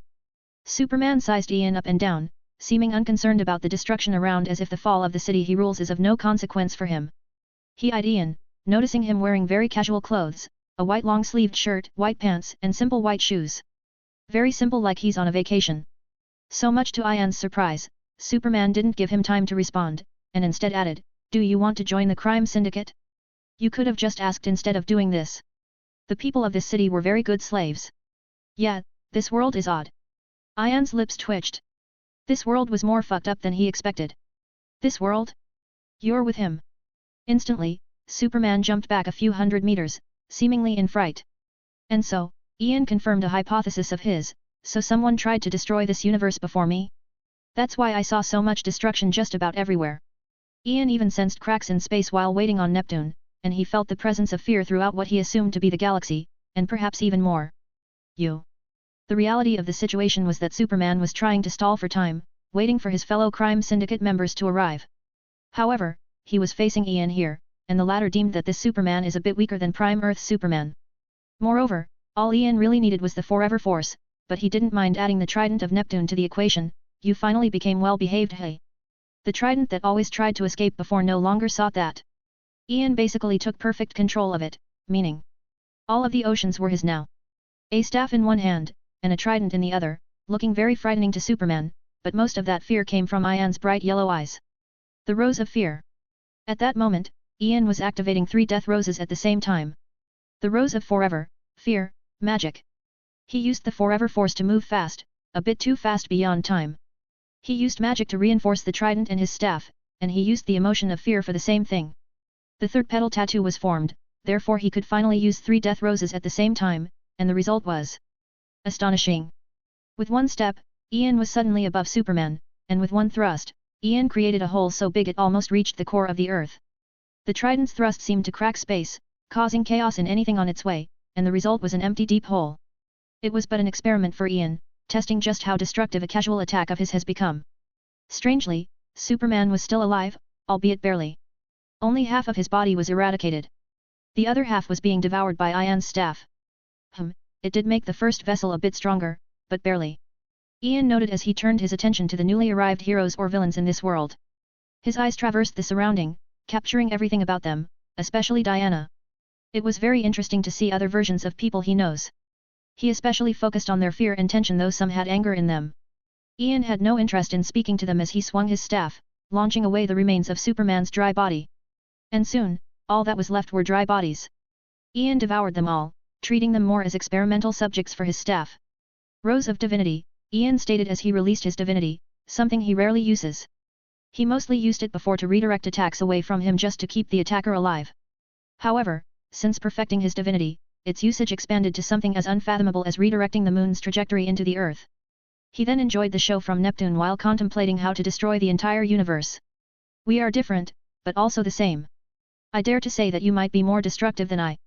I like puzzles, but I never enjoyed figuring out the puzzle that is myself. Everything else on the other hand. Just like you. Yet, Dr. Manhattan is way too dangerous. It feels like he can see through him, and understand him more than he understands himself, but that's also what Ian wants, to find the answers no matter the method. 195, Pure Scientific Evil 4. Chapter 188, Pure Scientific Evil 4. Yet, Dr. Manhattan is way too dangerous. It feels like he can see through him, and understand him more than he understands himself, but that's also what Ian wants, to find the answers no matter the method. Dr. Manhattan emotionlessly observed Ian with a tad bit of interest. The latter was seated on Neptune with his eyes closed. His staff was hovering behind him, and Dr. Manhattan could visibly detect a domain enveloping Ian, a temporal domain where time is thousands of times faster. What attracted most of Dr. Manhattan's interest, however, wasn't Ian's control of time but the magic he was messing around with. It took Dr. Manhattan only a second to deem that Ian was creating a magical spell capable of destroying the entire universe. He was curious and very much anticipating what Ian would come up with. Dr. Manhattan very much enjoyed Ian's company because he cannot see his future. He's forced to wait, something Dr. Manhattan never had to do because he lives in the past, present, and future simultaneously. It was like an exciting ride, one where he has to think and predict the destination. Not just that, Ian was feeding his death force into the mother and father boxes at the same time, and he strangely found it much easier to take control of them, perhaps because I've awakened the third death rose. He wasn't sure, and he didn't dwell on it for long. Instead, he continued with the creation of a spell incomprehensible to almost every magical being. Normally, with his new perfect magic, all he needs is thoughts to basically twist reality, but that's limited due to the limits of his death force output. A grand spell on the other hand will allow him to construct something akin to a battery that will constantly absorb his magic as he produces it for as long as he wants. And the spell will only stop once the magic it needs to take effect is there. That's the difference between instantaneous casting and grand spells. It was very hard to find you. Suddenly, out of nowhere, someone spoke that isn't Dr. Manhattan or Ian. Ian opened his eyes, eyeing the unexpected guest. Lucy? What are you doing here? Lucifer Morningstar, the devil himself, stood right next to Ian with his eyes never leaving Dr. Manhattan while the latter's eyes remained on Ian. I was worried. You suddenly disappeared without any warning. I almost wanted to cause a spark throughout the universe, thinking that you're escaping our deal. Lucifer murmured with a smile. He was comfortable enough around Dr. Manhattan to start circling around him, sizing him up. And what's this blue ball? The blue ball? Ian eyed Lucifer weirdly before giving an honest answer. He's my kidnapper, quite rude honestly. I can see that. It is indeed quite rude. Lucifer agreed, noting that the blue ball's eyes didn't pay attention to him not one time. He also seems to be all-knowing. Who knows, he might know the answers to your questions, negating our deal altogether. Ian further added with a smile. He noted Lucifer's clear provocation of the blue ball, referring to him as it. Then again, that would be a better way to describe Dr. Manhattan. All-knowing. Lucifer narrowed his eyes as he stood right before Dr. Manhattan, obscuring the latter's eyesight from Ian. You do feel familiar. Have we met before? No answer was received, so Lucifer added to make things easier for the blue ball. Did we have sex by any chance? Are you my father? Or are you a toy of his? Dr. Manhattan certainly didn't expect that as his attention turned to Lucifer. Ian obscuring his future vision gave him many surprises, some good, some bad. No. No. Maybe, but unlikely. I'm a toy of my own creation. Dr. Manhattan responded. Oh yeah? Wanna fuck then? Do you have a dick? Can you have a pussy if you so wish? God, that sounds naughty. Again, Dr. Manhattan didn't expect Lucifer's response at all. Something else he didn't expect was Lucifer patting him on his shoulder and that simple action's consequences. Do not do that again. Dr. Manhattan spoke. Well, it was more so an order, and Lucifer could care less about orders. So Lucifer started to applaud, ignoring the consequences of this small gesture. Quite the tough guy you are, hey? Wanna get intimate somewhere else? Dr. Manhattan coldly emotionlessly stared at Lucifer, almost as if he was looking at a child. He then glanced at Ian before vanishing along with Lucifer. And Ian was left alone, eyeing the surroundings with amusement. Lucifer's pad evaporated Neptune and everything down from it for what he assumed to be galaxies away. It was like the pad created a destructive wave that went on to eradicate everything in its way. Not what did the applause do? Well, it shook the universe. It destroyed numerous planets, gravity lost its foot, and suns reached their end, even the ones with plenty of lifespan left. Well, that went well. I'm so fucking smart. I totally saw this coming. Ian shook his head as he stated, his tone sounding a bit sarcastic. He took a step, and he found himself back in the House of Mystery. A very interesting sight appeared before him, Raven v Athena in chess and the other girls watching. And well, Athena was a bit too much even for Raven, I guess lost again. Raven gave up, stood up and teleported directly before Ian, hugging him instantly. We just started the match. Athena spoke, a bit speechless, just say you want to hug him first. Thank you. Raven gently mumbled as Ian started caressing her gorgeous purple hair. How are you feeling? Ian pretty much senses everything that happens in the House of Mystery, so he knew the moment she woke up, and he wanted to check up on her there and then, but the blue ball was watching. Great. Strong, but I still can't win against her. Raven spoke, insinuating her loss against Athena. Well, then sit down and watch. No one asked Ian about where he is because they knew he was up to something, and if he wanted them to know, they wouldn't need to ask. Ak, you're just like Zeus, Athena complained, feeling a headache. She missed the times when he had no chance against her, always losing, but now, the tables have turned. Me? Zeus? How? Ian asked, confused. Both of you are cheating scums. He cheats on his wife. You cheat in chess. I'd say you're worst, many times worst. Her words of annoyance brought a laugh out of everyone. She even brought a giggle out of Raven, and a laugh of amusement out of Ian. I mean, you're welcome to do anything to win. I won't stop you. Athena stared at Ian with venom in her eyes. The calmest and most composed person in Olympus was hating dealing with Ian, and she loved it. God, I so want to slap you. Some other time perhaps. Ian turned his attention to the newly arrived Zaydana because he summoned her. What happened? You noticed, hey? Zaydana spoke with a bright smile, seeming happier than ever. I killed someone. Selena, Raven, Harley, Athena, and especially Layla to the side eyed her strangely. They know her very well, so hearing that from her was that much of a shock. That's nice, but that doesn't explain the extremely potent magic I sense. You became many times stronger. Ian shrugged, not seeing that to be odd at all. That just means that she graduated from Arkham Asylum of the Grand University of Gotham, and she was very much welcome to their ranks. In my search for the books of magic, I met an old friend, someone who betrayed me a long time ago. I killed him. I got the books of magic, and voila! Like the showman she is, Zaydana puffed her cheeks before releasing a breath of fresh air. That breath formed into a gorgeous rose that found itself in her hand, and then in Ian's hand as she bent slightly, her lips coming close to Ian's, and it's all thanks to you. The hat. Ian mused, realizing that the magic he left in the hat had long since disappeared. Perhaps it saved her life? He thought as she invaded his personal space further, sealing his lips in front of everyone. It was something to be expected from someone as confident and upfront as her, but Athena still found it weird, especially as she caught the reaction of the others to it. None of them seemed to mind. That went especially for Harley, who was happily clapping, seemingly enjoying the show. He succeeded at what Zeus failed at, and he didn't seem to even mean to. What a bunch of weirdos. 196, Pure Scientific Evil v. Chapter 189, Pure Scientific Evil v. He succeeded at what Zeus failed at, and he didn't seem to even mean to. What a bunch of weirdos. And so, Ian enjoyed his time along with his lovers while Dr. Manhattan and Lucifer were doing something, probably fucking.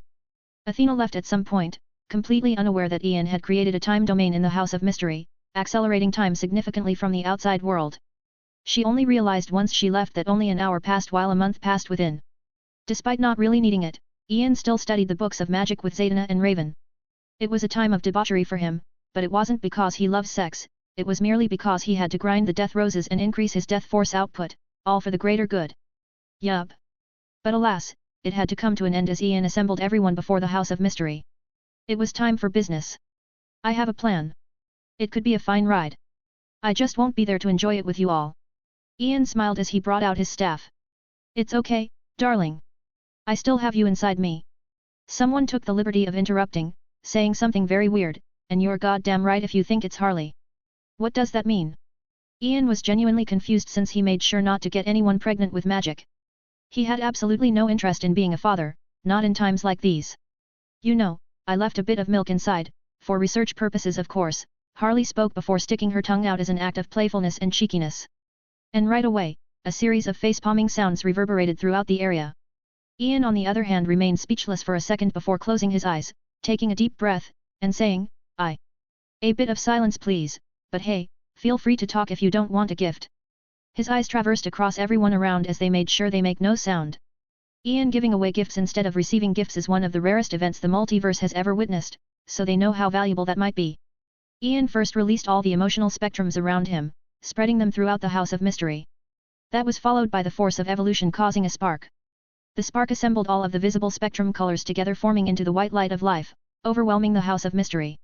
Great, and by the way, that was a precaution against nosy kids. Now, I have a goal, and it's up to you all to achieve it because I won't be around.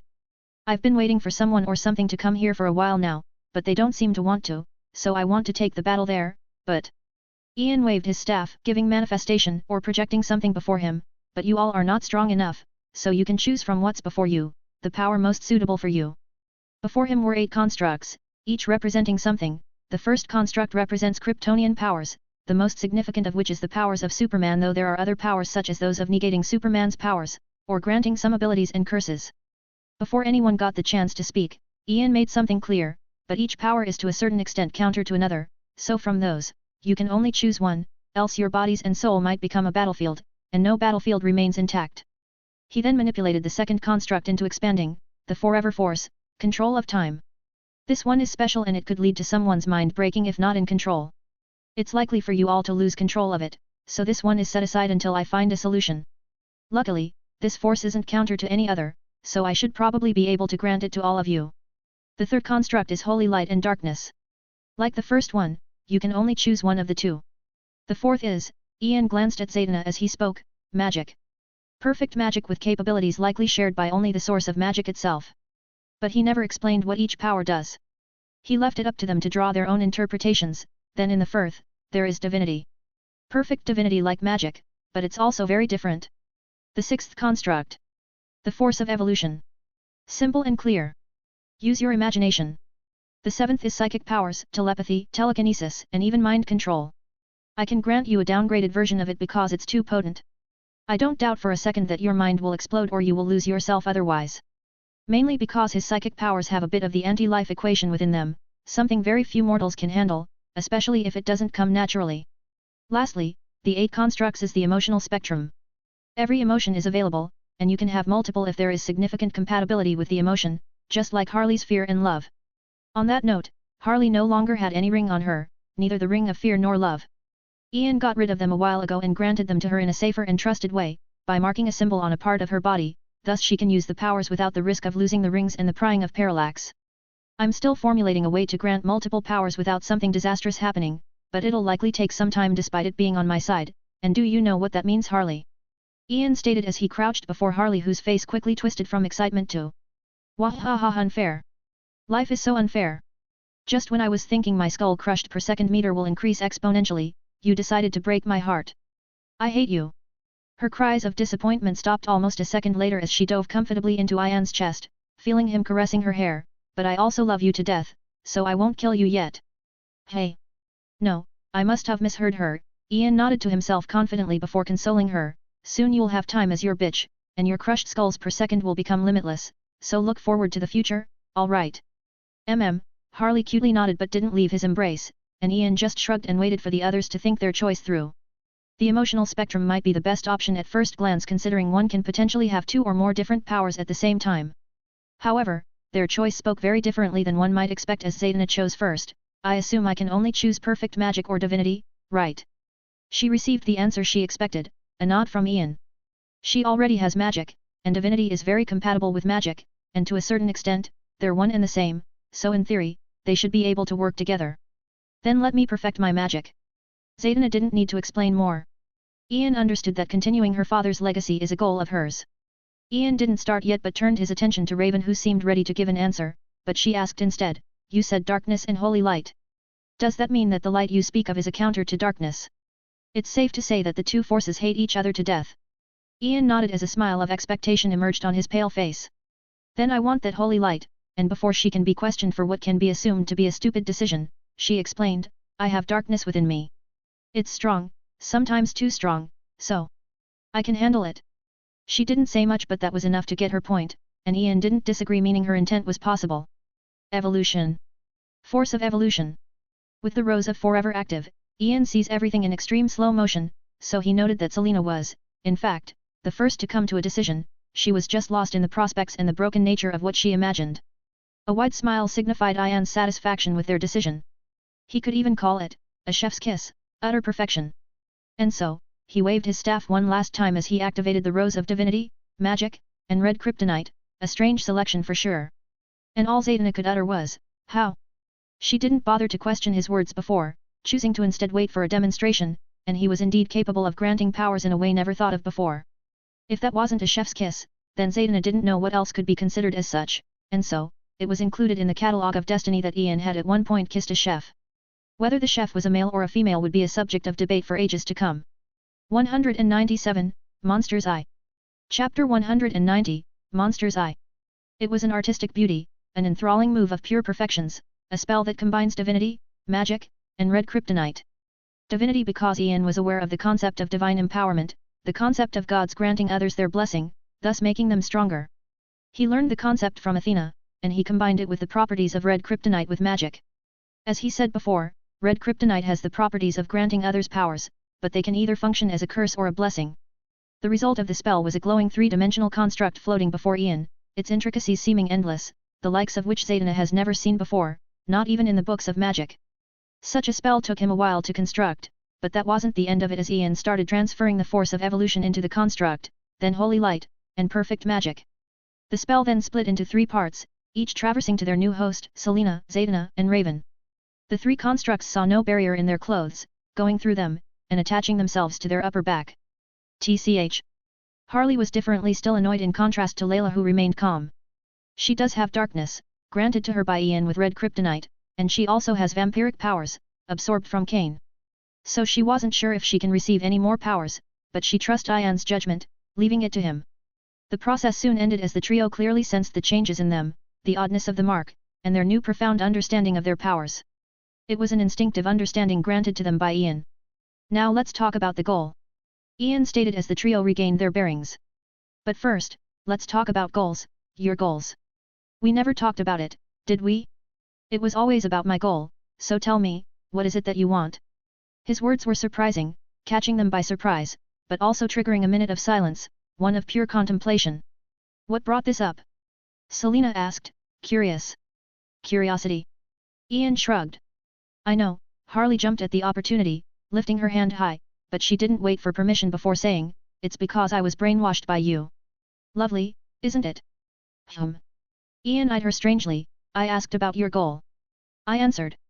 Harley said in confusion, as if her words were obvious and understandable to all, I want to keep getting brainwashed by you. Simple, no. Ptahaha, Zaydna let out a laugh of amusement, you wouldn't be happening to be turning us into Harley's 2.0, would you? Creating an Arkham asylum of creatures capable of destroying worlds? Now that I think about it, aren't we a bit too dangerous and crazy? Selena further added. I know, right? We're like a museum of beauty and fun. That's why if we continue to be brainwashed, we'll be an ever-changing museum, a never-ending fun. Harley gave her very normal input. I agree. I don't think even hell is as peculiar as our team. Raven almost sounded sarcastic saying that. Ian eyed their banter, feeling a bit of a headache, and the problem is that he's responsible for creating his source of headache. Be a bit serious, will ya? I'm serious though. Harley stated with confusion.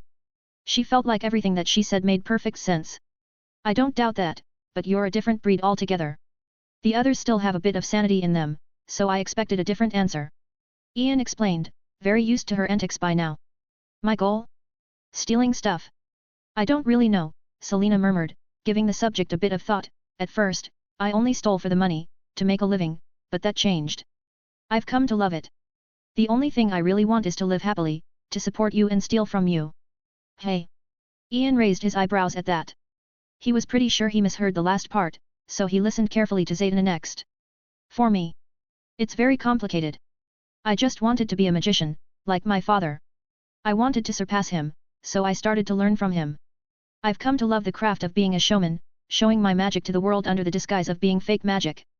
Zaydna sought comfort in Ian who just took a seat next to her, leaning into him. The world wasn't kind to me before I met you because I lost my father soon later. All due to me. She remained silent for a while, getting comfort out of Ian's caresses before continuing. I made friends with Constantine and someone else. The former led to the death of my father, an accident, but it's still my fault for not seeing through his methods long beforehand. That someone else also ended up betraying me, even trying to kill me, but in the end, he ended up dying by my hands just a bit ago. It was lovely, everything became lovely,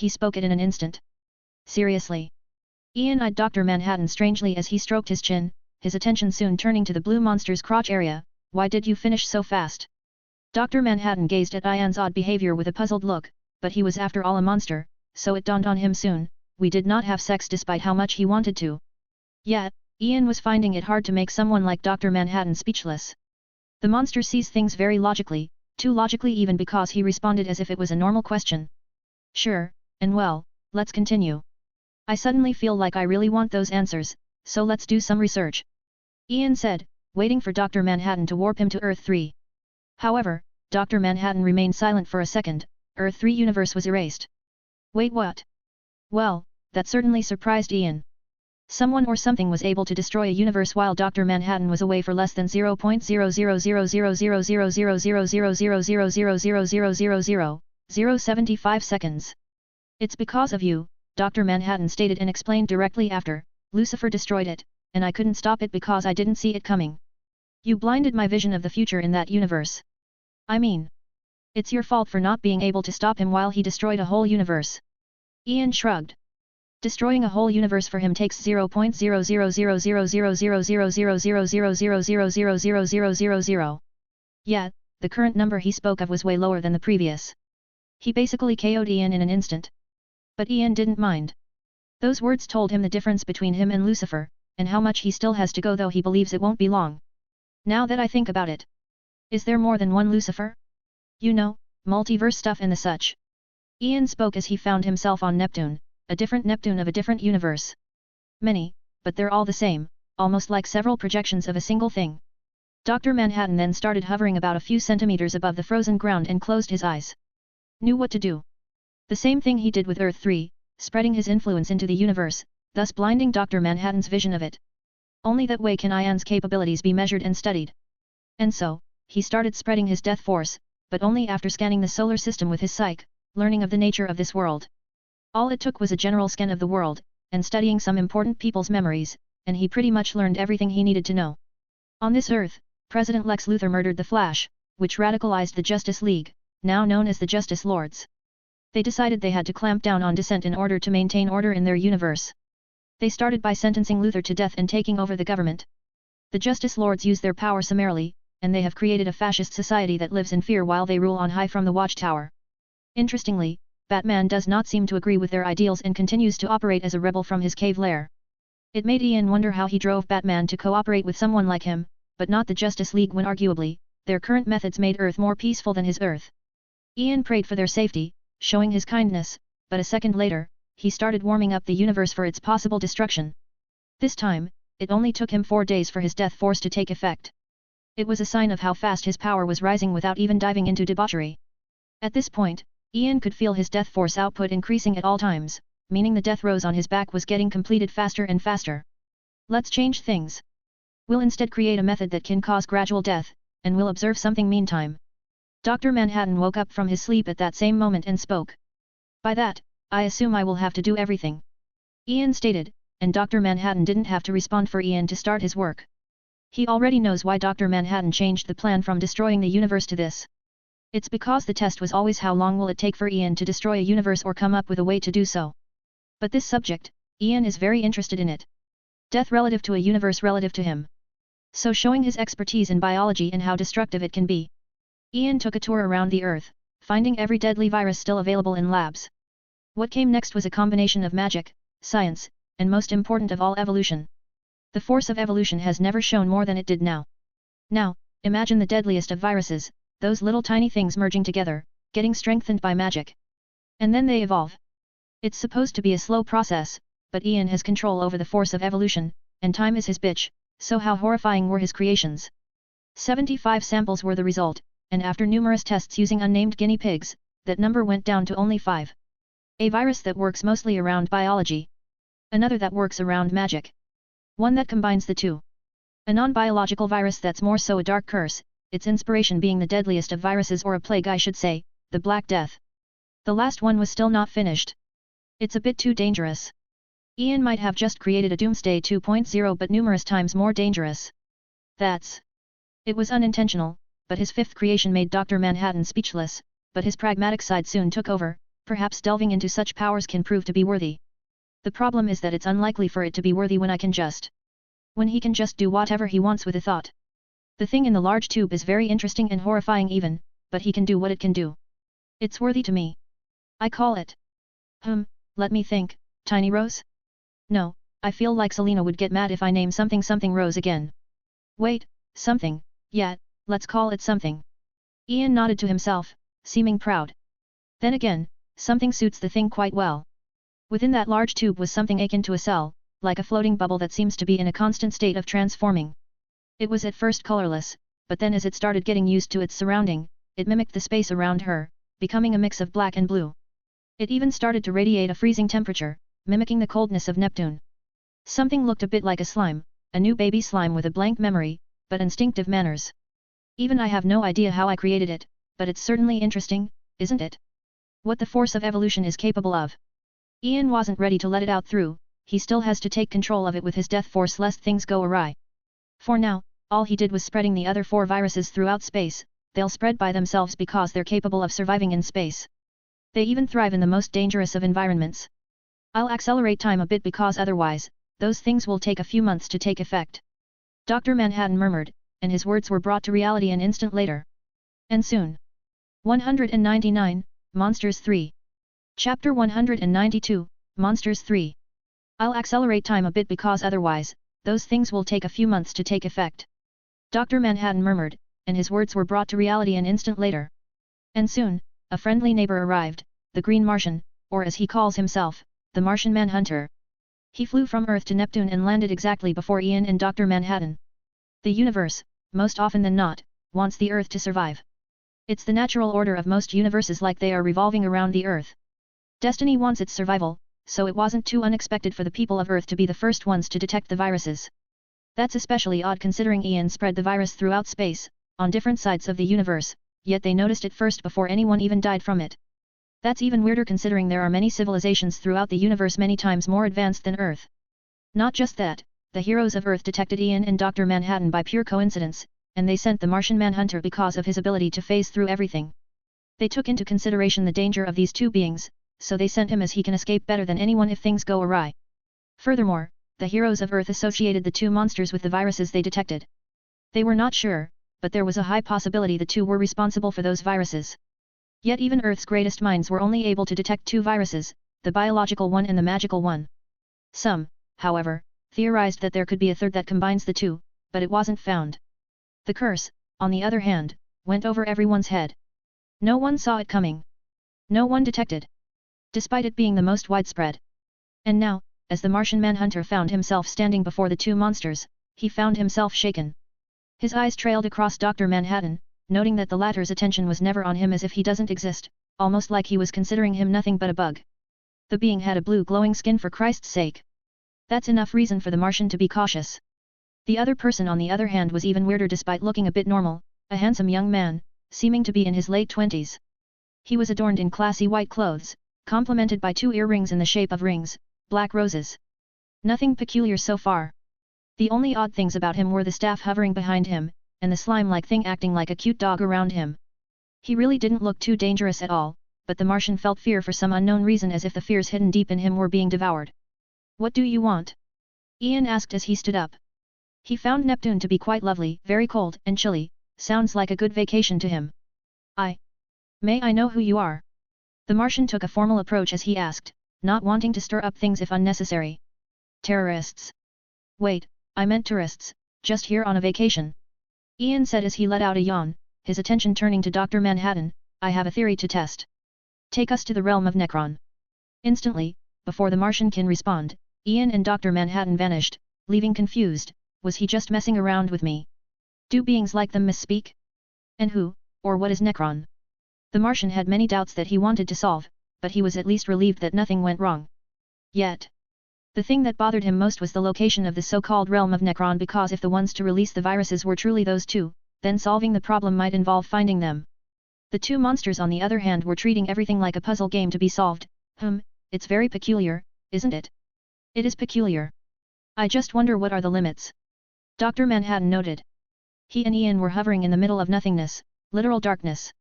So this is why my universe's Necron was able to escape his realm and save me. Ian remarked, remembering his first meeting with his universe's Necron. The death monster emerged from his realm right before Ian, only to be sent back within due to the clash with Darkseid's main ship, moving at a speed incomprehensible to most beings. And now, Ian's eyes can see another Necron far away. It wasn't the same Necron he had met before. The one before him was vastly weaker, and Necron seems to be in something akin to hibernation. It didn't intend to save you. It was a coincidence or the doing of your own power.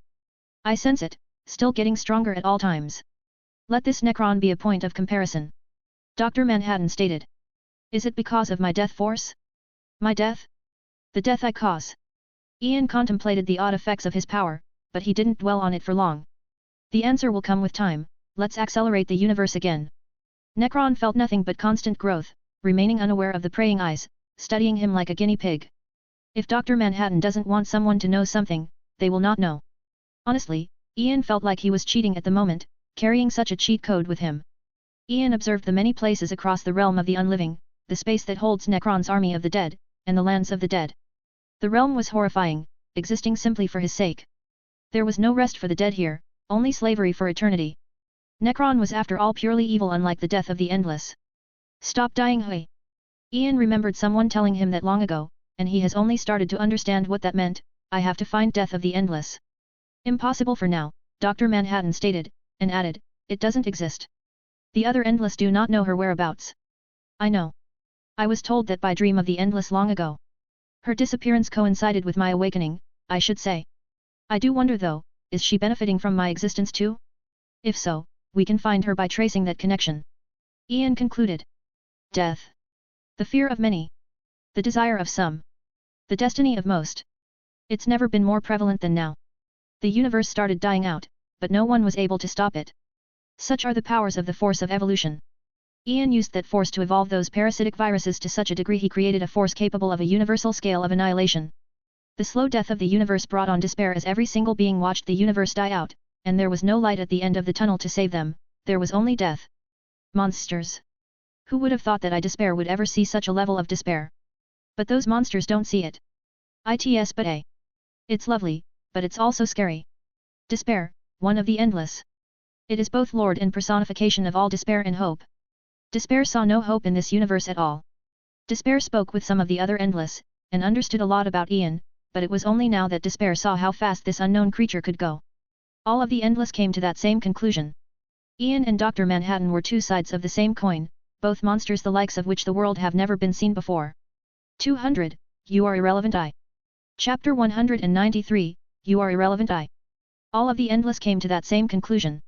Ian and Dr. Manhattan were two sides of the same coin, both monsters the likes of which the world have never been seen before. I'm dying, Ian stated with his arms crossed, eyeing the horrifying Necron before him. Someone or something is trying to kill you. Dr. Manhattan agreed, and it seems to be happening outside of time and space. Outside of the known multiverse and perhaps even the Omniverse. The Omniverse, also referred to as the Greater Omniverse or Overvoid, is the embodiment of existence itself and is the collection of every multiverse, universe, and dimension that ever came to exist, actually exists, and will ever exist in the future. It was one of the things Ian discussed with Dr. Manhattan for a while in one of their debates. Why? Because Dr. Manhattan is a being from a completely different multiverse. That means that the monstrosity that is Dr. Manhattan had traveled from an entirely different multiverse to another and even passed through the source wall, a barrier surrounding the multiverse. So it was safe to say that he knows a lot, and Ian certainly learned a lot from him. Dr. Manhattan was lost in thought for a while before concluding, yes, I'm certain that there is something outside of the Omniverse. Perhaps there are other Omniverses, bigger worlds. That's really all Dr. Manhattan needed. He just wanted to know if there is something bigger out there, if there is a vaster world for him to explore. He simply wanted his curiosity to burn bright again because his nature drove him further and further from that. And I am from out there. Ian nodded, remembering where he came from. He came from a world where this multiverse is but a story, yet here it is, real and clear. Ian was very sure he wasn't from that world. Despite it feeling like the origin of all things, he felt like it was a mirage. He had death immunity since his birth. And recently, after he acquired the energy of fear, he came to realize fears he had that seemed to have followed him from past lives. Not just that, the most damning of evidence were memories he didn't experience in this life. Those memories were mostly vague, odd sceneries and words but never something that told him something conclusive. He felt like he was going through a mind fuck, but he felt much better as of recently, as if all the terrible things he's doing were lifting his mood, or perhaps he just felt like he was close to attaining the answers he seek. Half of Necron's growth comes from the dying universe. The other half comes from another variable. Me. Ian noted. I do not think it's due to your death force. Your control of it is perfect. It must be because of your constant death. Dr. Manhattan added. And my constant death is equal or greater than that of the entire universe. Ian continued in his stead. It was a horrifying thought, truly. The balance is also leaning to your side as you get stronger, almost like the value of your death is going up. Your nature is very confusing. Well, then it must be incomprehensible if even Dr. Manhattan said it's confusing. I have a theory, Ian murmured as he stroked his chin, going into deep thought, but first, let me try an experiment of mine, or fetch out something out of its hiding hole I should say. Ian took a step, traversing the vast space of the realm of the unliving. A step was more than enough to take him to Necron. The being of death was still lying dormant, looking as colossal as the moon, and Ian was simply wanting to wake it up for breakfast, so he extended his right hand as his eyes lit up yellow. His arm movement gave birth to a construct, a colossal yellow projection of his entire arm, seeming as immense as Necron's head. It was a construct of fear that Ian used to slap Necron. He slapped the monstrosity right in the cheek, waking it up from its sleep. A collision that immense almost broke the entity of Death's skull, and it certainly caused enough destruction to leave the realm of the unliving in ruins. Neptune, Ian murmured, and his wishes were instantly met, appearing in Neptune again. Yet even though their realms apart, Ian still heard Necron's roar. No, everyone heard it. Necron woke up and chose violence. The only thing stopping it from bringing destruction upon the world was the fact that the realm of the unliving is its prison as much as it's a home, but Ian's actions changed that. Necron became so unbelievably strong that it easily crawled itself out of its realm, getting a view of the world, an almost completely dead world. So if Ian didn't bring enough death to this universe, Necron brought more, seeking to turn the entire universe into its realm, a realm of the dead. Ian merely watched as Necron harvested the souls of the living until the living were no more. Only one last thing was left, and that's the arch-nemesis of death, the entity of life. The entity is the living embodiment of the white light of creation that gave birth to all living things in the universe. It is one of the two most fundamental aspects of the cosmos, life, along with its direct counterpart Necron, death. So naturally, they're enemies, and they want nothing more than to extinguish each other. Unfortunately, Necron grew to become a monstrosity so far above the entity in terms of power that the latter has no chance at all. Moreover, the dwindling life in the universe further weakened the entity, leaving it as nothing but a lamb for slaughter. It hid in the cracks of life for so long, but it can't anymore. And only once it appeared did Ian introduce himself to the equation, standing between the entity and Necron. A clear indicator of how weak was the entity was its appearance, an entirely milky creature akin to an alien baby with wings. That same baby found itself almost entirely destroyed as Ian nailed it with his staff. You're very good at hiding, I noticed. I couldn't find you in the Prime Universe no matter how much I tried, and even the Guardians lost contact with you. You hid long enough. The entity was an annoyance to Ian, hiding in the cracks of life, a place Ian couldn't reach before, but finally, he attained what he wanted. All it took was for the staff of all things to devour a single speck of the white light of life.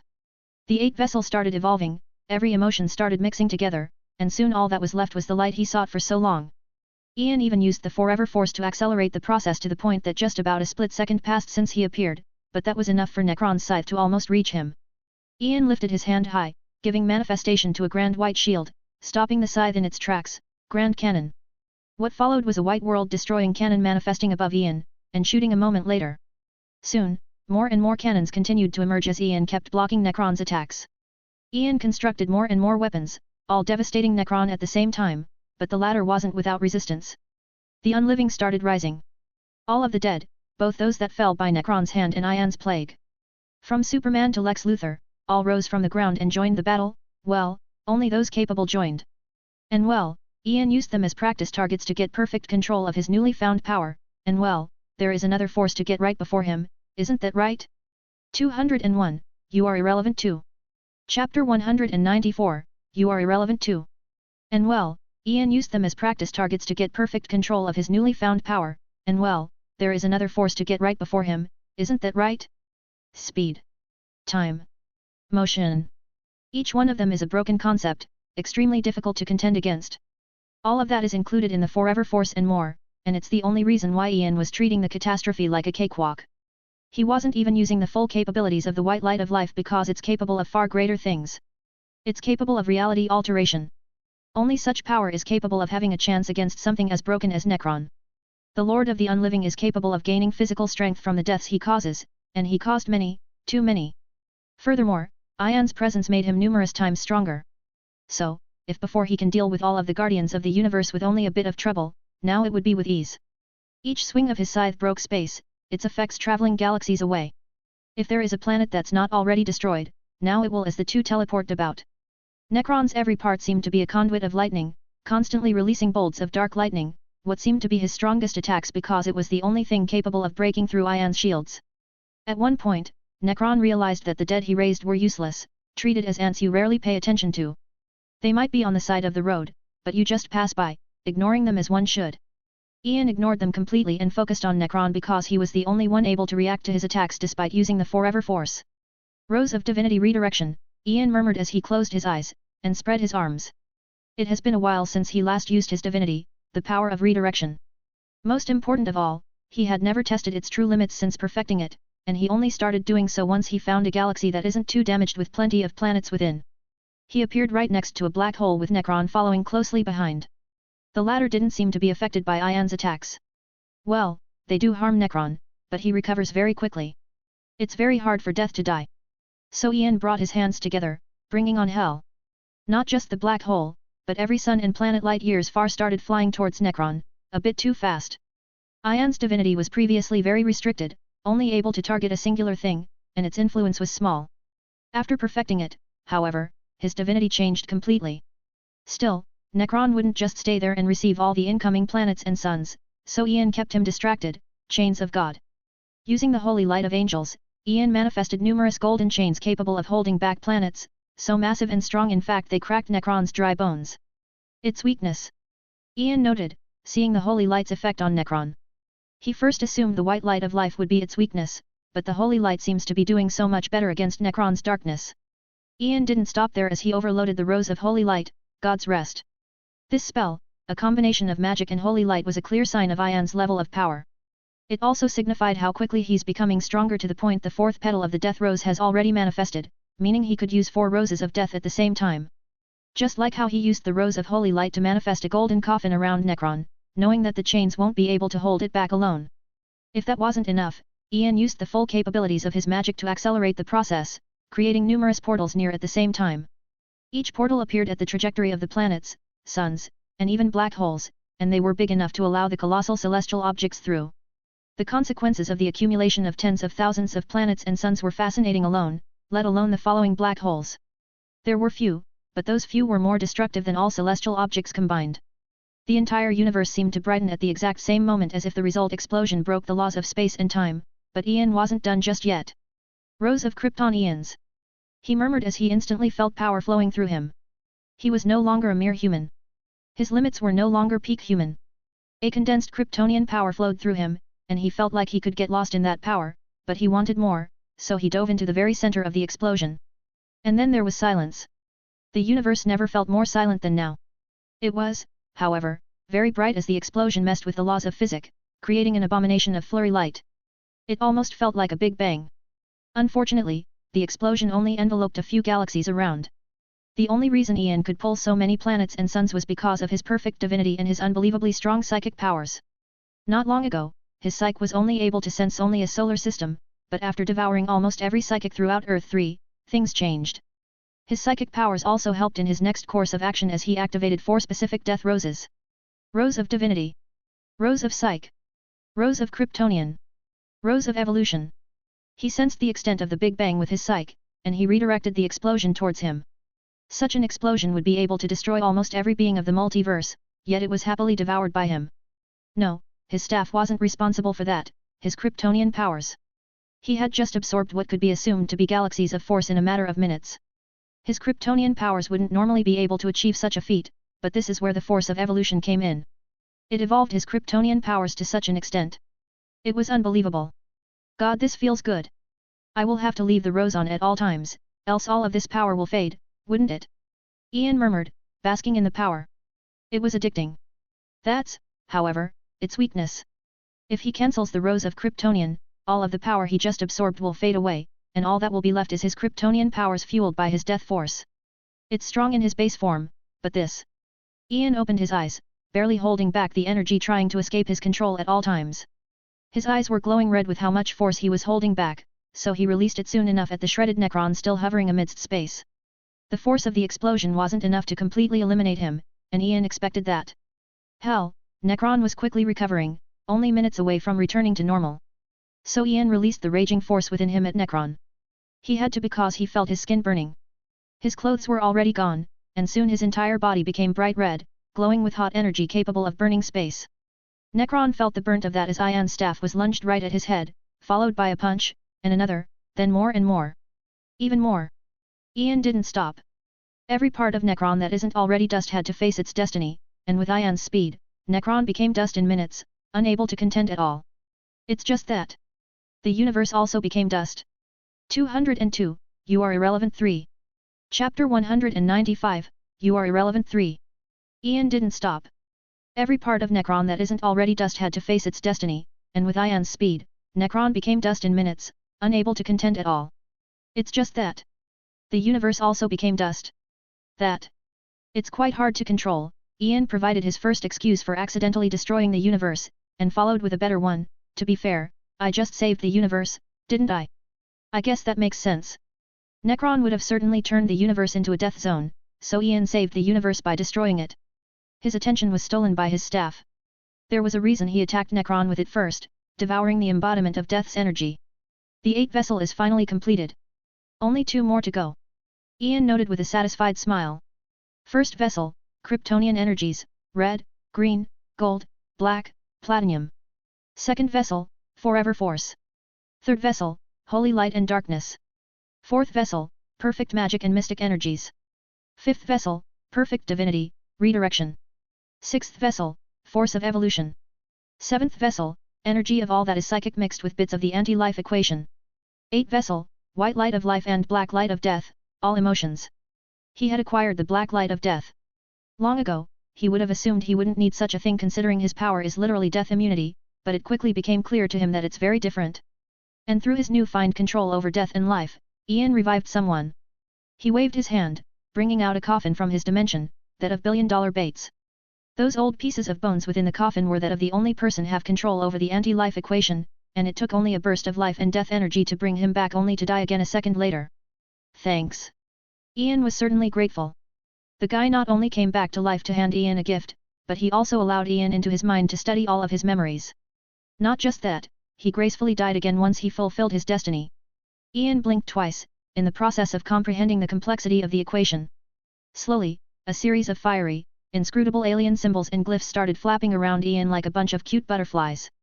These cute little things were the bane of life. The anti-life equation has the power to dominate the will of any sentient race in addition to reality-altering powers that twist and distort freedom over life and death. It derives its name from the fact that if someone possesses absolute control over you, you're not really alive.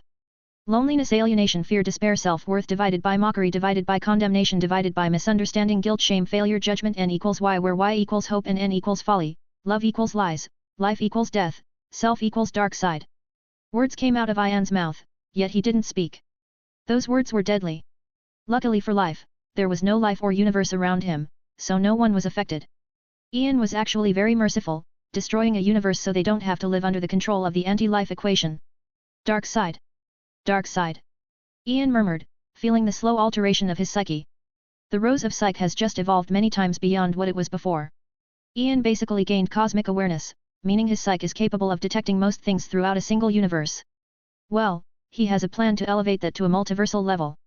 Ian closed his eyes, freely floating in space. He zoned out as Dr. Manhattan noted. He didn't interrupt.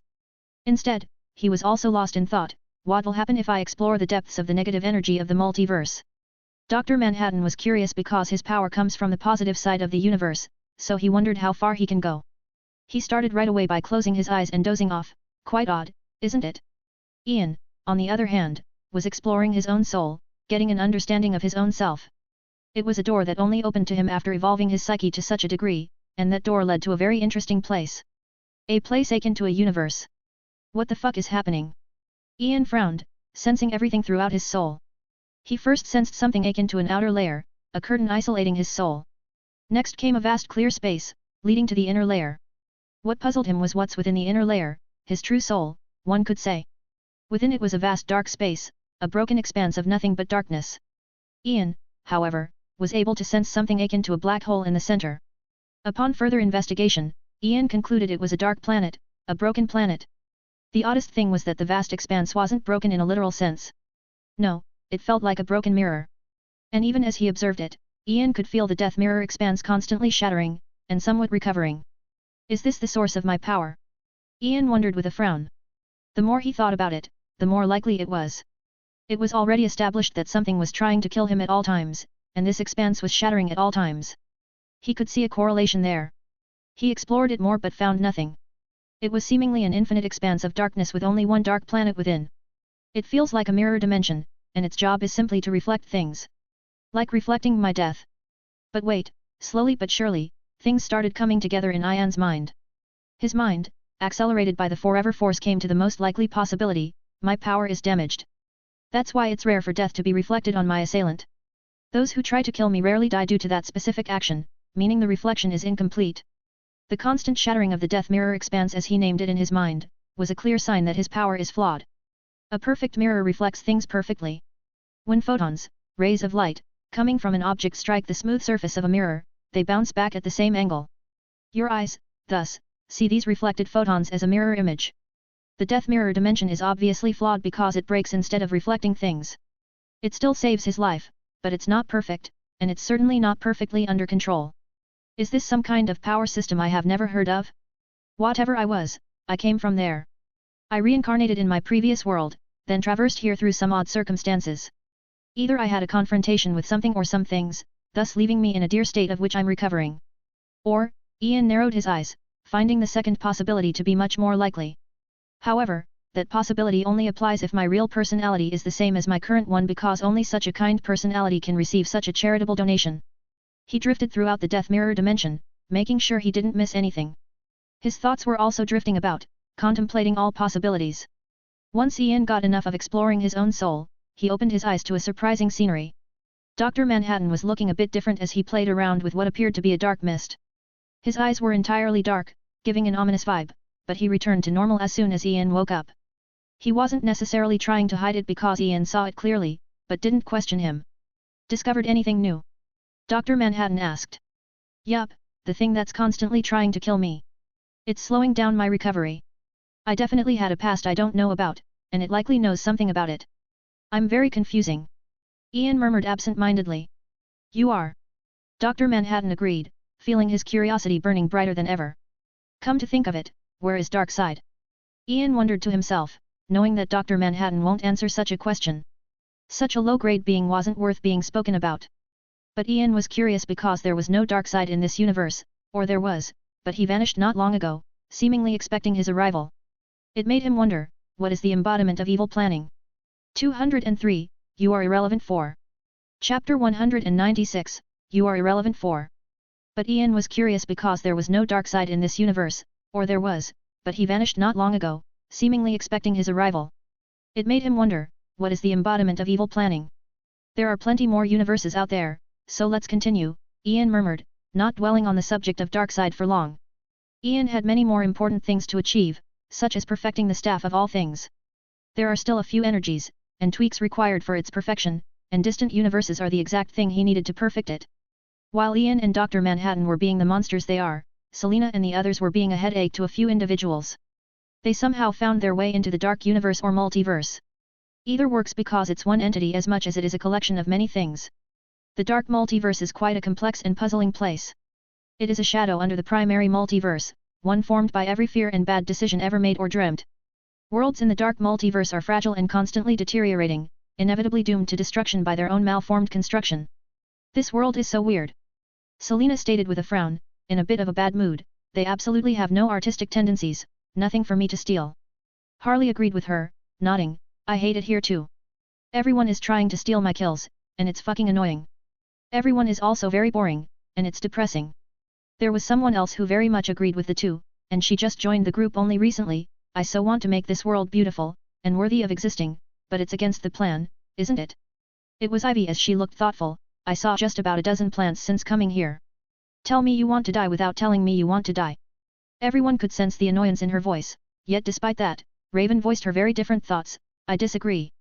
It feels very cozy in here. This depressive atmosphere feel nostalgic and comforting for her. It would make a lovely vacation home. Ian would like it. Layla agreed, and as usual, the only thing in her mind was Ian. Ha, you all. Hopeless, Zaydana shook her head, feeling a bit of a headache trying to keep the group organized. Selena, our main task here is to steal something. Is that not enough for you, especially knowing what it is? Zaydana reprimanded, but didn't stop there, as for you Harley, don't you know better? Why don't you bring good vibes to the world yourself instead of just complaining? Moreover, just kill first, and your kills won't be stolen. Sounds easy enough.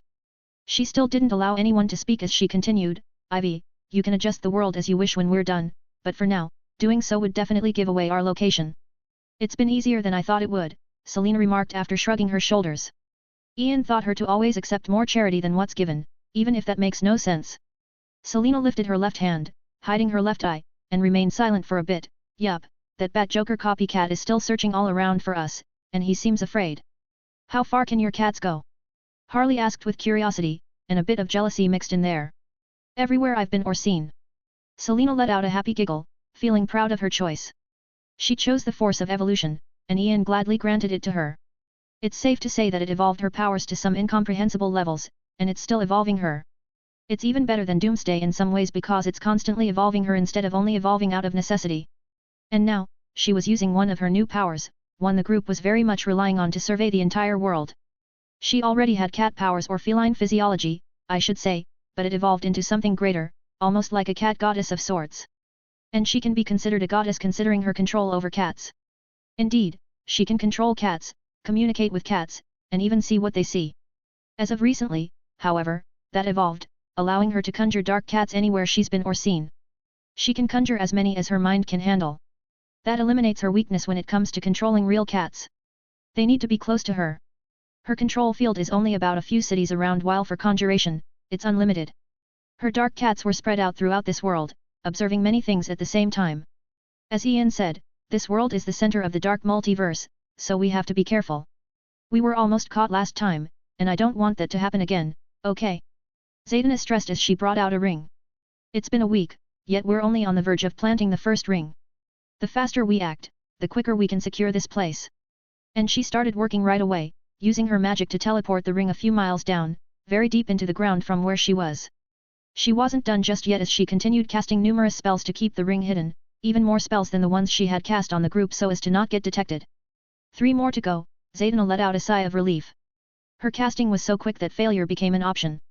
She had to cast quickly because, let's move out. Layla waved her hand, bringing on a cloak of darkness above them, driving them among the darkness. Zaydna, on the other hand, went in another direction to create a distraction. It was important to remain hidden because the beings in this world can certainly kill them. Thankfully, the concept of distractions came in with the clutch, saving them like always. And indeed, soon, someone arrived in the area, a man adorned in completely black clothes. He looked like he belongs right in Arkham Asylum. If that wasn't enough to land him a spot right next to the Joker in the Art of Insanity, he had chains revolved around his arms, falling to the ground, leaving behind clanking noises as he walked forward. That's not the end though. He had a mask on, a spiky metallic mask completely hiding his eyes, and only showing his smiling mouth, sometimes even giggling. Ha! Ha ha ha! Ha ha ha ha ha ha! This is funny. This is hilarious even. It's a bit boring though. I want to kill someone. His words were chaotic, switching from one mood to another, from one subject to another, and he kept true to his words. He turned around, swinging his chains to surround one of his underlings. He pulled him towards him, and pulled more, choking the underling while looking closely into his eyes. Your eyes are funny. Only Joker would be so crazy and weird, but this isn't Joker. Well, this person isn't only Joker. This is the Batman who laughs. He's Bruce Wayne from Earth 22 of the Dark Multiverse. The Joker of this multiverse is understandably worse than that of the primary universe. Hell, the Earth he belongs to has a minus in it, so take the normal Joker and make him worse. The result was a very naughty Joker who did so many bad things it drove Batman near insanity to the point the latter killed Batman in rage. He was so traumatized and angry over what the Joker had done that he grabbed the Joker and broke his neck. Unbeknownst to Batman though, the Joker exhaled a toxin contained in his heart, which infected anyone close to him if he died. In this case, it was Batman. Not long after that, Batgirl, Nightwing, Red Hood, and Red Robin were training in the Batcave and talked to Bruce about his worsening condition due to the toxin. Though they all offered to help the Bat however they could, Batman rebutted that he didn't want any help and revealed that the real reason he called them was that he knew they would be the first to notice something was wrong with him and warn the other heroes, something he couldn't allow to happen. And then he surprised them by doing something they were unprepared for, pull out a pair of hidden machine guns and shoot them all dead. The toxin drove him crazy and implanted a part of the Joker in him that would soon kill every force of good in his entire world, becoming a monstrosity almost never seen before, almost. Ahem, the Batman who laughs tidied up his clothes while giggling, very naughty. How can I allow you rats to escape again? As he spoke, he pulled out a dark metallic card. 204, you are irrelevant V. Chapter 197, you are irrelevant V. Ahem, the Batman who laughs tidied up his clothes while giggling, very naughty. How can I allow you rats to escape again? As he spoke, he pulled out a dark metallic card. He waved it around, messing around with it. Much to his surprise, however, nothing happened, not working. Barbatos, this is a disappointment. He was absolutely unhinged, going as far as talking like that about the one who gave him the dark cards, a set of cards forged out of cosmic metallurgy. Cosmic metallurgy is a material found in the dark multiverse with interesting properties, capable of manipulating reality to its whims, to a certain limited extent of course. Barbatos was a special being. He was the one to reveal the rest of the dark multiverse to the Batman who laughs and his plans to go after the true multiverse as well. Believing him to be the ideal bet to help him, Barbatos made the Batman who laughs the spearhead for his plans to drag all of creation into darkness. Barbatos, also known as the Bat God, was a being created by the World Forger to consume the universes which fall back decayed. He claims to be the bat that Bruce Wayne saw through the window the night he became Batman. Barbatos's tale was the kind of tale that would entertain Ian. In the earliest days of existence, before the multiverse became reality, a spark of potential created matter and antimatter. After that, two siblings tasked with monitoring creation came to be. Along with them, though, came a third being known as the World Forger. Unlike the others, it was set to watch over creations that would exist in the future. The World Forger made its home in the Forge of Worlds, a hidden place inside the Sea of Possibility that would later be renamed the Dark Multiverse. For eons, he created universes based on the hopes and fears of every living thing. While the most stable universes became part of the main multiverse, the Forger would dispatch its dragon to destroy the unstable worlds so their energy could return to the Forge and be used anew. The name of that dragon was Barbatos. Eventually, Barbatos' lust for destruction led him to kill his master and steadily corrupt the Forge of Worlds.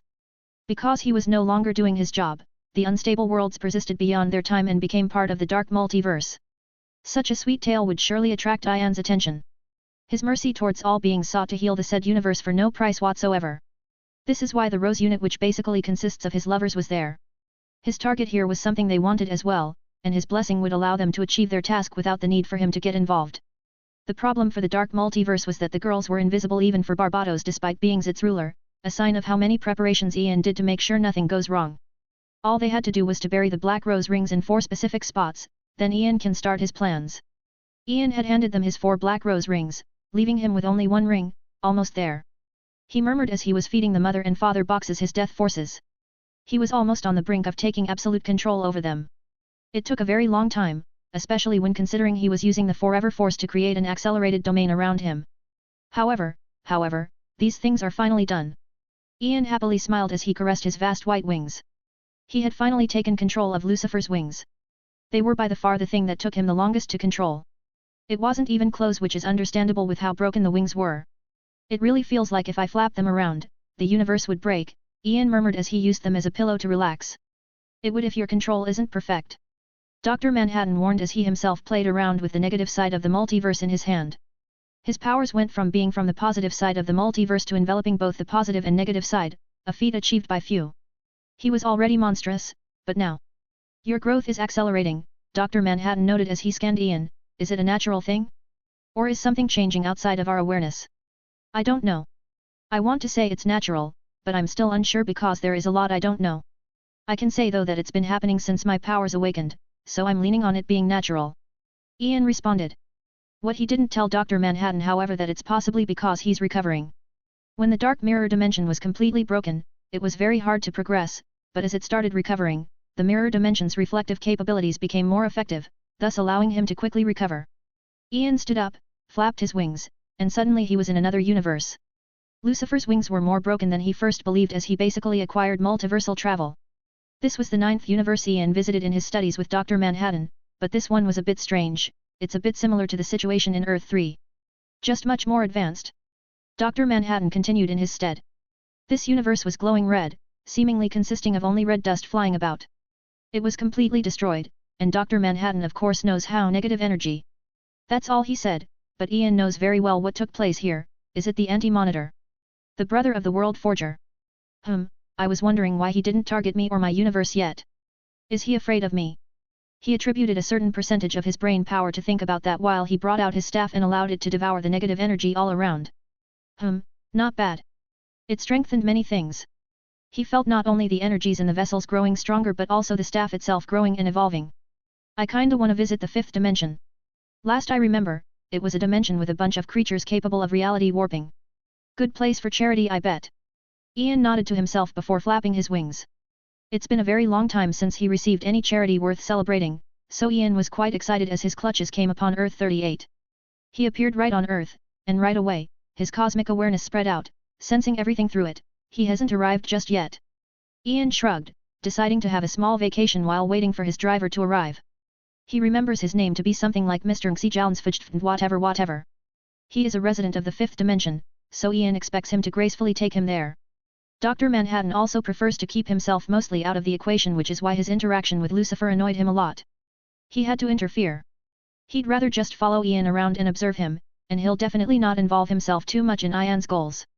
Ian retracted his wings and made his way to a nearby coffee. He waited for his order as he chatted with Dr. Manhattan. It was like the people walking about didn't notice his wings or his sudden appearance, nor did they see Dr. Manhattan's odd blue form. Magic is very convenient. Do you miss your old normal life? Dr. Manhattan asked, finding Ian's psyche to be very interesting. He feels human yet a monster at the same time. Then again, everything is relative.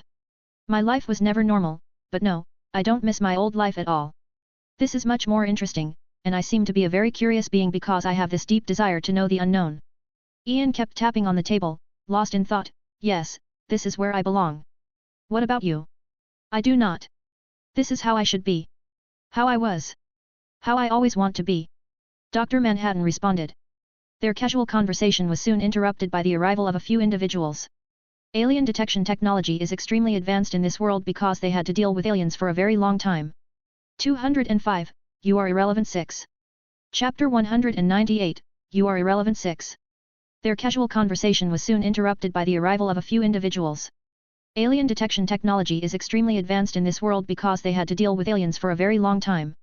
As these certain individuals entered the coffee shop, everywhere within left as if they knew what was about to come, or perhaps they were used to such situations.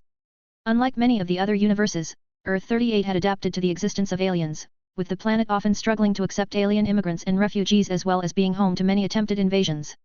Leading the group was none other than Supergirl, Superman's cousin. At the age of 13, Kara was sent to Earth to look after her cousin Kall. This did not go according to plan as after Krypton's explosion, shockwaves knocked the pod off course and into the Phantom Zone. She arrived at Earth 24 years later, when Kall had grown up to become Superman. And now she's a firm defender of peace in her home city, National City. Right next to her was her adoptive sister, Alex Danvers. She didn't come as her adoptive sister though but as the director of DEO. Alex is just a normal human. She doesn't have the capabilities of Supergirl, but she climbed up the ladder of one of the most important organizations in the world. The DEO, Department of Extranormal Operations, is a US government agency which investigates and processes alien activities. They're obviously good at their job because they were able to find Ian through cameras. They're basically monitoring the entire city, and Ian's image didn't synchronize with any identity, the first red flag. The most important thing, however, was the fact that he appeared out of nowhere. Yet, Ian didn't try hard enough to hide. In fact, he barely tried for some reason. Alex Danvers took the lead, approaching Ian with caution, then she asked an odd question, "What are you doing with him? And what do you want from us?" She was signaling to Dr. Manhattan, which confused Ian quite a lot. His doubts were solved once he'd seen into her mind.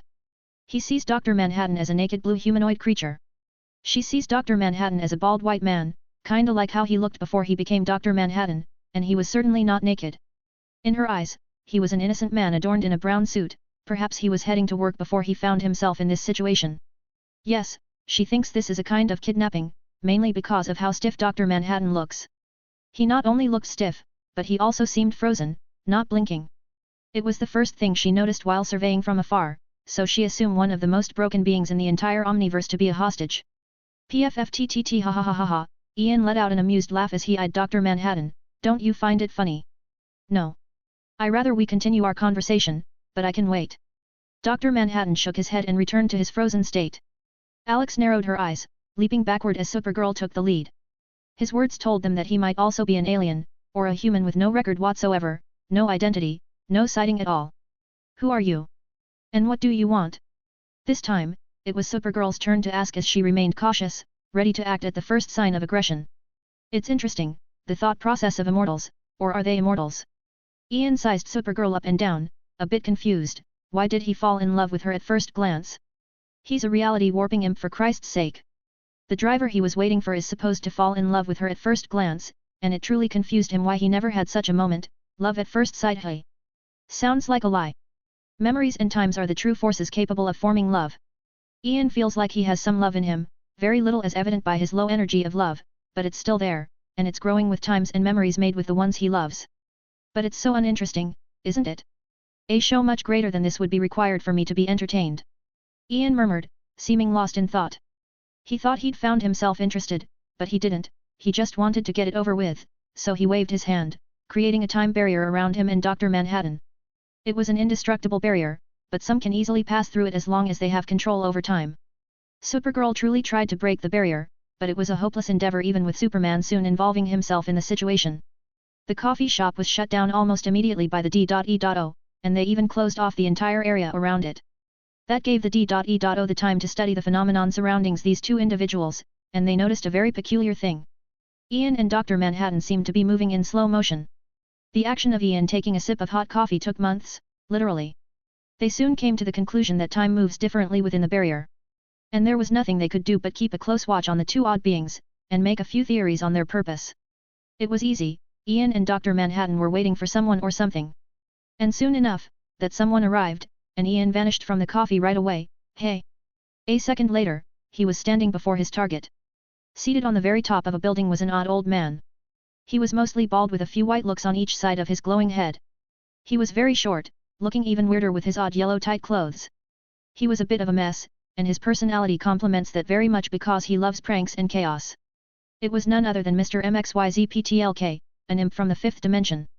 Just when he was lost in his imagination, thinking of all the pranks he could pull off to wreak havoc across the city and even the world, someone he didn't expect appeared.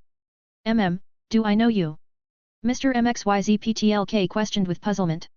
Yeah, of course. I'm a fellow resident of the fifth dimension, but I kinda lost my memory. Mind being a guide? Ian innocently smiled as he answered. Are you? Really? Mr. MXYZPTLK sized Ian up, seeming doubtful. So to make sure, he snapped his finger but nothing happened. Not working? Tried a prank on you, but it didn't work, so I half believe you. Mr. MXYZPTLK was quite the bizarre creature. He absolutely has no interest in killing anyone or harming them too much. He'd rather make them go mad with his pranks, so Ian knows that he might have tried a prank on him, and the only reason it didn't succeed was because of the white light of life. The white light of life's reality alteration, while not as strong as that of the imps from the fifth dimension, it's still potent enough to protect Ian from being toyed with.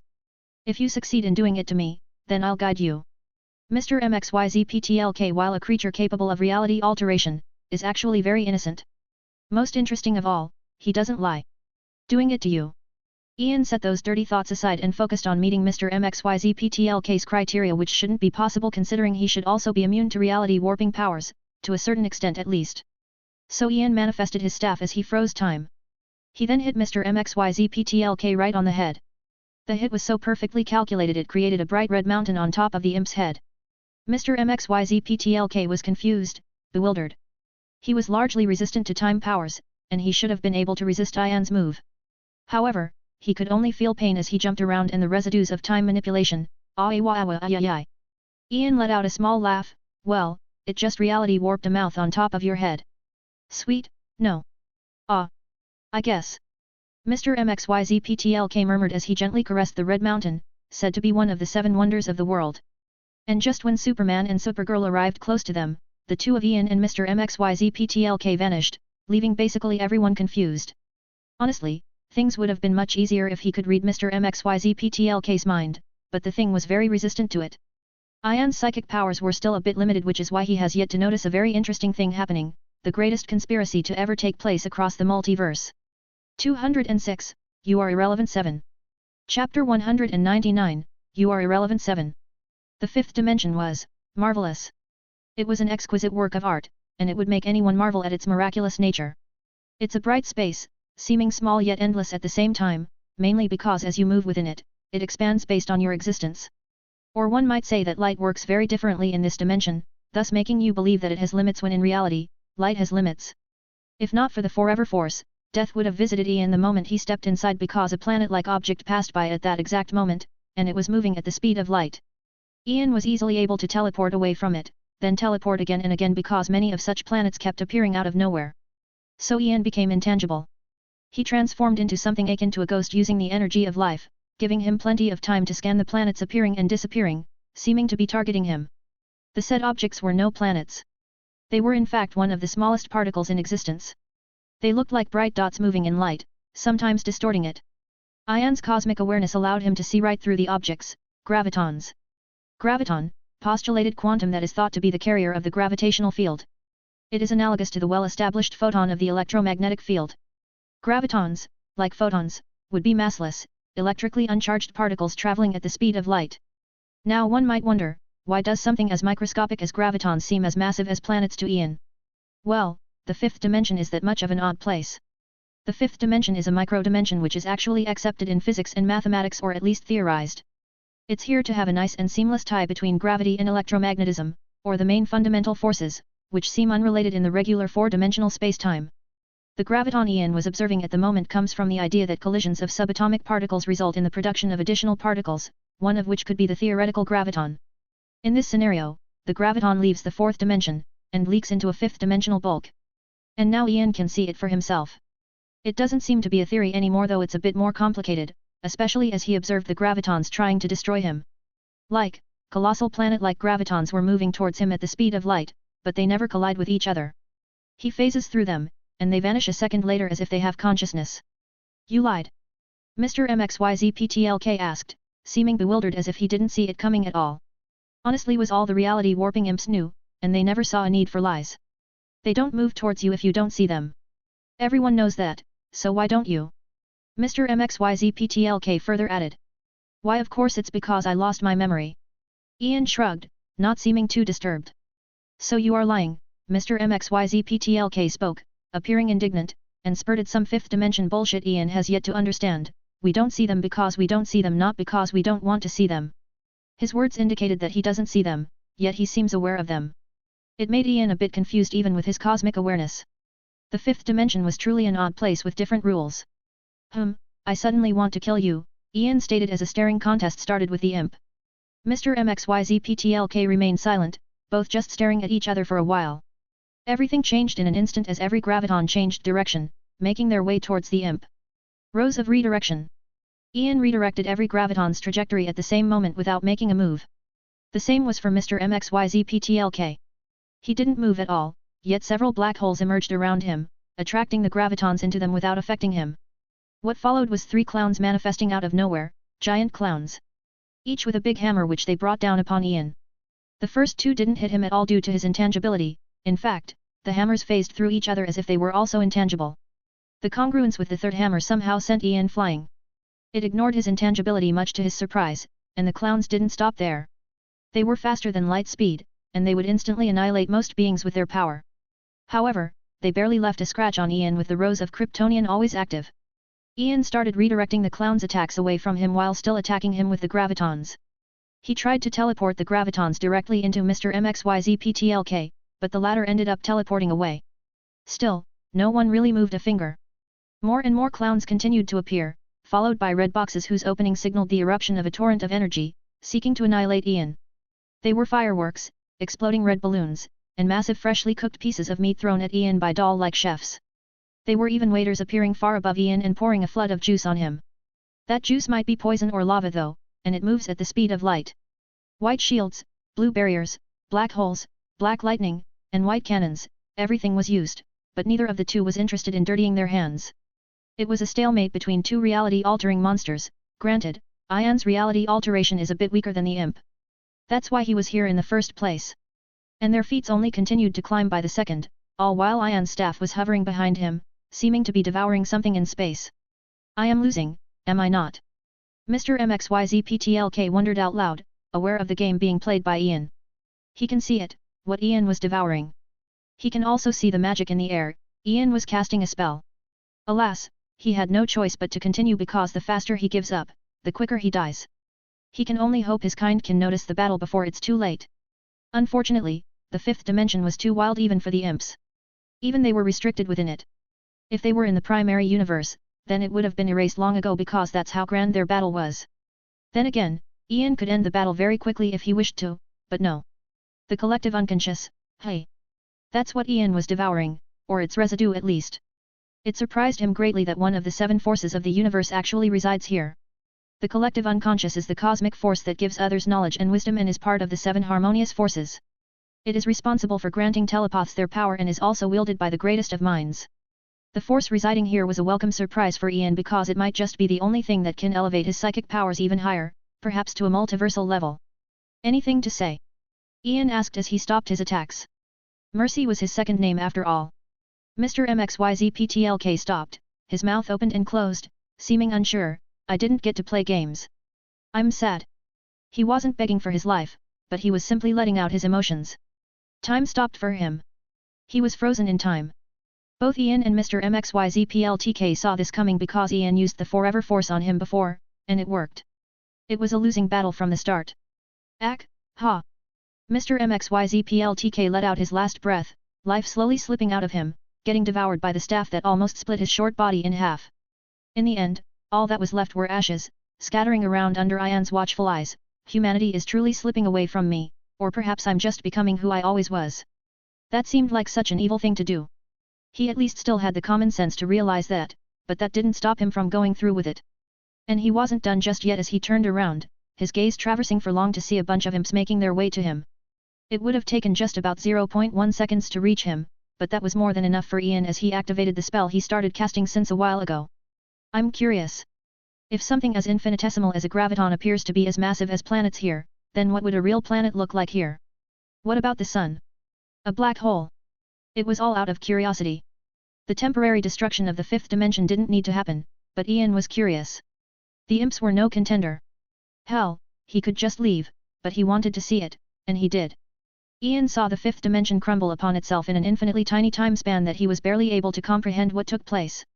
207, You Are Irrelevant 8. Chapter 200, You Are Irrelevant 8. The imps were no contender. Hell, he could just leave, but he wanted to see it, and he did. Ian saw the fifth dimension crumble upon itself in an infinitely tiny time span that he was barely able to comprehend what took place. What have I just done?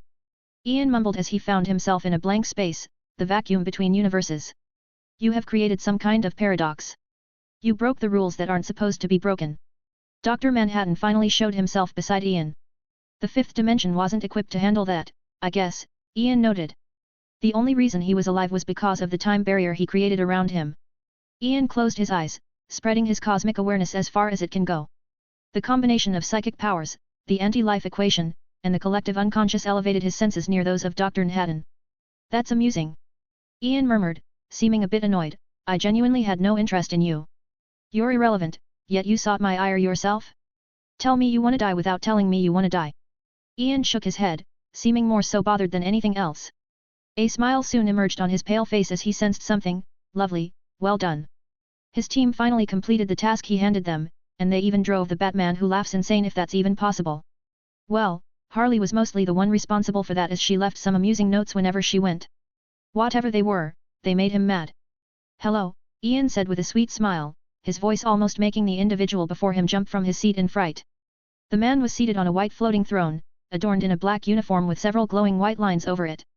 Ian's cosmic awareness detected him from universes apart, finding him in Earth Prime, and most interestingly, he was in New Genesis, or where New Genesis was at least. He was just watching the remains of what was once his home when the very person responsible for its destruction appeared. Metron, one of the greatest minds of New Genesis. He is a new god explorer who seeks scientific knowledge in the further corners of existence with the aid of the universal traveling vehicle the Mobius chair.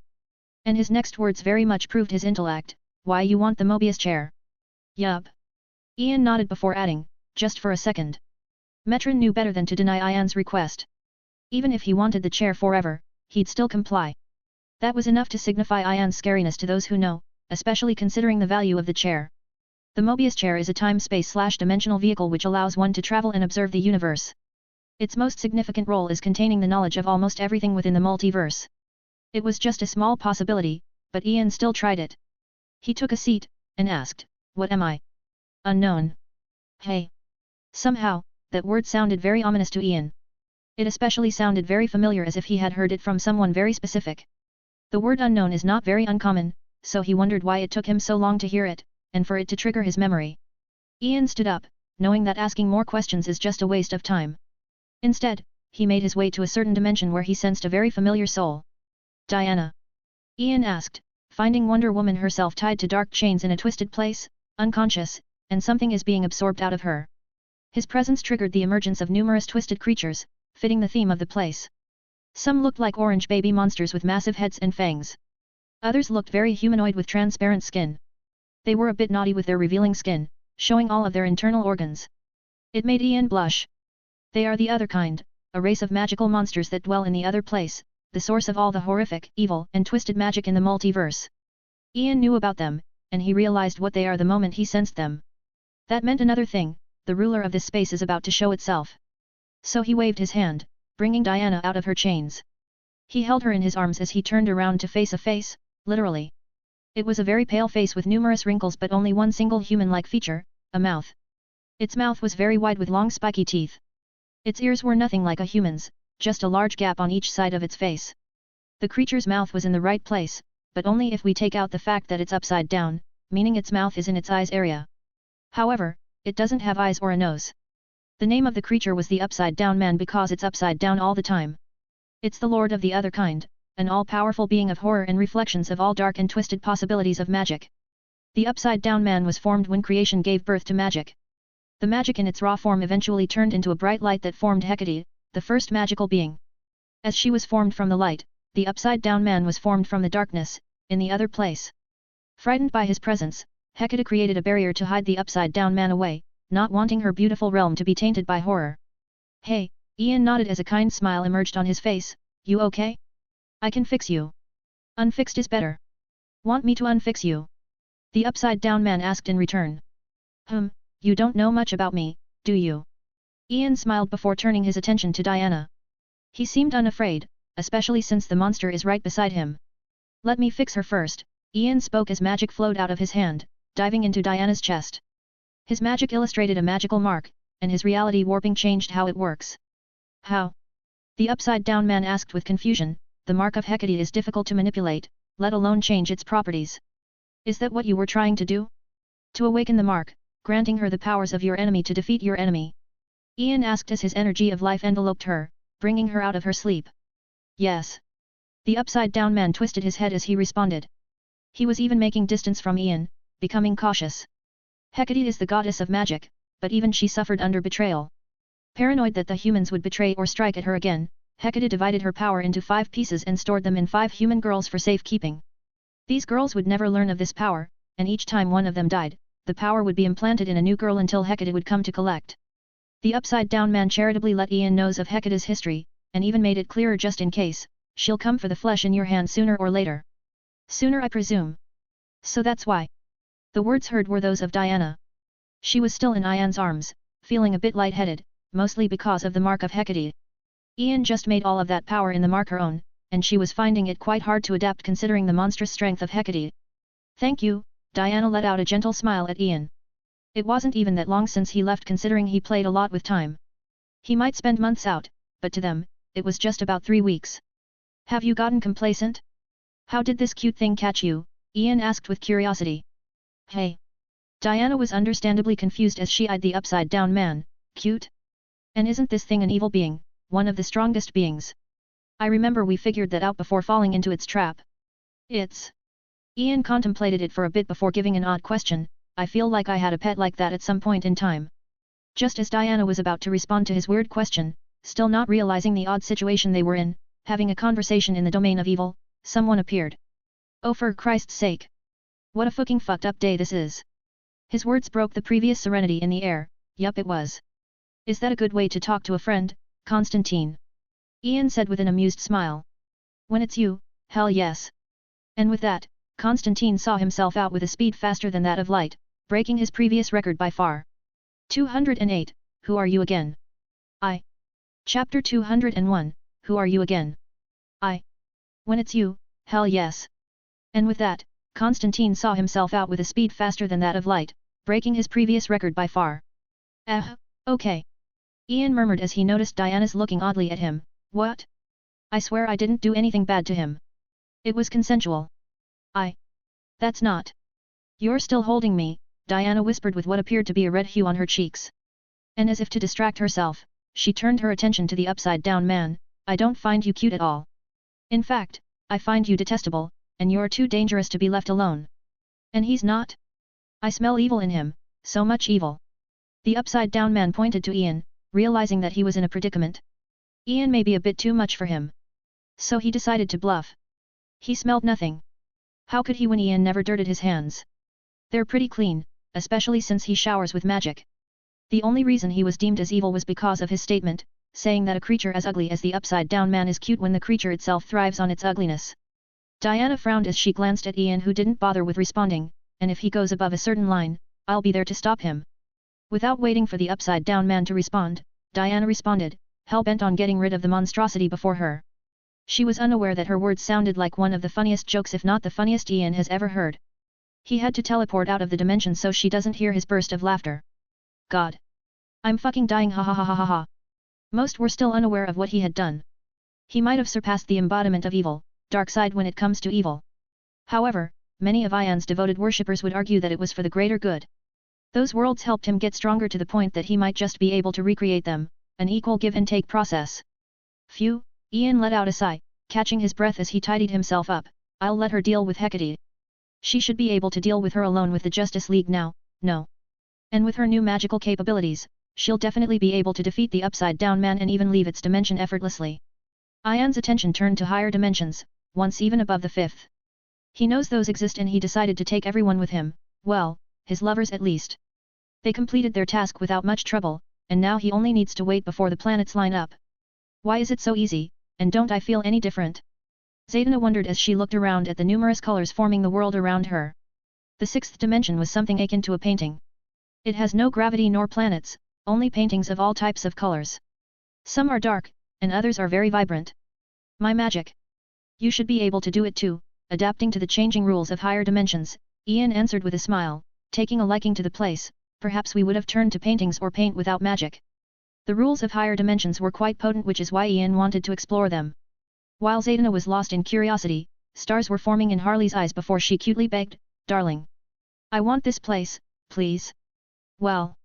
Ian halted his words as he turned his attention to the paintings. How very peculiar. They're alive.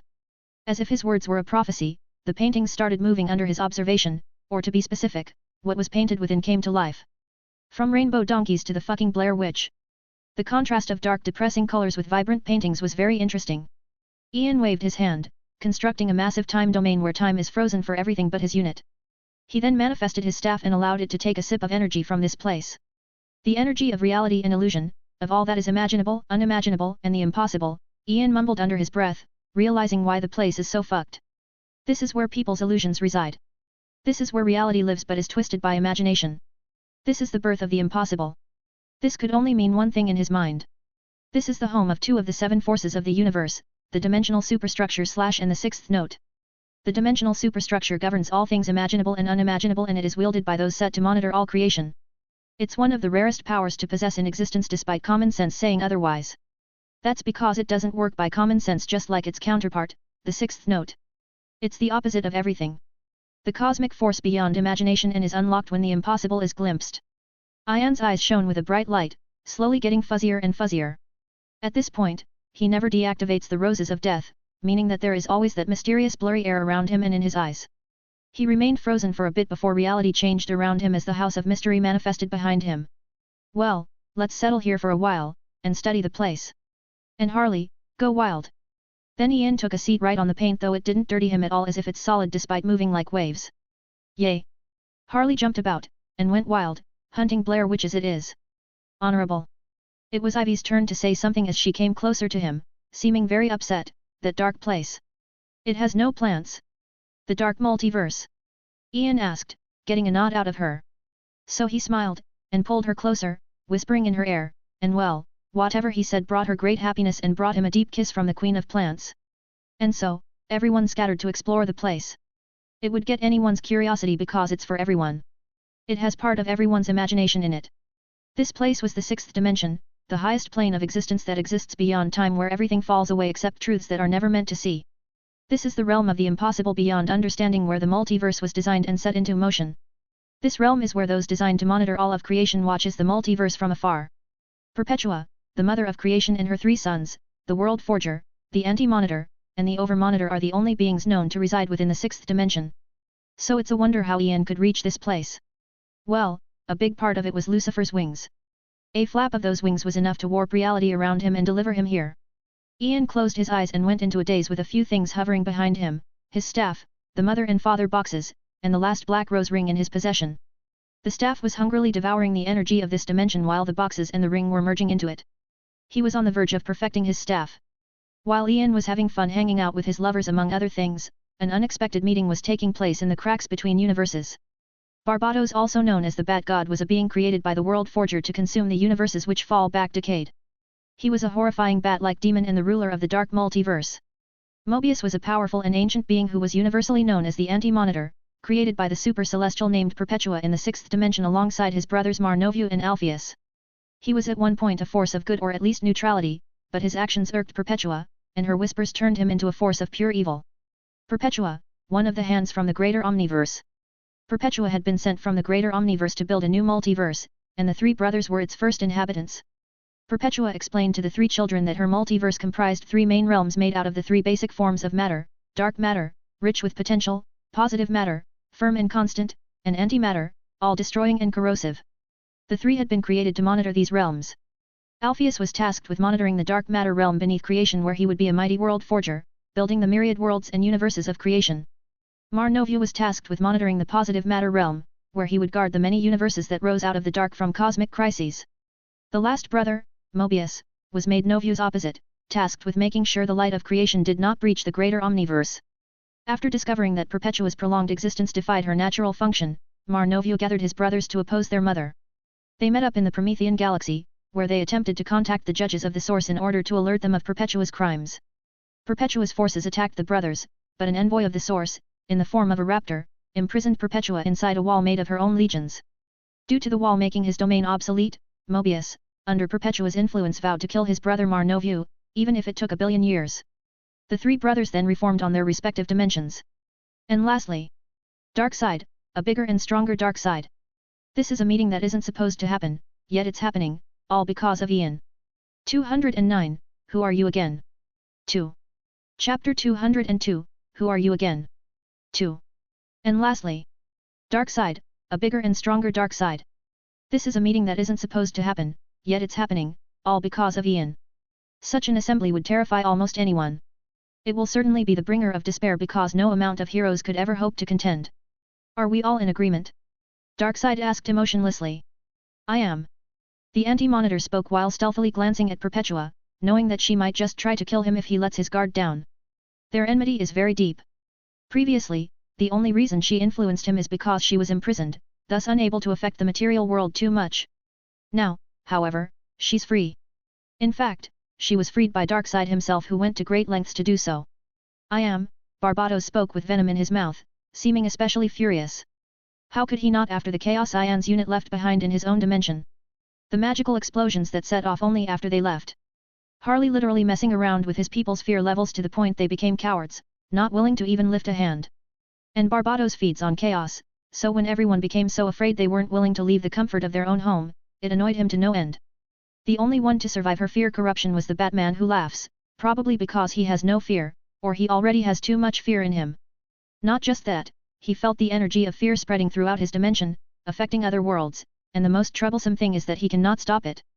That nearly drove him insane considering it's his fucking home. And he's supposed to be unrivaled within. It's like there is some kind of force spreading, limiting his influence. Only temporary, Perpetua finally spoke, her tone sounding kind of hazy, and I won't leave my hiding. I will only support from afar. Her words froze the non-existent air in the realm, but still, no one disagreed because they knew that if she were to leave, it'll appear. That creature will appear, and even the combination of them all may not be able to deal with it. Not Ian, but the Cosmic Raptor. The Cosmic Raptor, a giant cosmic bird who was sent by the judges of the Source to seal Perpetua, and the totality of her powers in the Source Wall. Its power is seemingly infinite, dwarfing those of Perpetua and her army, thus why it was able to easily seal her. Instantly, Perpetua, Barbatos, and the Anti-Monitor vanished, going to prepare for the battle to come. Well, Perpetua went into hiding, constantly changing her hiding place just in case. Only Darkseid was left in the crack between universes, looking at nothingness before him with a glint in his eyes. This is the only way, but they're too ingrained in this fake reality to understand it. True evil is the evil that lives. Whatever he meant by that was unknown, but what was known was that their movement didn't go unnoticed. Perpetua escaping her seal was too big of a deal to be ignored. And soon, only a few weeks later, the heroes of Earth received the news from the Guardians of the Universe. What should we do? Nightwing asked, seeming nervous. Everyone turned their eyes to Batman, waiting for a dose of wisdom. What can we do besides trying?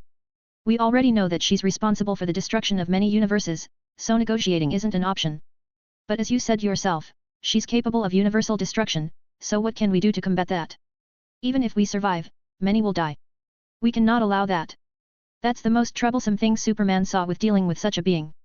We give it our all, and we take risks, Batman responded with a frown, seeming hesitant, something noted by everyone in the hall, and by everyone, it's literally everyone. Every hero they know was there, hundreds uniting together for one goal. Not just that, even the villains of the universe were having a meeting of their own. The Guardians of the Universe made sure everyone know of the consequences that Perpetua could bring. Say it, Diana spoke, seemingly already knowing what he wants to say. We might have to rely on Ian if things come to worse. Or perhaps we should just hire him to do the job. Batman finally let out a sigh, speaking out. Hire? Does this not involve him also? He will be forced to get involved, no. Someone who doesn't know much wondered. According to my investigation. He isn't here. His people also aren't here. Batman said, and added, noticing people's confusion, I don't think, or I know he's not in this universe anymore, confirmed by the Guardians.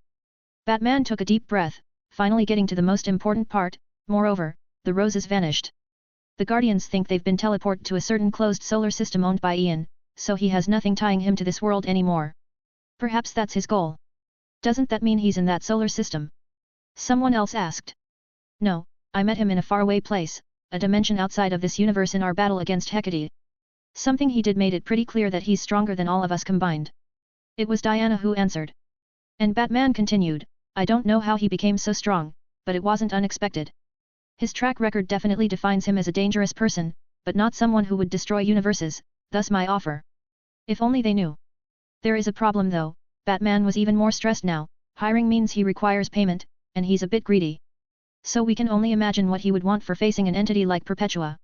Charity. And he's not greedy. The options are we try our best, and only if we lose can he get involved so as to not pay anything if we're successful. That might come with the problem of numerous casualties. The other is hiring him directly.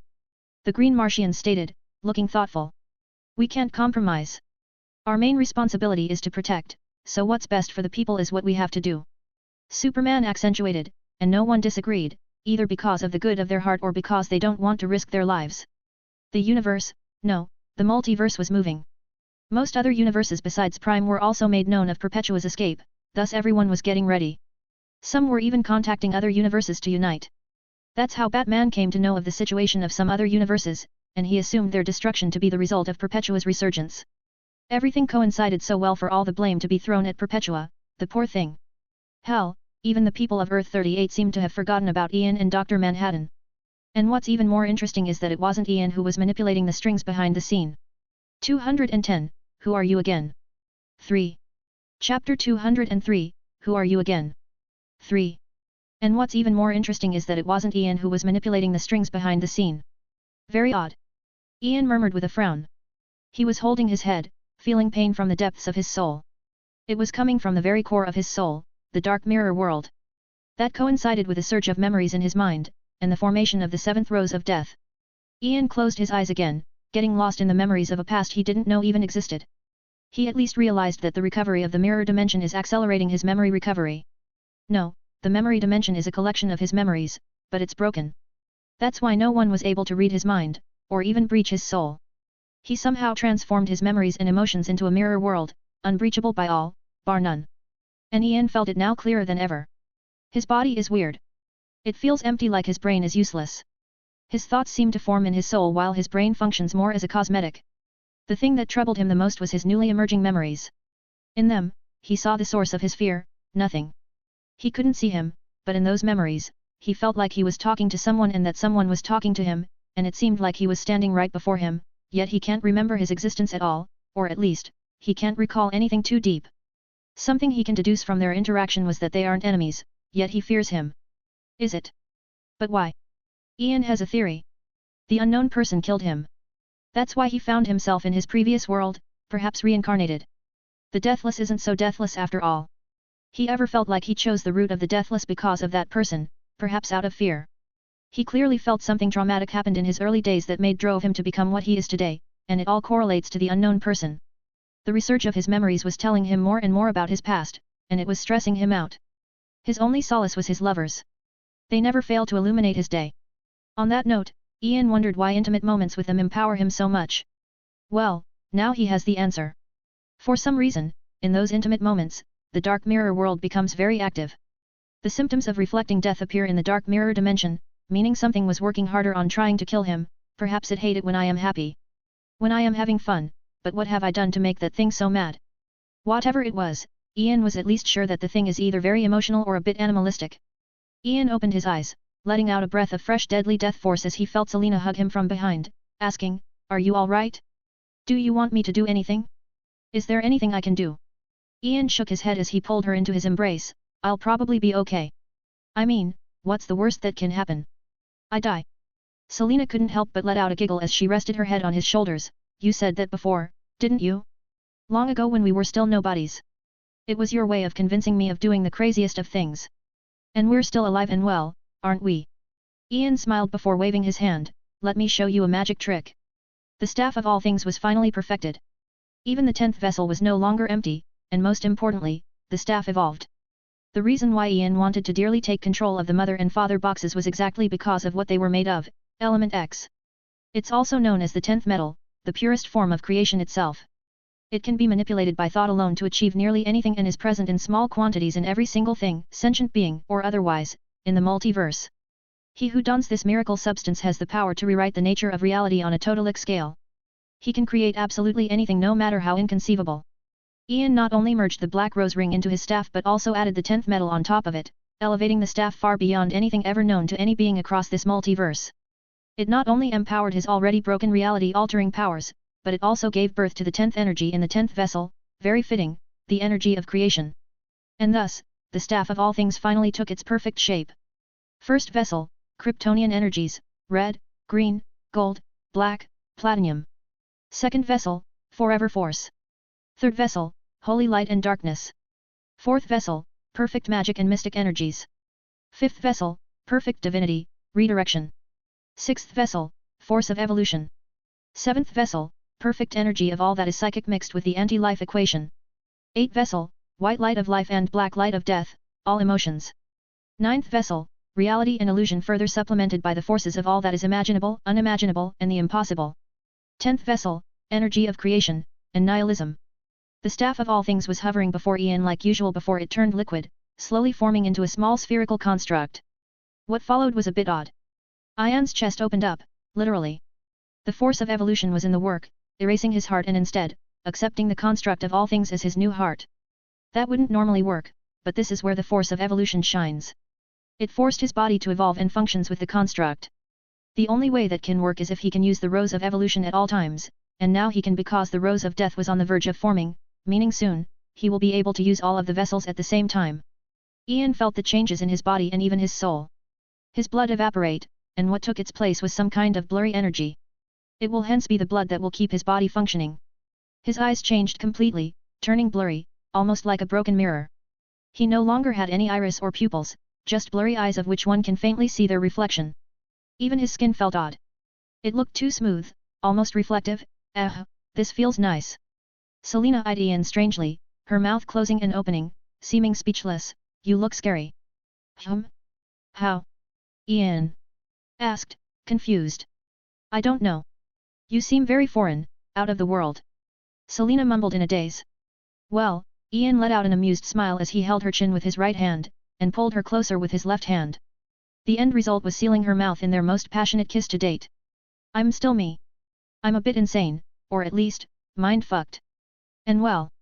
Ian trailed off as he started caressing her hair, seemingly waiting for her to continue in his stead. Out-support helps settle your mind? Keeps you from losing it. By throwing your craziness at us. Selena smiled as she relaxed in his arms. It was a bit too cozy, even attracting Harley to silently join them. The sixth dimension was very lovely, and Ian had plenty of fun traveling through it with his lovers while focusing on perfecting the rose of death, but soon, he sensed something. It's finally happening. Hey. 211, Who Are You Again? 4. Chapter 204, Who Are You Again? 4. The sixth dimension was very lovely, and Ian had plenty of fun traveling through it with his lovers while focusing on perfecting the rose of death, but soon, he sensed something. It's finally happening. Hey. He flared his wings, and a moment later, Ian found himself standing on the tallest roof of Gotham right next to Batman. You're very hard to contact. Batman's words came to a halt as he turned to Ian, a bit bewildered because of Ian's changes, especially his blurry eyes. It was as if he had gone blind. "Yeah, I was very far away," Ian shrugged as his eyesight detected the anomaly in the sky, darkness slowly overwhelming every world throughout every universe. "You could have at least left a way to contact you." "I had to wait," Batman spoke, tension clear in his voice. "You left everything behind, and everything fell apart, even your companies." All of those things became useless and meaningless at some point. Ian stated as he sensed everything throughout Gotham, but well, Gotham seems to be very peaceful in your hand. "It's largely due to the fear and discipline you printed on the very core of Gotham," Batman shook his head, and added, "but I learned a few things from you, so Gotham will be safe in my hands." "That's lovely." Ian nodded with a smile, feeling somewhat proud. He didn't need to question Batman anymore because he already saw his plans. He changed his methods methodically and drastically. Batman no longer was the absolute force in Gotham. He went under the radar, and only took care of the most pressing of issues. What took his place was another personality, Bruce Wayne. The Wayne Corporation thrived significantly when Ian was ruling Gotham, all because Batman had faith in Ian, so when Gotham became the most peaceful and prosperous city in the country, the Bat was ready to take full advantage of that. Thus why the Wayne Corp's influence was only second to the Roses, and when the Roses vanished, Wayne Corporation took the opportunity to take full control of the financial side of things. On the other hand, a crime family took the place of the Roses, and strangely, they had enough forces and strength to do very well, and keep a tight hold on the underworld side of Gotham. The three major people in charge of all sides of Gotham are Batman, Bruce Wayne, and the crime lord that calls himself the Dark Side. They're all the same person. Can you do it? And if so, what's the price? Batman finally asked the most important question that would stress even the calmest of minds.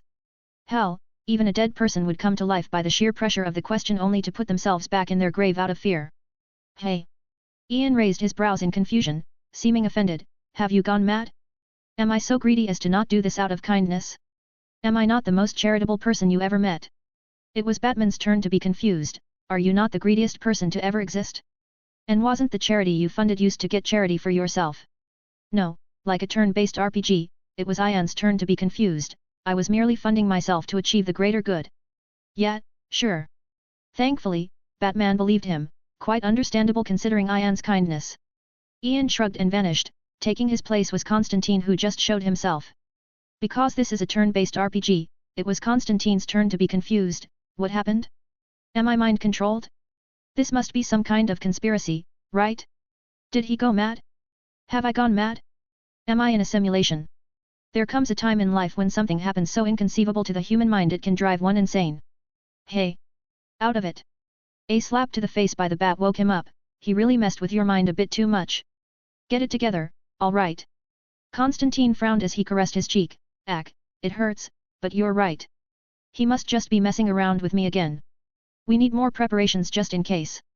They definitely still don't trust Ian, but someone who does is Diana. She very much trusts the lengths he will go to get the answers he desires. It was obvious to her more than most, but she chose to ignore the possibility until now. "Did you do it?" Diana asked. Ian didn't directly head out to the monsters waiting for him but paid Diana a visit first, and now she was looking quite stern, but also tense at the same time. "I'm not sure exactly what you're talking about, but sure, I did it."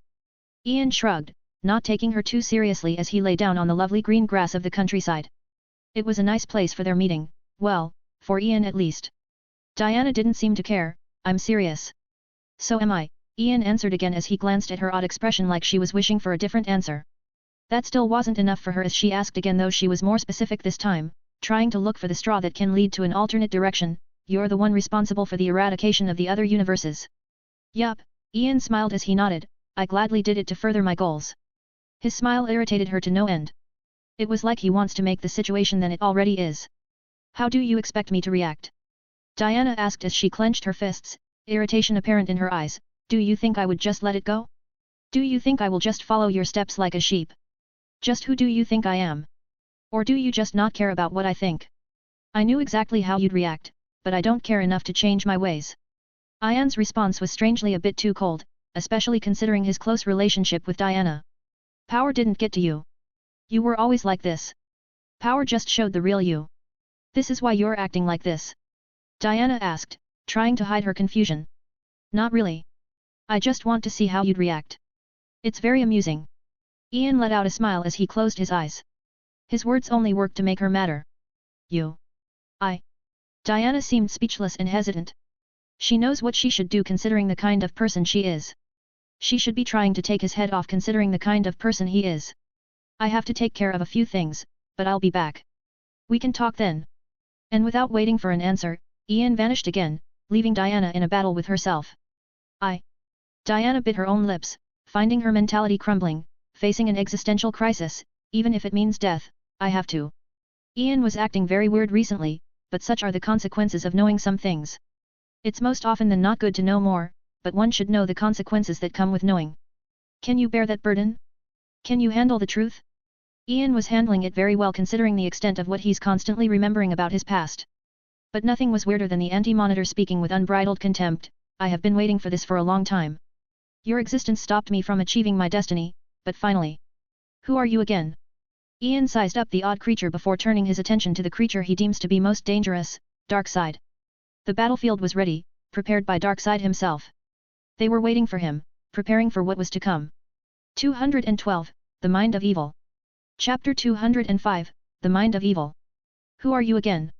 Ian sized up the odd creature before turning his attention to the creature he deems to be most dangerous, Darkseid. The battlefield was ready, prepared by Darkseid himself. They were waiting for him, preparing for what was to come. You. The anti-monitor wanted to do more. He wanted to say more, but Darkseid's words stopped him in his tracks.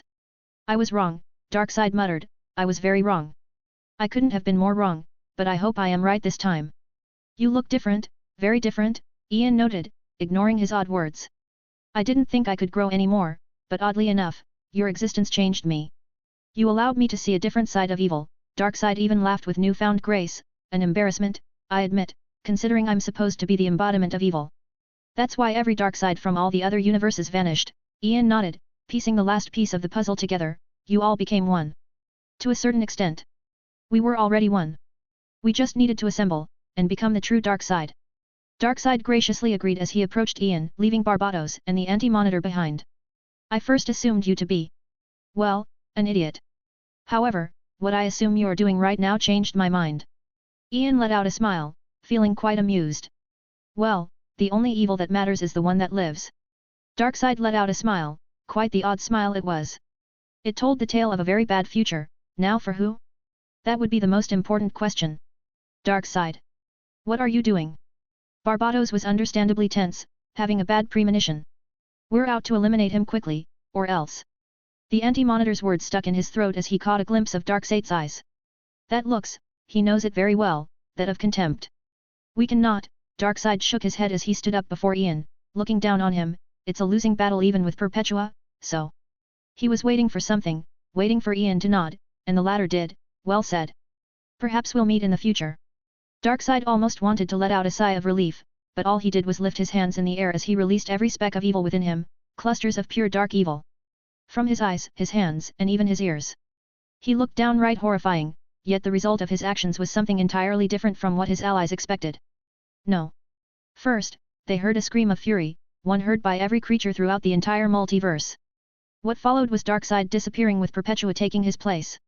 Instantly, the private space they were in got closed by itself, and Ian went ahead and made sure she wouldn't be able to slip away by reinforcing the lock. Darkseid. You betrayed us. All of us. Perpetua's anger was understandable considering it was only a matter of time before the cosmic raptor will come after her.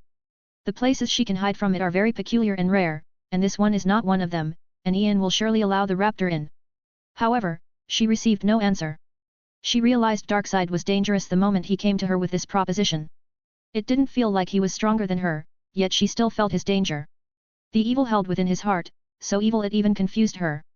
However, she still had to take his deal because that was the only way she can escape her prison. He was an easy way out of her prison, to finally step out of darkness because her only contact with the world was something akin to telepathy, thus how they made the deal. What she didn't know, however, was that Darkseid already prepared for what he sees as the only way to survival, setting up a trap for her. Every realm she could find solace in from the raptor was a trap waiting for her entry. I do wonder how long he's been planning for this. Perhaps since the High Father's fall? Or even before? Did he use new Genesis technology to achieve this? Ian had to wonder out loud, clearly impressed. He must have used their technology to traverse the multiverse and merge with all the alternate Darkseids, then somehow set up a trap that went unnoticed even by Perpetua. He assembled all the annoyances Ian could ever face in one place like lambs waiting for slaughter, and right at the moment, Darksides was but a cluster of darkness, leaving this multiverse behind. His vision saw things differently. He even prepared a way to pass through the source wall, the barrier that keeps this multiverse's inhabitants from leaving it. Such is the mind of evil. He can only be himself if he lives on. He can only do what he wants if not in the vicinity of a bigger evil, or at least he perceives Ian as such despite the latter being quite kind, so kind in fact he allowed Darkseid life. Matters not, Ian shook his head as he eyed Perpetua, you're the only thing that matters at the moment. And so, Ian snapped his fingers, bringing darkness to the realm, darkness so vile and familiar to Barbatos it frightened him. Wait. No. They were in the cracks between universes, but no more. They suddenly found themselves in the dark multiverse, what was supposed to be Barbatos's domain. The entirety of the dark multiverse moved according to his wishes like it was a puppet of his. At that exact moment, Barbatos felt his connection with his realm vanishing. In fact, he felt crushed by his own realm as he fell to his knees, incapable of moving. Barbatos' mistake was anchoring his realm to a central point, the exact vile planet Ian sent his team to, and well, his plan seemed to have worked. The black rings spread out throughout the realm acted as a passage of his death force and feeding the realm enough of his force allowed him to take control of it, thus the current situation. Regardless, Ian didn't need the dark multiverse to defeat the monsters before him. No, he needs it for something so much greater. At the same moment, Ian sensed a change. His recovery rate just slowed down significantly, meaning whatever it is that's trying to kill him just gave it its all. It was like it predicted Ian's next course of action, or more like, an instinctive reaction to what was to come. Ian released the full brunt of his death force, activating all the 6 death roses, rose of the forever, magic, divinity, reality, Kryptonian, and force of evolution. Ian's chest shone with a bright blurry light, a sign of the intensity of the construct of all things. His body held such power that the entirety of the dark multiverse would have collapsed if not for his immaculate control. And while destroying the two should prove to be easy for him, eliminating Perpetua was not. Human. You are not who I fear. Did you think this was enough to stop me? Perhaps in her mind, Ian's achievements aren't so great. What she fears the most is the Cosmic Raptor. It was able to strip her of her powers before, so it can definitely do so now. Still, she didn't underestimate him too much as a face-off of reality alteration monsters started. Both Barbatos and the Anti-Monitor were ignored. Barbatos because the dark multiverse's effect was significantly higher on him, basically holding him a prisoner on its ground. The Anti-Monitor on the other hand really tried, but the more he tried the clearer the disparity between him and Ian's power became. They were on completely different levels because he couldn't even reach him. Neither Ian nor Perpetua moved from their place, still hovering amidst the dark expanse, but the effects of their fight were very obvious. Rips in space and time were appearing all around them, extending throughout the dark multiverse. Perpetua was trying to erase Ian and the entirety of the multiverse. Ian was defending against her powers while also defending himself from the Anti-Monitor. The dark multiverse had to stay intact for his plans, but his plans involved the multiverse keeping Perpetua inside. It was her prison because she'd much rather just escape out of here, but she couldn't. She knew that she either had to erase Ian or the dark multiverse. She wasn't able to do either. Not just that, she felt a bad premonition. Perhaps he was just stalling? 213, Dark Mirror World. Chapter 206, Dark Mirror World. She knew that she either had to erase Ian or the dark multiverse. She wasn't able to do either. Not just that, she felt a bad premonition. Perhaps he was just stalling? They were in a stalemate, or so Ian would have her believe because he never bothered to attack. He simply waited for the inevitable, the sound of the Cosmic Raptor reverberating across the entirety of the multiverse, heard and felt by all. Perpetua knew there and then that she was fucked, but she remained unaware of just to what extent she'd be fucked. Not literally of course. The Cosmic Raptor was happily welcomed within the dark multiverse. It even felt very welcomed in its embrace. It's a giant cosmic bird who was sent by the judges of the Source to seal Perpetua and the totality of her powers in the Source Wall, and now it's seeking to do the same. Do you know what you've done? I swear by my name as Perpetua, the mother of all, to extinguish life out of you. You ought to fear the despair I'll bring on you. It's only a matter of time. She was long gone out of Ian's view, but her words could still be heard throughout the multiverse. She of course couldn't leave Ian's playground, but she tried to no avail. Another useless action of hers was trying to escape the raptor's clutches. It caught up to her eventually, easily even with Ian's kind support. Perpetua was massive, a giant dwarfing skyscrapers, but even she pales in comparison to the colossus that is the Cosmic Raptor. Its claws were large enough to be able to hold her. Its breath was a burst of source energy that was able to paralyze her. Its beak was strong enough to pierce right through her and take back something it took long ago, the totality of Perpetua's powers. The totality is the oldest energy source in existence, and the power core from which the multiverse was created, and Perpetua acquired it long ago. Inside the totality is all knowledge in existence, including the answer to how the multiverse was created, and by whom. The cosmic raptor ripped the totality out of her, and ignoring her despairing screams, he further sought to seal her yet again. This is where Ian involved himself in the equation. The trident of Neptune appeared before him, still an artifact worthy of his hands. All the magic, divinity, and sheer Kryotnian force Ian could muster were pumped into it, making it shake, almost like it was afraid of the destruction of not only its enemies but also itself. At that same moment, Ian activated a certain property of the construction of all things, a property it only gained after merging with the 10th metal, the ability to achieve nearly anything. If that wasn't enough, Ian started casting a spell he's been working on since long ago, since Dr. Manhattan required destroying a universe from him. He never got to use it, not until now at least. A grand magical formation manifested, enveloping the entire dark multiverse, something only possible because the realm is his now. He then attacked with a piercing thrust, his trident leaving his hands and finding its way towards its target. Oddly enough, it wasn't Perpetua, but the cosmic raptor. Now, such a creature shouldn't die in just one attack. It's a manifestation of the source after all, yet it did. It was like the trident even coming in contact with it was enough to simply erase it from existence, crumbling to dust. There was no resistance, there was only death. The trident wasn't shaking out of fear or anything like that, it was vibrating. Everything it's made of was vibrating at a specific vibrational frequency, the polar opposite of the raptor's vibration frequency. It all comes from a theory that states that beneath the molecular level, a level we have yet to see, or perhaps we're not even close, there is something called vibrational frequency. Everything all at once vibrates at a certain frequency, but each has its own unique vibrational frequency. Basically, the law of vibration posits that everything, every atom, object, and living thing, is in constant motion, vibrating at a specific frequency. Ian remembers similar to have been used against Darkseid, perhaps the only way the Justice League would be able to thoroughly defeat someone as persistent as him. And now, he used it for himself, and his plans certainly didn't end there. No, they have just started as he lunged at the totality, taking it for himself before Perpetua could react. This has been his plan all along. Letting the bird take it out only for it to grant to him by its own accord. And thus, Perpetua was out of the equation. She was certainly still alive, stunned at what just took place before her, knowing that that might have been her fate, but that would mean the totality vanishing with her, so Ian of course didn't use it on her. Ian instead would let himself float across space while the totality hovered before him. Magic was truly an undeniably magical tool, magical despite being magic. It's so miraculous that Ian started casting another grand spell, perhaps something only magic can do. This spell also enveloped the entirety of the dark multiverse, but it didn't end there. Instead, numerous layers of magical formations started overlapping together until the dark multiverse was dark no more. The dark multiverse became a blue glow in the middle of the void. Not a nook and cranny of it was left intact from magic. This was definitely a spell created to affect the entirety of the multiverse to a molecular level. And the core of the spell was none other than the totality, as a spherical purple formation was surrounding it, world reconstruction. Every force he commands works in his favor to achieve his deepest desire. Let the totality be used as fuel for one of the grandest magical formations yet, and only energy as pure and potent as the totality would come close to achieving such a feat. There was the dark multiverse, then there was no dark multiverse. It simply vanished with everything in it. All life that was breathing was simply erased, and nothing was left, not even Perpetua.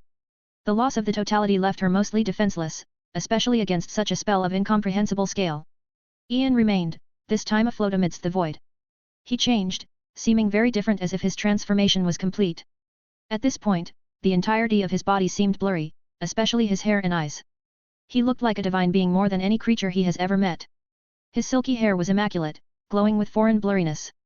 His skin seemed almost transparent, allowing blurry vision into his body, but there was nothing there except for the construct of all things. The spherical construct was floating in the center of his chest, but he no longer had any organs. If he wasn't already far away from being human, well, he is now. I see. Ian murmured as his attention turned in a certain direction. It all looked natural. He didn't seem to change at all despite what he did dictating that he should change. He had just used the dark multiverse and the totality as something akin to a sacrifice to completely perfect the dark mirror world, to fully recover. Only the dark multiverse would be enough to heal the dark mirror world because it's a shadow under the primary multiverse, one formed of every fear and bad decision ever made or dreamt. The way the dark multiverse works make it so it's numerous times bigger than the primary multiverse, with numerous universes in contrast to its counterpart. Only a multiverse of such scale could heal Ian's world completely, and at that exact moment, the rose of death was instantly perfected with 10 bloomed petals. That also means another thing. He must have recovered his memories, yet he looked the same. Still, Ian's bearing didn't change at all, but that didn't stop Dr. Manhattan, who just appeared, from asking, "Are you still you?" Dr. Manhattan seemed just as emotionless as always, but he knew that he can probably get killed by Ian at this point, yet he risked his existence in asking the question. Kind of. Ian shrugged, seeming a bit sad. "I feel like I have everything I could ever need. Do I even need charity anymore?" Yup, he was still the exact same. 214, Broken Soul. Broken Family. Broken Mirror Eye. Chapter 207, Broken Soul. Broken Family. Broken Mirror Eye. Death? You want to understand death? A shadowy figure asked with the calmest tone possible. Yes. I simply cannot get a glimpse of it, and I am curious. Will seeing death grant me anything? A kid asked, looking strangely similar to Ian, well, a younger Ian. The kid was seated on the ground without care while eyeing the individual gracefully sitting on the throne. They were in a colossal hall, looking marvelous, but most important of all, elegant. The most greedy in the family. That's what your mother told me. The mysterious individual responded, his tone still just as calm. Then she must be mistaken, because I only want to be granted things instead of taking them for myself. Little Ian shook his head in denial. Why death? The shadowy individual asked. Because I cannot see it.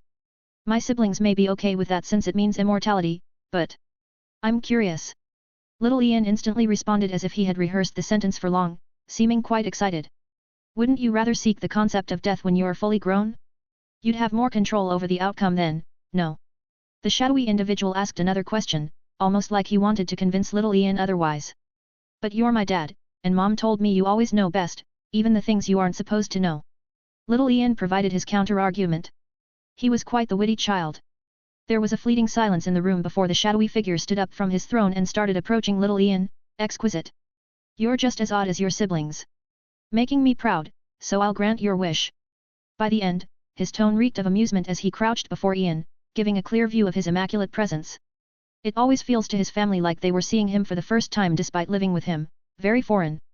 Little Ian felt at that moment like he wanted to borrow that immaculateness, to become just as alien to what's considered normal. His thought process was stopped by feeling his father's hands find themselves around his neck, then slowly and surely, his father tightened his grip much to little Ian's confusion. Ack. Little Ian could swear he was immortal like the rest of his siblings. He could swear choking didn't work on him because he didn't need to breathe like the rest of his siblings, yet here he is, feeling himself desperate to catch a breath to no avail. The last thing he remembered before dying was his father's dark tranquil eyes. He died and he got to experience death for himself, only to realize that death is just as arbitrary as it is relative. Death didn't come to take his soul. Nothing came. It was just left there ever to wander a vast dark expanse.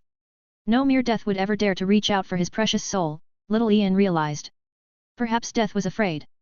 No, all deaths were afraid because he realized that there are as many death personifications as there are stars in the sky. Or in the entire multiverse combined. Death isn't special, and he isn't special either because he felt like his soul wandered the darkness for ages, yet his father never came. Is he sentenced to eternal darkness? Little Ian was very much afraid. How could he not when he was merely 12? His fear only grew the more time he spent there. Much to his relief, however, his father appeared right before him. An anomaly in the darkness that brought him more despair as soon as it started to fade. What you have just experienced is false death.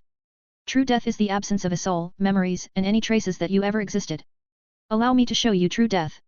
His father's tone was as calm as it ever was, seemingly not bothered by killing his own child, and so, a touch with a finger evaporated little Ian's soul.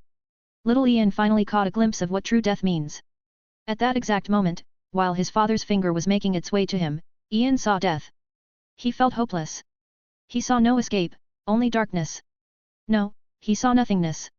He will become nothing, and no one will remember him with time. Fear overwhelmed him in that mere moment before the finger came in contact with him, so much fear it almost overwhelmed his greediness. Little Ian was smart enough to realize that someone can die before they truly die because he felt like he was already dead. It was the realization that killed him. And so, his soul was erased. His father was left in contemplation, seemingly revising what he had just done. Perhaps he was regretful? Was I too kind? Yeah, I should have been harsher. The man nodded to himself before. Well, things changed. Little Ian found himself alive, still seated on the ground, and his father could still be seen seated on his throne. Satisfied? Little Ian was asked, but he didn't answer, still too stunned to respond. The father didn't mind, instead, he sent him to his room, allowing his mind to cool, to get his bearing back. Moreover, he made sure to seal the room so as to not allow anyone to enter. That was something little Ian had to deal with alone, and he did. Time passed, and little Ian grew to become Ian, someone obsessed with fighting against true death. Perhaps he realized the immortality granted to him by his father wasn't true immortality. Perhaps he realized that death can find him. His fear of death drove him towards a certain path, a path unreachable by death, even by his father. Still, his path led him right back to his father. He grew up, becoming a fully grown man, yet here he was, standing in the very same place he once sat on when he was a child. Most interestingly, he was here for advice, or more like a bit of help. I cannot move further anymore. I feel like I've reached the furthest I can go unless something changes. And you seem to know what needs to change. His father spoke, his tone still just as calm. I want death, but even I cannot grant myself death anymore. Can you? Ian asked with determination. There will be consequences to the kind of death you seek. His father reminded, knowing that he doesn't want true death, but what he wants isn't so far off. It's the only way. A mirror isn't enough. I want a broken mirror, but I cannot destroy the mirror myself because I created it to not be destroyed. Ian explained as vaguely as possible. All right. I'll grant your wish. This should be amusing, so. Amusement seemed to be the goal of his father as a bow-like construct manifested above him, reeking of pure darkness but also glowing with red lightning of destruction. It didn't really look intimidating, not for people at Ian's level at least. It seemed normal to Ian, which is why he knew right there and then, you can really kill me. Even after how far I've gone. No more words were said as his body broke, turning to dust, his soul almost following in the same fate. The arrow released by the bow was so accurate it left Ian's soul on the brink of destruction, fractures traveling throughout it. His father needed to do nothing more but watch the show as the broken soul acted on its own, seeking a premeditated world to settle in. Commitment. The word truly known by very few. The father murmured as his vision traversed the vast odd expanse to eye a beast of sorts following after the soul with pure hate. It's safe to say that Ian was very committed, and he planned for everything beforehand, so upon turning into nothing but a broken soul, everything flowed along naturally. That even included the beast trying to completely destroy the soul. Your soul will either completely break, or it will slowly mend to. Well, become a mirror, a broken mirror. You'll truly become unbreakable because breaking you will not matter anymore. Ian entered the process known as reincarnation. He grew with his broken mirror dimension barely working, yet it was still able to stop the beast from erasing him or even erasing the entire universe he was in. Now just that, the world he reincarnated in was chosen carefully to act as a tunnel for a lower world, a place he would later automatically travel to once he grows enough. He entered an even bigger multiverse, an odd place where he can grow relatively quickly to reach the exact state he's in now while not only letting his broken mirror world protect against the beast but also protecting the entire multiverse from destruction by that same beast. The beast hated him to such a degree that it was trying to kill him numerous times per second every second across all of his years of life, thus turning his dark mirror world to function very differently than it previously did. Thus why Dr. Manhattan asked this question, how are you alive when you're supposed to be dead? I can finally see it, your soul is fractured beyond repair. His soul was supposed to have been destroyed, so why does it look even more broken? 215, Broken Soul. Broken Family. Broken Mirror 2. Chapter 208, Broken Soul. Broken Family. Broken Mirror 2. Thus why Dr. Manhattan asked this question, how are you alive when you're supposed to be dead? I can finally see it, your soul is fractured beyond repair. His soul was supposed to have been destroyed, so why does it look even more broken? While his soul was very hidden before, it looks seeable to all now, or at least, that's what one might think. What happened next made it clear that what Dr. Manhattan saw was not really his soul, but merely a reflection. That became clear once Ian changed something in himself, resulting in his body fracturing like a broken mirror. His once blurry body now looked like it was on the verge of breaking down, with cracks traveling through it, making it even more obscure. He looked horrifying, getting further and further away from humanity. Perhaps he was never close to humanity in the first place. His father certainly didn't seem like a human. The most interesting change, however, was well hidden. Very deep in his soul was the mirror dimension. It's no longer dark as if the light switch was turned on. Now it looked bright and fuzzy, well, more so confusing because the mirror dimension looked broken, made solely of broken mirrors that reflect themselves. Ian only showed Dr. Manhattan his broken self for a moment before returning to normal, and with that change, the mirror dimension changed as well. It was no longer a broken mirror, but a vast mirror-like expanse that simply couldn't be explained with words. It was smooth, seeming like a single whole mirror, yet its dimensions were seemingly infinite. At the very center of the mirror dimension, there was a bright rose. It only had 10 blooming petals, but it was very much different from the death rose he used to have before. The death rose was no longer on his back because its true form bloomed. In the dark mirror world, there was a dark object in the center. That was the rose, and it only bloomed once he recovered. This one, however, was exponentially different because while there was only one rose, there was numerous reflection of it throughout the mirror world. Normally, that wouldn't signify multiple roses, but in his nonsensical world, it does, which means the capability to potentially control numerous death roses at the same time. That was his goal all along, his current incomprehensible state. Despite that, the death rose wasn't his main source of power. It was merely a side effect of his true power, a force he developed to fight true death. The full extent of his power doesn't make any sense as he took a step and escaped the multiverse along with Dr. Manhattan. It was finally time to face what was waiting for him outside. The beast. I want to say it took you a while, but it happened in the blink of an eye. Right as they stepped into the voice, they heard a sweet but exhausting voice reverberate around. Death, lovely to finally meet you. Ian smiled as he eyed someone or something he was very much looking forward to meeting. Floating before him was Death of the Endless, the personification of death. She looked rather lovely for being death, in Ian's eyes at least. She had an exquisite gothic style with solely black clothes, tightly fitting around her slim pale body. Her hair was inky, looking incredibly silky, flowing just a bit beneath her shoulders. Exhaustion was very much apparent on her lovely face as she floated into Ian's arms, and went to sleep with a yawn. I'm sleepy. And Ian gladly held her in his arms with a smile. She was after all a key piece in the success of his plans. I feel toyed with. The other individual around spoke calmly, a middle-aged man gentleman wearing a bowler hat, dark suit, umbrella, and with a grey mustache. You shouldn't. You allowed this to happen out of the kindness of your heart, so thank you. Ian smiled and kindly shook his head. Before him was the Presence, the ultimate creator, the source of all things, God. The Presence has taken numerous forms throughout history and has many aspects, including the voice, the hand, and the source. He's all of them at the same time, the one who pulls the string, which is why it's very odd to hear this from him. Everything went out of hand. I had no control over my own home. He truly seemed depressed because since Ian appeared in this world, things went south very quickly. Almost instantly, a beast lunged at his world, threatening to erase his multiverse. Moreover, the beast was too monstrous even for him to the point he could only defend. And he would have failed even at that if not for Death intervening, and telling him the way to stop it. It's by focusing the beast's rage towards a certain point, Ian rose. That way, Ian could resist the beast's attacks without the multiverse suffering. As a consequence, Death started becoming stronger by the second to the point she was almost stronger than him by this point. How? Because of Ian. The way his power works makes it so all death creatures benefit from his existence just like Necron. What was unknown to Necron, however, was the fact that he was digesting only the residue of what Death of the Endless was devouring. In the hierarchy of death, Necron was an ant, so Death of the Endless had priority, and she used it fully to rise to her current level and help the Presence stop the beast in its tracks. The beast couldn't do anything against Ian, so could the Presence hope to have any effect? Perhaps not, because he knew better than the try. And he had his suspicion, but it really seemed like Death was in coalition with Ian, serving to help him achieve whatever it was he wanted to achieve. I see the strings, but is it truly you that's pulling the strings I see? Dr. Manhattan asked, unable to contain his curiosity. There is always someone or something higher. As far as I can see at least, the Presence's answer was vague as he let out a sigh and added, I'm out to go. I have a son to talk to. Dr. Manhattan did nothing but observe everything with his emotionless eyes.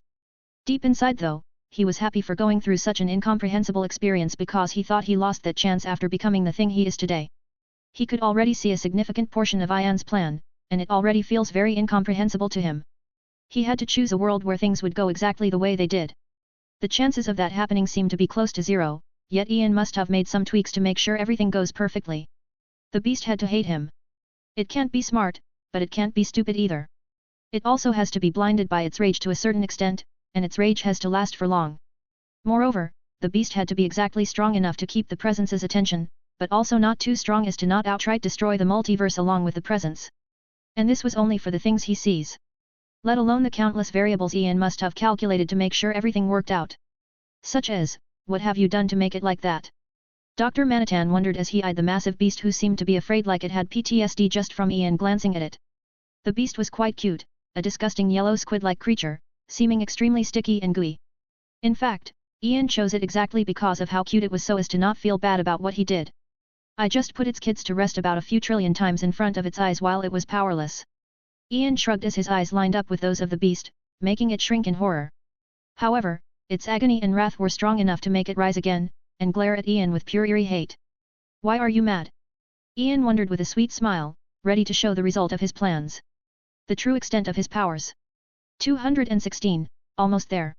Only 2 chapters left which I'll either post this evening or tomorrow morning, and I'll directly start my next novel after, so for anyone interested in following that, leave a like on my profile to keep up with my new stories. https://www.webnovel.com/profile/431382917 app ID equals 10. And well, hope you enjoy the ending. 217, Broken Soul. Broken Family. Broken Mirror 3. Chapter 209, Broken Soul. Broken Family. Broken Mirror 3. However, its agony and wrath were strong enough to make it rise again, and glare at Ian with pure eerie hate. Why are you mad? Ian wondered with a sweet smile, ready to show the result of his plans. The true extent of his powers. His question would certainly drive anyone mad, especially after all that he had done to the beast, so without any consideration for the possible consequences, the beast lunged at Ian. There comes a time in history when even the most evil of beings realizes that before them stands the very symbol of good, the embodiment of charity. They realize that harming such a being is a sin even they cannot afford to commit, no matter how heinous the crimes they committed beforehand. None is rivaled by the thought of touching the light before them. There are just some things in reality so holy the thought of touching them would drive even the embodiment of evil to put themselves out of life. In the beast's case, just as it was about to completely devour Ian, it disintegrated into nothingness, bringing a grateful smile out of Ian. Thank you for your service. Dr. Manhattan noted what had happened, the reflection of death. Ian would have certainly died there, so naturally, the beast died. Can something be more absolute than that? Yes. Dr. Manhattan's almost unrivaled mind made it very clear to him what Ian truly wanted out of his plans. He wanted to eliminate the necessity of being attacked to death. Dr. Manhattan saw it clearly. What would happen if Ian attacked himself? Will death reflect on himself? But what if Ian entered the broken mirror state? Is it possible to redirect death upon someone else? What Ian has just created was an absolute method to bring death upon someone or something without them having the need to do anything. Good luck. But don't leave just yet. Look around, and find ways to improve because there are. Your powers are only as absolute as the reality you traverse in permits, so create your own reality. Ian eyed Dr. Manhattan as he spoke, sealing the deal between them. It's been a nice journey, and Dr. Manhattan's interference certainly moved things nicely, so Ian returned the favor. Things didn't exactly start nicely with Dr. Manhattan, but that didn't seem to be a concern of his. His mentality doesn't seem to take such a thing seriously, evident by the fact that he let Darkseid go. Let me show you the core of all those near my level. What should be done to leave? To leave the Omniverse, because leaving the multiverse was something Dr. Manhattan was already capable of. True void doesn't allow anything but reality and illusions to exist within. It's simply impossible for you to exist within it by the simple nature of the true void. You'll become void. As Ian explained, his right hand touched his chest, pulling out something bright, unseeable even by Dr. Manhattan, so Ian released it, world projection. Every became fuzzy and bright in an instant, and Dr. Manhattan felt his connection to the source of his powers leave him in an instant. Beings like you whose powers require a reality other than their own to function are easy to deal with. You are now in my reality. These are my rules, and if you had a reality of your own, it becomes a battle of whose reality prevails. Ian noted that Dr. Manhattan understood where he was going with this, but he still continued nonetheless. To move across the true void, or as it's called, sea of all things, would require moving along with your reality, so good luck. You'll need it. Luck, chance, randomness, coincidence. Dr. Manhattan will need them all to go his way if he wishes to traverse the vast expanse he so wishes to traverse. Ian vanished immediately after all, leaving Dr. Manhattan to his thoughts. His mind has just been opened for the 3rd time in his life, and like always, it's nothing but pure confusion. He was born, then he became Dr. Manhattan, opening his mind to the vast universe and even multiverse. And now, he would need to think for long to comprehend what he had just understood, no matter how simple it sounded. Ian on the other hand appeared on a planet not very far away from Earth, and with a wave of his hand, Diana emerged before him, looking somewhat confused. Death of the Endless was left, basking in the brightness of the mirror world. She might have devoured too much death force despite being death, that's how deadly Ian isn't. Are you okay? What happened? Diana's words ended up being very different than what she planned to tell him in their next meeting. Her words were those of concern as she looked at his new shape. He looked very inhuman, but he still looked like himself, just ever more divine and outworldly. Ian didn't answer. Instead, he crossed his arms together and waited. It was a clear sign for Diana on why he was here. Is this it? Diana asked with a frown. She didn't hesitate much in approaching Ian, her mind already made up. If you can win, I'll undo everything, Ian stated and waited. Only the bad things. Diana corrected as she clenched her fists. And without within for him to respond, Diana attacked with all of her power as if she was going for the kill. It was almost like a surprise attack, and she wasn't ashamed to do so. She was ready to use her everything to defeat him just to prove a point. Her fist, however, hit an unbreakable barrier, a mirror. It was unbreakable because it was already broken as Diana noted. At the same time, cracks traveled throughout Ian's body with only his eyes remaining intact, the same eyes that eyed her with no concern. Still, Diana didn't stop, but she tried to reach him, to break the mirrors. Nothing worked. What? Are you just going to hide? Was this your goal? Diana yelled with irritation. Yes. Ian responded, still not making a move, you have to defeat me. I don't have to defeat you, so go on, give it your all. And that she did, she used magic, divinity, all that she could, yet nothing worked, not even the mark of Hecate. The result of her attacks was very odd. It was like the full force of her attacks was being absorbed by the mirror, resulting in the surrounding environment remaining intact despite the fact that the punches are capable of almost galactical destruction. Slowly but surely, the environment was changing, just not in the way she wished. The entire space started turning fuzzy white until Diana found herself in his world, completely under his control. It was a hopeless endeavor. Why can't you just give up? Is it so hard to undo all the bad you had done? Why so persistent when we can reach that middle ground? Because that's a faulty product. The Ian that will agree on that is me. I have no interest in deceiving you into believing me to be someone I am not. Ian responded with a shrug, making it clear that losing wasn't an option. I see. Diana's shoulders slumped down in defeat though she soon started making her way towards Ian, slowly but surely, and the latter allowed her to reach him, to arrange her arms around his neck and pull him into a slow kiss. She allowed herself to sink into his arms, and fully lose herself in the passionate kiss. Interestingly enough, it was Ian who stopped the kiss as he eyed her with an odd look. I will not be defeated. I am serious. If you're doing this to get what you want, it won't happen. I promise you. Ian was serious. Who he is very valuable to him, and he never acts out of character, so he isn't about to start now. Just shut up and defeat me then. And right after, she sealed his mouth again, knowing that perhaps graduating from Arkham Asylum is the only way to find some peace around him. 218, The End of All Things. Chapter 210, The End of All Things. The concept is very weird. The multiverse exists in space, so how are we to create a world in our souls? Raven wondered as she stroked her chin. I guess further studies on the soul are needed. We can already use our souls in miraculous ways, so perhaps this is possible. Well, we know it's possible. Zaydna nodded in agreement. You know I can just help you achieve it, right? Ian stated with a speck of amusement. Sounds good to me, Harley shamelessly nodded in agreement. A world made of only plants. Ivy was very much lost in the lands of dreams, murmuring from time to time. Can't I? Like just steal someone else's world, and use it for myself? Selena wondered with curiosity. No. Isn't it better to figure things out ourselves? Zaydna shook her head, denying her that possibility, making Selena pout in dissatisfaction. It's better this way though I wouldn't mind you clearing the way for us, then we can pave our own path. Raven though didn't mind some help. Ian shrugged before resting his head on Selena's thigh again, letting her caress his silky fuzzy hair. They were all lying on the rainbow-like grass of the House of Mystery, still residing in the sixth dimension. Both Layla and Death were resting on his arm, each taking a side. The others, on the other hand, were being a headache of their own self, trying to decipher something they don't need to. It's been months since Ian's plans came to completion, and all he's been doing was having a good time with his lovers. He just wanted to chill and teach them some of his methods. They were, however, a bit stubborn. Well, some of them at least. Well, when you give up, just follow the steps I taught you, and things will work out. It was the method taught to him by his father, something very vague and incomprehensible to all but those who master it. Now he was passing it to them because they may certainly need it in the future. Trying to ruin the fun again? Do you think I, the best magician to ever exist, will not be able to do such a simple thing? Zaydna stared at Ian as she questioned with unrivaled confidence. The best magician?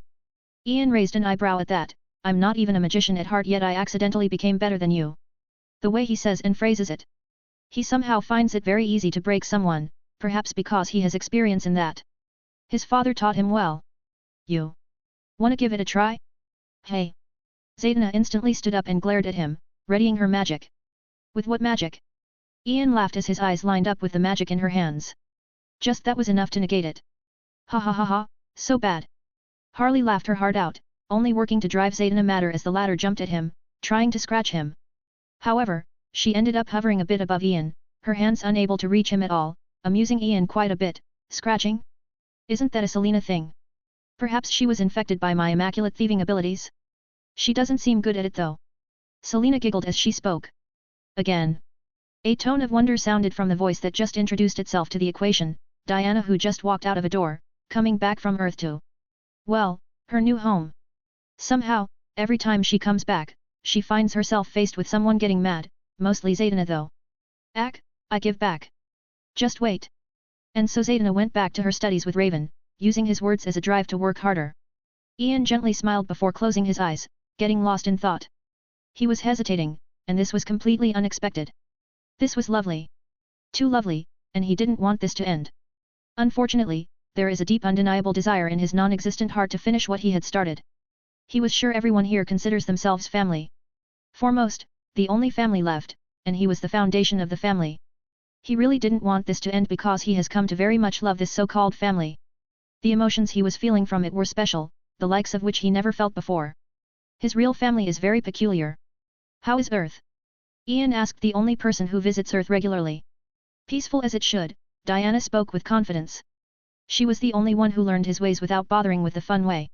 Perhaps I should pay it a visit, Ian murmured, instantly making Diana perk up in surprise, soon turning into cautiousness. Are you? Don't accidentally destroy anything, please. Diana almost begged. The last time he paid something a visit, he accidentally erased a few universes, so she was understandably wary. She has been working very hard and learning from him to repair all the damage he had done herself, taking a very different approach, and the problem is that it's hard to know how she'd react if he does something like that.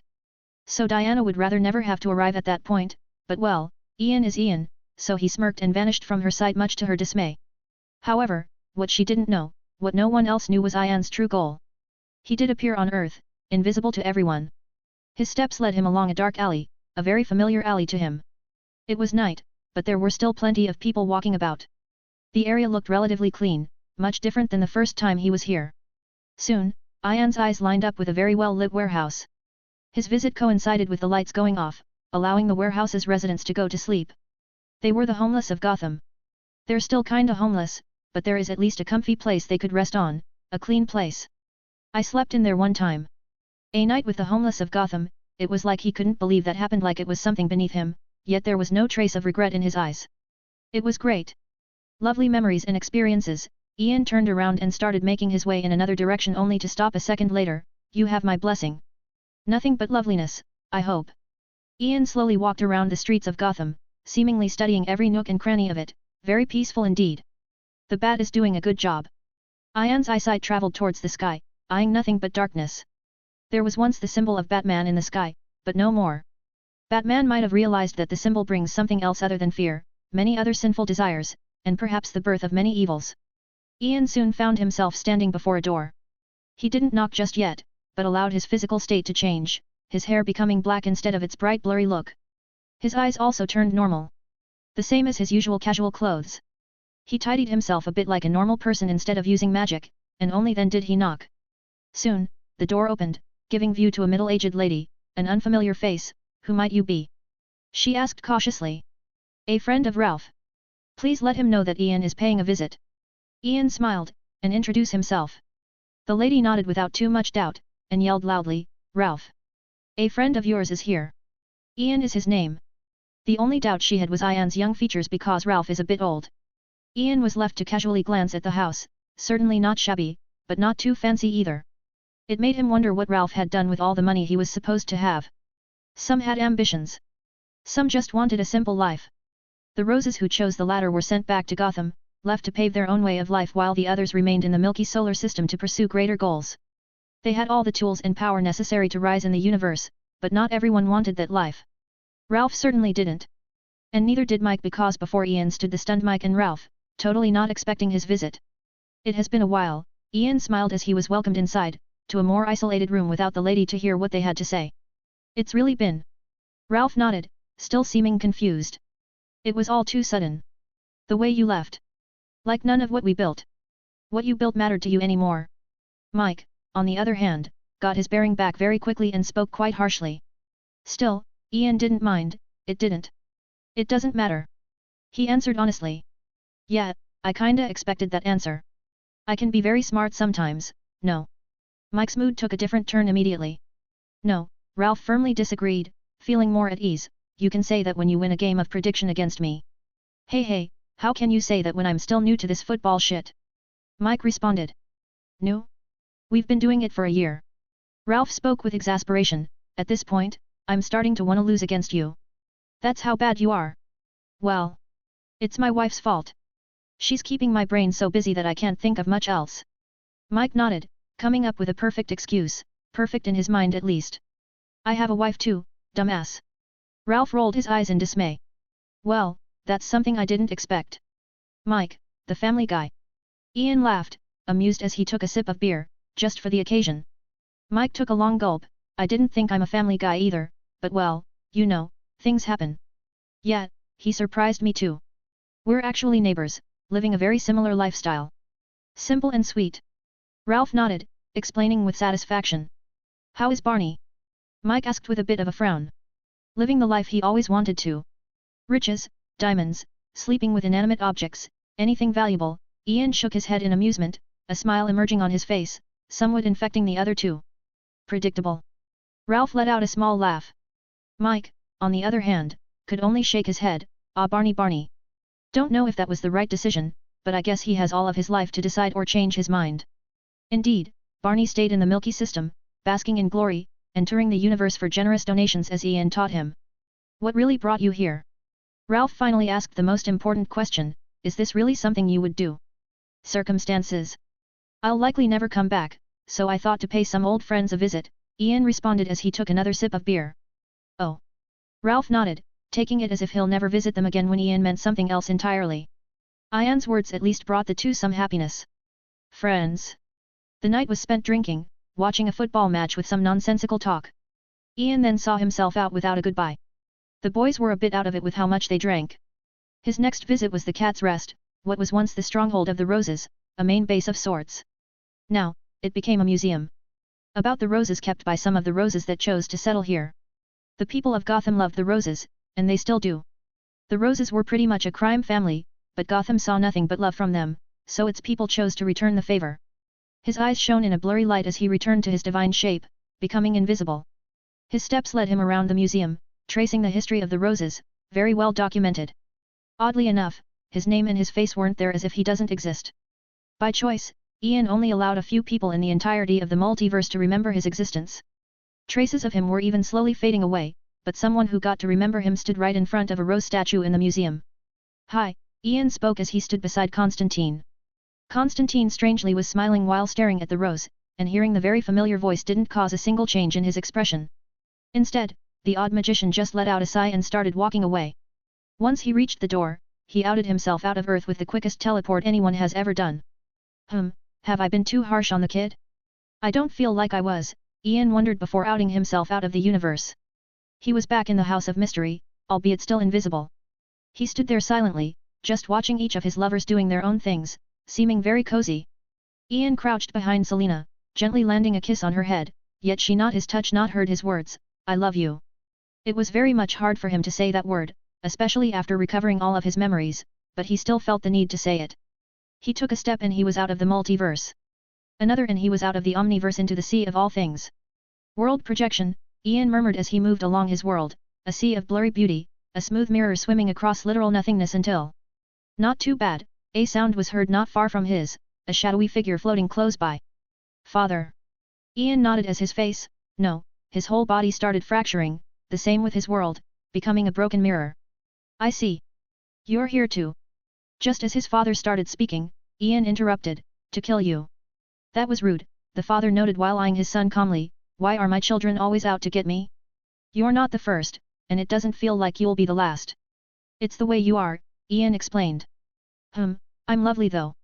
The father remarked, still just as calm, I felt like I was merely helping. Was I not just granting you your wish? It was almost like he was insinuating that Ian was merely trying to prove a point, to get over something, all the things he has gone through which are a lot. And if killing me wasn't enough. You killed my mother, so I'm here to return the favor. However, reality is often very different from expectations. It was never that simple. A broken family is never that simple, meaning that true death is possible for either of the parties. Ian risked this despite knowing that. I want to show you true death because I'm certain you have yet to face it, so let this be the end. 219, The End. The end is left vague purposefully, but I think enough was explained. You can think of the ending as a showcase of an original novel I'm planning, and Ian is tied to it. I know some may not like such a vague ending, but I think it's for the best because I want to establish some rules for my future novels which I think I've done quite well. There were a lot of unknown things in the novel from the start and almost all of them were explained. It's just that new unknowns surfaced. The journey of Ian has always been one of finding answers, and he did find the answers he sought as you did with him. That has always been the goal, and it's been achieved, so I felt like ending it here was perfect, but who knows, share your thoughts if you disagree. In contrast to Ian though, you all will have to wait for the answers because I'm still not ready for an original novel, so I'll give another fanfiction a try. Hope you enjoyed the journey. It was certainly lovely on my side. It was chill, and I very much enjoyed myself writing this, so thanks for writing along. Lastly, I have already started my next novel, so please check it out by heading to my profile, and leave a like while you're there. You can also just search for it by typing in the search bar One Piece, Limitless System.